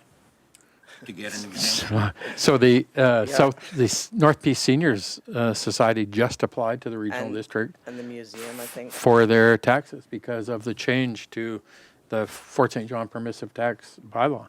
And there is no grant and aid for that. And so the only way they could do it was to divert it to the regional directors for consideration.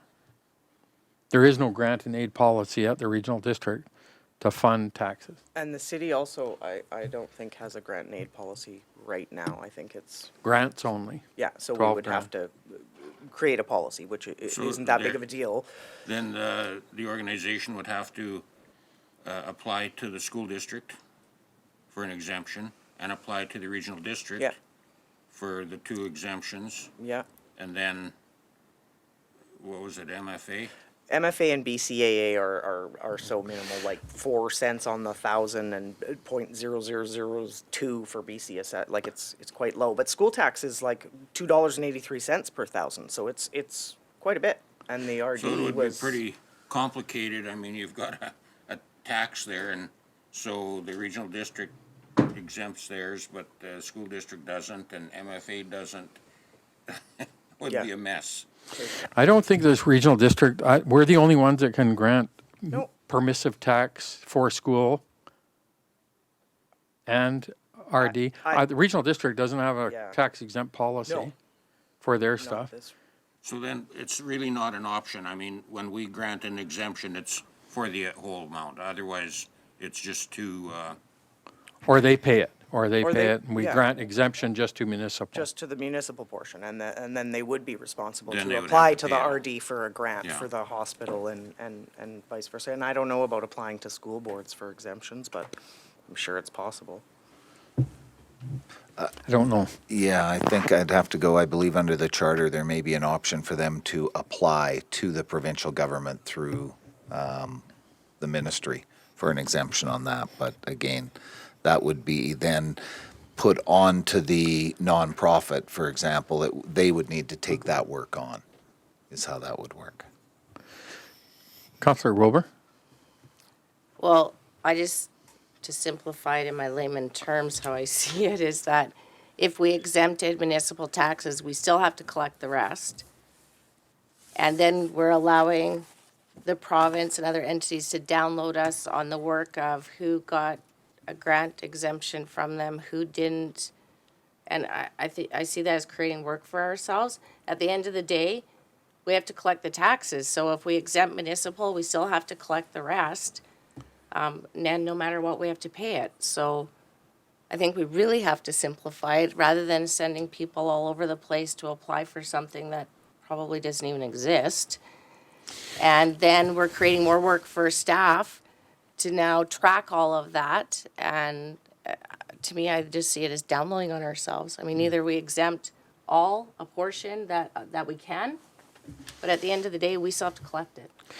Would it be worthwhile now that we've had some clarity for council to bring back our permissive tax exemption list? We've got categories that we agreed to at the last where we said, look, the statutory exemption schools and all of that are in a list. And then we've got sports related, we've got social housing, we got nonprofit housing for seniors, et cetera, and lease properties. And then we go through that and then we can see what the implications of our permissive tax exemption, now that we understand this, is. And then council can say, look, we're going to validate these groupings, and we're going to validate these organizations, and we're going to now, do we want to set a cap on it and move it forward on that basis? I think we need now to look at that permissive tax exemption list from this new lens that has been through this discussion Because I think that's the discussion, I think, and the direction we need to provide. Anything we do has to be approved for October of this year to be implemented for the 2023 tax year. Yeah. You both scared me there. So if we bring that forward as another next meeting, and yeah, I'm going to turn his mic off. No, I'm teasing you, Darcy. I think if we do that, and then we can have some further discussion around understanding fully this tax exemption policy, the bylaw, and how and what it's impacting those organizations, and if it's still then valid for us to move forward with those groupings, and how we want to administer permissive tax exemption. Your Worship, just one thought. I'm not sure if you look at the slide on the screen today, that is the second slide. Would it be beneficial to walk through those questions and get answers from yourselves, which would enable us to have some maybe clearer direction? I think there's a lot of good questions asked kind of ourselves. What do we want to accomplish here? Sure. All right. Paul, you had a question?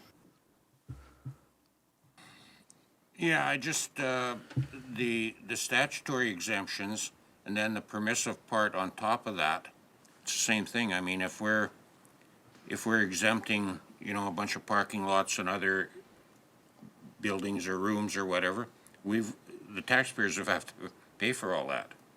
So it really puts a different light to me on what we should be exempting on behalf of the taxpayers. Because it's not our personal opinion, or it shouldn't be. It's what we think the taxpayers are benefiting from. Okay, let's go through these. Does council wish to support eligible organizations within the community that align with council's strategic goals and objectives? Ignore that question. I would. I'm not sure how the goals and objectives, like the airport, one of our goals and objectives is, an airport that's funded. So how would you align that? Another one is to, pardon? Strategic priorities, Your Worship. You're talking goals and objectives of our community. Strategic goals. So we've got another set of goals other than the strategic initiatives?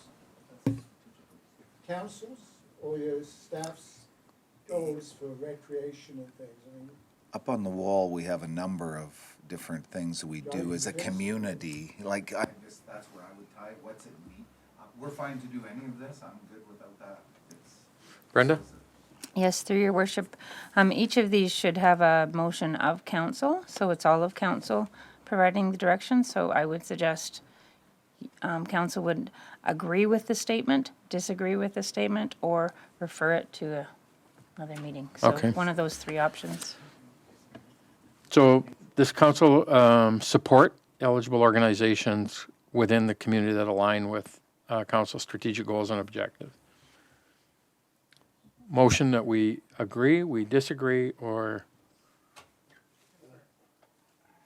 Councillor Wilbert? I'm not making a motion, but I'm not. I disagree because sometimes the service provided by the organization is needed in the community, but it may have nothing to do with our strategic goals and objectives. So I can't support So your motion that. is that My no. motion is no. Okay. Thank you. Do I have a seconder for that motion? Councillor Dober? Are you ready for the question? I'm going to move this along. Need to vote. All those in favor? I don't have voting.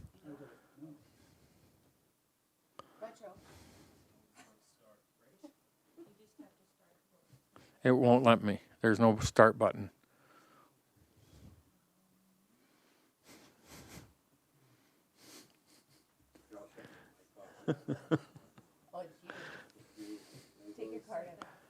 Nothing? No.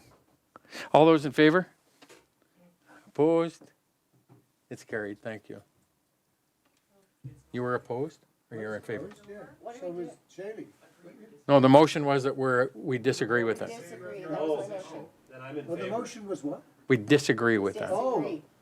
Stay with us. You're gonna get sanctioned. Darcy, the motion passes. Darcy's in favor. Number 2. Does council wish to reduce the amount granted for permissive tax exemptions in the future? In my view, we want to cap it. We want to try to ensure we have a gap in the future. Councillor Parslow? Yes, move that. Moved, seconded. Councillor Javetkov. All in favor? Opposed? It's carried, thank you. Does council wish to have a structure where the city only grants an exemption for the municipal portion of taxes? I personally am, I think if we're granting permissive tax exemption to an organization that we feel provides value in our community for municipal, we should grant it to them all. I don't want to see them put pressure on them to raise additional funds. Either we get it or they don't. Paul seconded it. Paul seconded? Discussion? No, we're going to grant an exemption for all taxes. Any further discussion? Darcy, you want to? No, I just want to know what I'm voting on. Okay, so the motion is that we are going to grant permissive tax exemption for all of their taxes, not just the municipal. Yeah, the opposite of this. All those in favor? Opposed? It's carried. Thank you. We're going to get there. Is council's wish to generate more tax revenue from these groups that currently have an exemption? What's that? I'm sorry, I was trying to move us along. Does council wish to reduce the number of eligible community groups granted? You people don't make it easy for me. Duke, you're pretty tough on me. Thank you. The council does wish to reduce the number of eligible community groups granted permissive tax. That's moved by Councillor Javetkov, seconded. For a second time, do we have a seconder? And for a third time, do I have a seconder? Motion fails. Councillor Dober? I'll make a motion that we, that we don't reduce the number of eligible community groups granted. Thank you. Do I have a seconder? Councillor Wilbur, discussion? Councillor Earl? Thank you, Your Worship. So Councillor Dober's motion is that we don't reduce it, or it's not our goal to, okay. Because it's one thing to say, I don't think we should go out with the explicit purpose of holding the line under any circumstance. I don't think that should be a driving force in what compels us to make the decision, but yeah, I just, the wording is a little curious to me. Thank you. Councillor Javetkov? Yeah, so, I mean, that means to me that everybody's in there now is good and we're gonna keep them forever. I don't buy that. We're gonna review the thing. Obviously, we're going to be reducing it, so I'll vote against the motion. Thank you. Councillor Parslow? To me, the important thing is the cap. Some years we may have more, but they all get less. You know what I mean? If there's only so many dollars, and we've got 40 people getting it, and there's got 45 applications that we agree, then there's going to be a percentage reduction that each get. They'll only get 90% of what they had the year before. Or if it reduces, then they may all get a little bit more. Who knows? So I think it's a theoretical question that is unanswerable. Thank you. I can't abstain, so. You got to vote. I know. Thank you. Terry, you wanted to say something? I just want to clarify because I think I feel that this goal might have been misconstrued and I didn't relay it. So it's your fault.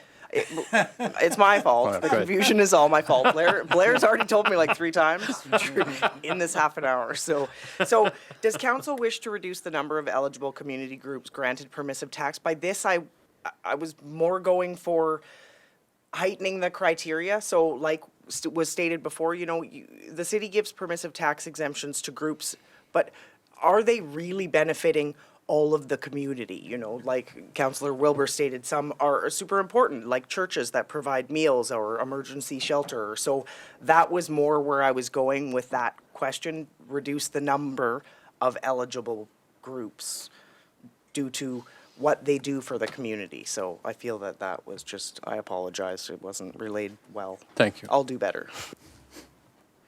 Councillor Dober? I was just, well, thank you. I was just, like, from the way it was worded to me, I was thinking that if we reduce it, that we're only allowing this amount in, and if there's a new organization that comes, we're not gonna allow them in because we've reduced the number. So that's where I was coming from, because all of this is, it's all confusing, really. Like, then yeah. There's a lot of different angles, so to answer every question, I don't know. You could have discussion around every question. It's been very helpful. And I'm nothing against it, because what you've done is good. Further discussion? So the motion is that we do not wish to reduce the number of community groups granted permissive tax. Are you ready for the question? All those in favor? Opposed? It's opposed. Sorry? Oh, so it was opposed was Councillor Earl, Councillor Kemp, Councillor Parslow, Councillor Mayor Bumstead, Councillor Javetkov. That's what I saw. Those two. But I think the point is that we are saying, look, we don't want to reduce them, but we want to make sure that, as I think what Councillor Parslow said, that cap and the growth in it. We're not worried about new organizations coming. It's just the overall amount that we're starting to see will be the issue. Is it council's wish to generate more tax revenue from these groups that currently have an exemption? Thank you. Do I have a seconder? Councillor Wilbur, discussion? You ready for the question? All in favor? Opposed?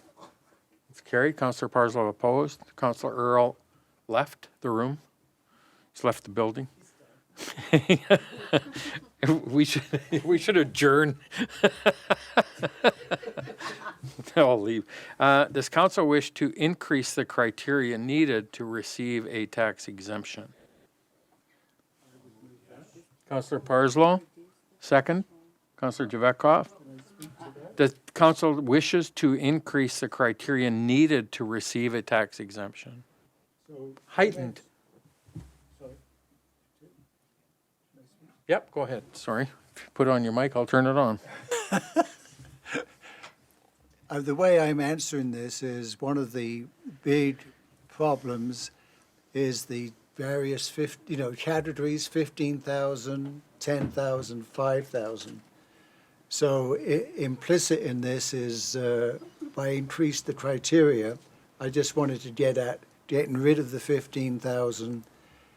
I like the 10 for social housing, but all the rest get 5. And I like the rationale that was given before, that we recognize you're all doing something, right? So we're giving you a 5,000 exemption, right? But you're all on a level playing field, with the exception of housing, which is a big issue for seniors and stuff, right? So that's why I'm answering in that, right? I'm just changing the criteria that churches go down to the 5,000 level. Thank you. Further discussion? Are you ready for the question? All in favor? Oh, sorry, Councillor Wilbur, did you want to speak? Well, I just would like some clarity. Thank you. So to what Councillor Parslow said, when I read this and I look at, do we wish to increase the criteria needed to receive a tax exemption, to me, what is the service you provide to the community? Not the dollar amount, that gets worked out through discussion. But for me, criteria means, what do you provide to the community?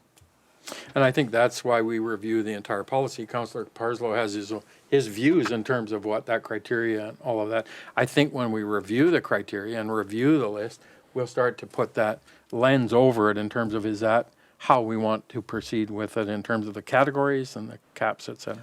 Yep. But what we're saying is, we do wish to look at that criteria and perhaps increase the criteria needed for organizations to receive a tax exemption. Okay, so I guess what I'm asking for then, on clarity through you to staff, what does criteria mean in this context?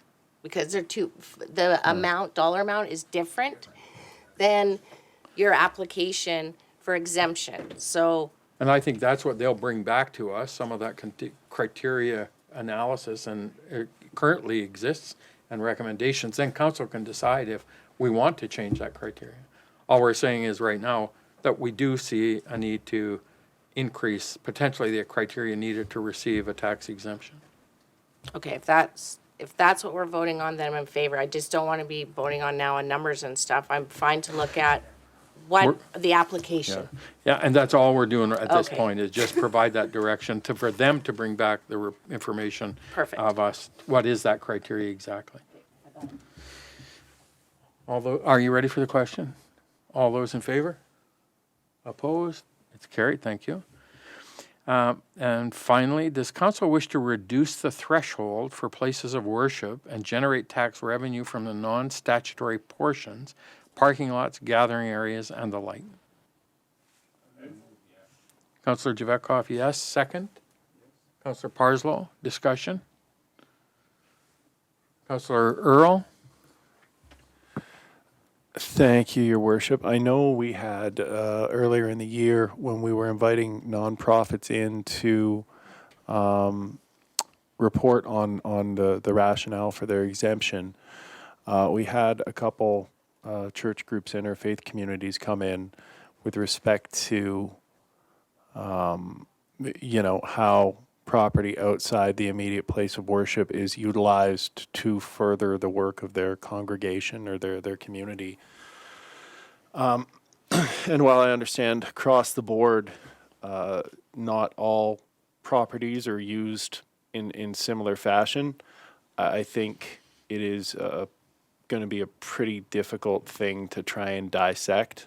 If you got a gym downstairs, and after a worship service, all the kids go downstairs to play basketball while the adults have coffee upstairs. That, to many people, is just as important a part of their weekly service as being in a pew.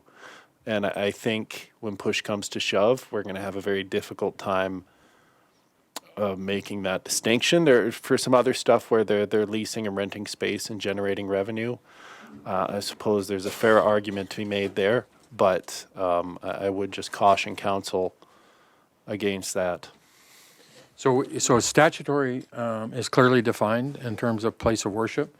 The parking lots, the other aspects to the facility are exempt, and that's all we're saying at this point is, by this motion, is saying, should we look at that? And I think we've taken an approach that carte blanche, we're going to, places of worship as a whole are going to get statutory exemption or permissive tax exemption as a whole. And all this is saying is, we're going to look at that, in my opinion. Councillor Wilbur. Yeah, so to me, this falls back on that criteria. So, where a congregation goes downstairs and plays basketball or something is completely different than a church that's providing hot meals 4 days a week to the general public. That's two completely different things. So when I look at criteria, and this is my opinion, it's based on what is the service you are providing to the community as a whole. So I think this question's going to fall back on that. And that to me is the really, I think, really valuable bit of us having these people come as delegations and give us the overview of their operation, of their organization, the services they're providing, which I thought was very, very helpful last year, and I look forward to it again this year. Thank you. Councillor Parslow? In support of Councillor Earl's statement, looking at grant applications is just an invitation for creative writing. And I would suggest that you bring anybody here from a church who's wants to tell you what they're doing. You'll get a story that will be empowering to their grant application, but may not necessarily align with providing a soup kitchen 3 or 4 times a week, which is quite a different thing, as Councillor Wilbur was saying, right? And it would be hard to say no. So my temptation is, you apply, yeah, all the churches, fine. You've got a lower threshold, and you're all doing an equal amount of good work, and we've got a cap, and now we've got, instead of 20 churches, we've got a 30. You all get in about a 40% reduction because there's so many of you, because the cap would control it. That's my feeling about it. Good. Okay. Any further discussion? Are you ready for the question? All in favor? Opposed? That's carried. Thank you. At the risk of throwing confusion in. So the intent of this, and correct me if I'm wrong, the original discussion when this was all began many years ago was financial. There was a financial aspect to that discussion. So we have just passed, does council wish to reduce the number of eligible community groups eligible? And council said, no, we do not want to reduce that. So would it be then for us to bring back a threshold, would you like? Right now, if we'll use $150,000 we have in permissive tax exemptions that we grant. If there is any financial wish, and I just looked to council, and we're saying that you do not want to put a cap, so if we have 50 now and we have 60 next year, that amount is going up the way we do it today. Yeah. We could bring back under the report an option that says, okay, we're not granting 100%. We've got an increase in applicants. We're going to grant everybody 90% or 80%. Is that, just for clarity, so that when we develop the report, we can bring something that meets what your needs are? I think, honestly, I think now we bring back the permissive tax exemption list of all those organizations. We have groups now that we, I think from our previous work, that we have kind of identified. And now council's saying, look, here's some direction we're going to take. I think clearly that there is going to be some kind of a cap that we're going to look at in terms of how much this permissive tax exemption policy we're going to allow for, and how do we reach that? And is there going to be restriction in number of groups? Is it how much each of those groups receive? Churches now, are we going to look at it as a carte blanche?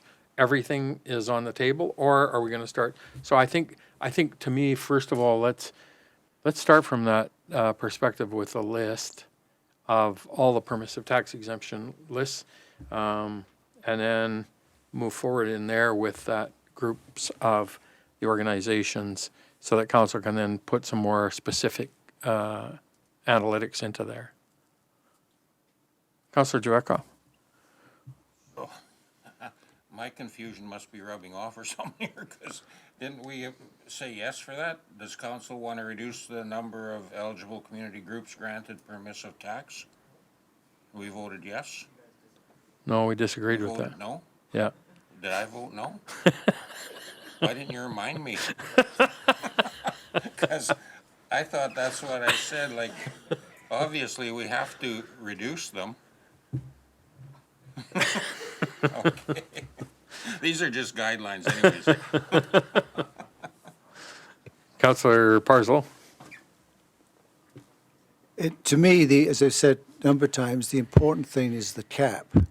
And if the cap is, let's say, 150,000, then because we have been saying that everybody should have some skin in this game, I would be proposing that the cap would then be reduced by 15%, just like we did for the lease groups, and then that would be the cap. But that council may have a different view than that, but that's my, to add clarity where I'm coming from, 150, reduce it by 15%, then that's the cap we work with.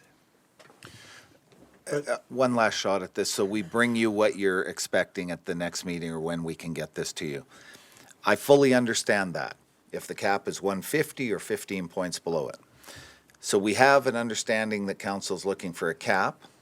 We have a motion that says we are not wanting to reduce the number of eligible groups. Right. So then we also have a motion that says we do not want people having to go to the regional district to ask for tax exemptions and so on. They'll have no option. And maybe I haven't explained this. So if we have a $150,000 cap, we have the same amount or more people apply, you can no longer grant 100% tax exemption to them. It would be 90 or 80%. Yeah. So is it 90 or 80 of all taxes? Is that what, like, so we would just say, here's 80% we're reducing. They're still going to then be responsible for the taxes to the regional district on the 20% remaining? Am I, Oh, I see what you mean. okay? Of which we voted that you're not in support of. So we're I'm just trying to get a report that we bring back to you that represents the motions that you've passed. Yeah, I think part of it is, to me, the statutory exemptions. And we're saying, I think we heard that we're not going to restrict the amount of new applications you get. Somebody can still apply. But the amount that we're going to see as tax exemption may have a cap on it, or we may reduce that. But I think that's where the statutory exemptions, from my view, may come into it, because we then may look to those as another option to impact that allocation.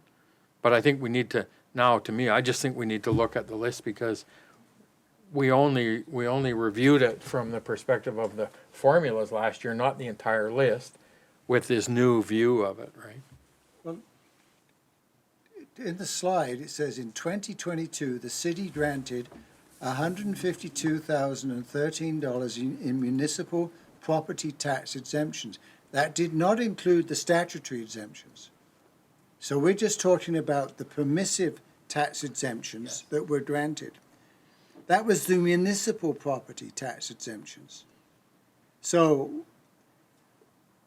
with a scheme that I have in my head right now, is if we kept it as 150, that's municipal. We'd still collect the school tax and the other taxes. What did we do in these cases for the? We waived them all. They waived them all. So then, if we go to the 80%, what Blair is saying, then the school tax and other taxes would be, what's the issue there? We'll bring a report, but if it was 80% of the municipal portion, then we're capping it at 152, we'll say we cap it at the number that's there. We're still going to collect the 100% for the school and so on. I don't know, by going to the BC Assessment Authority where we give this, either an exemption or not, that will work. I don't believe it will.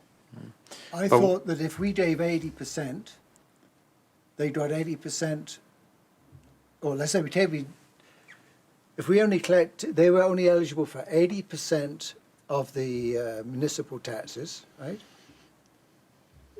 How shall I spread that? We reduced it so that they get in an 80% exemption. They get the same percentage exemption for their school taxes. I think that's how it works.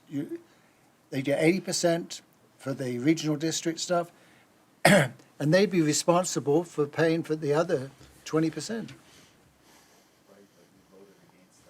But the piece we did change was the statutory exemptions with the churches.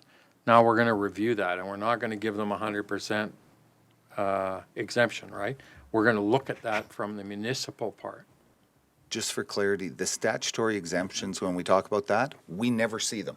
They never come to count. They're already dealt with previous to coming. The only exemptions we see when you look at a church exemption are what we have jurisdiction on. Right. And what we're saying is we're willing to look at that now. Okay. The non-municipal portion, the non-statutory exemption for churches, right? Yeah. Yeah, I was speaking well beyond churches, so. Yeah. I am talking. Yeah. Terry? Well, So just to clarify, from my understanding, and again, I could be wrong, I think I'm right, but, so, when council gives a permissive tax exemption, so say you decided from the backwards weird calculation that's done, we decided that in order for them to, whatever, above the threshold, their taxes would be 20%, blah, blah, blah, we give BC Assessment, our bylaw that says we're going to exempt this property 90% of their assessment on land and improvements. So 90% exemption on everything. So we're not just doing it on the municipal portion, we're doing it on everything. So when they get their tax bill, their taxable assessment will only be 10% of their total assessed value. that's right. That's my understanding. So again, though, by giving them 90%, everywhere still, like, the city still needs its revenue, the RD still needs, so by exempting assessment, you're spreading the cost of what the school, MFA, BCAA, regional district, that's. But they would get a tax bill which would be 10% of all those other things which we collect. I guess the other point, when we said we don't want to reduce the number of eligible groups, but we may, like, to me, with this new lens on it, I'm clearly of the view that if we had a new application by somebody, I would say, no, I'm prepared to review some of those other ones. Yeah. We voted against that, reducing, right? So anyway, Councillor Dober and one more, and then Councillor Earl. Thank you, Your Worship. So I don't know if I owe staff an apology. You know, my votes were intended not to avoid boxing ourselves in. So when I say we're not looking to reduce the number of exemptions we give or organizations eligible for exemption, that's not saying we won't. It's saying, you know, trying to avoid committing ourselves to something before we've got the information available to make an informed decision. And I mean, this is, I guess it's certainly the case in a lot of decisions we make, but this in particular, we're trying to put numbers to what is, you know, a value that necessarily kind of goes beyond number. Yeah. It's, so I apologize if this is a fairly muddy direction we're giving to you. And this issue in particular seems cursed in that respect, because every time we revisit it, I wonder if we were to add up the cost of all the staff time of these discussions, if we couldn't just call it square and move on. But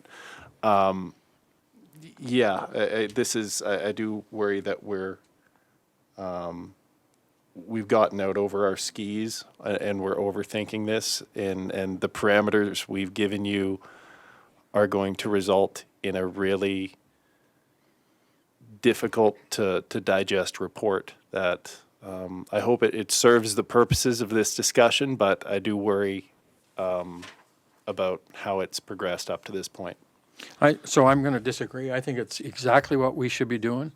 It's our role to review bylaw. It's our role to review policy. It's our role to have this discussion, and sometimes it's not clear.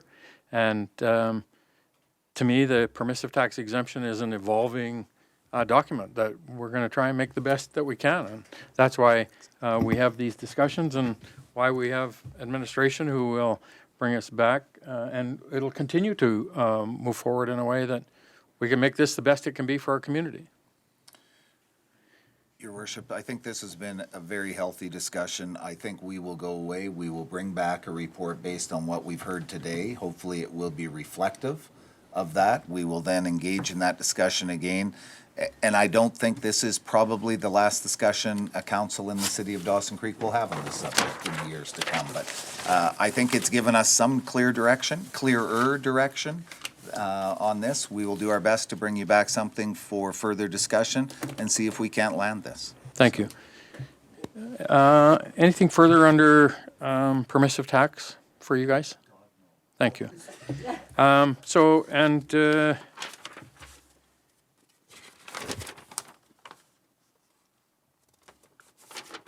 that's it for our open, Brenda? Yes, through your worship, the CAO has mentioned that there's another item for in-camera to add in, and I just have the reason to go Okay. into closed Thank you. to add in. Okay, so I'll just, the addition is item 8.4, as per section 91I, the receipt of advice that is subject to solicitor-client privilege. Thank you. So we'll have a motion to recess to closed, and agenda items 4.1, 5.1, and 8.2, section 90 minutes. Agenda item 8.1 is under section 91B for personal information about an individual, identifiable individual. And agenda item 8.3, section 91C, labor relations, and agenda item 8.4, section 91I, as identified. So, Councillor Wilbur, second. Councillor Kemp, all in favor? Opposed? Carry. So we'll take 5 minutes and go into closed.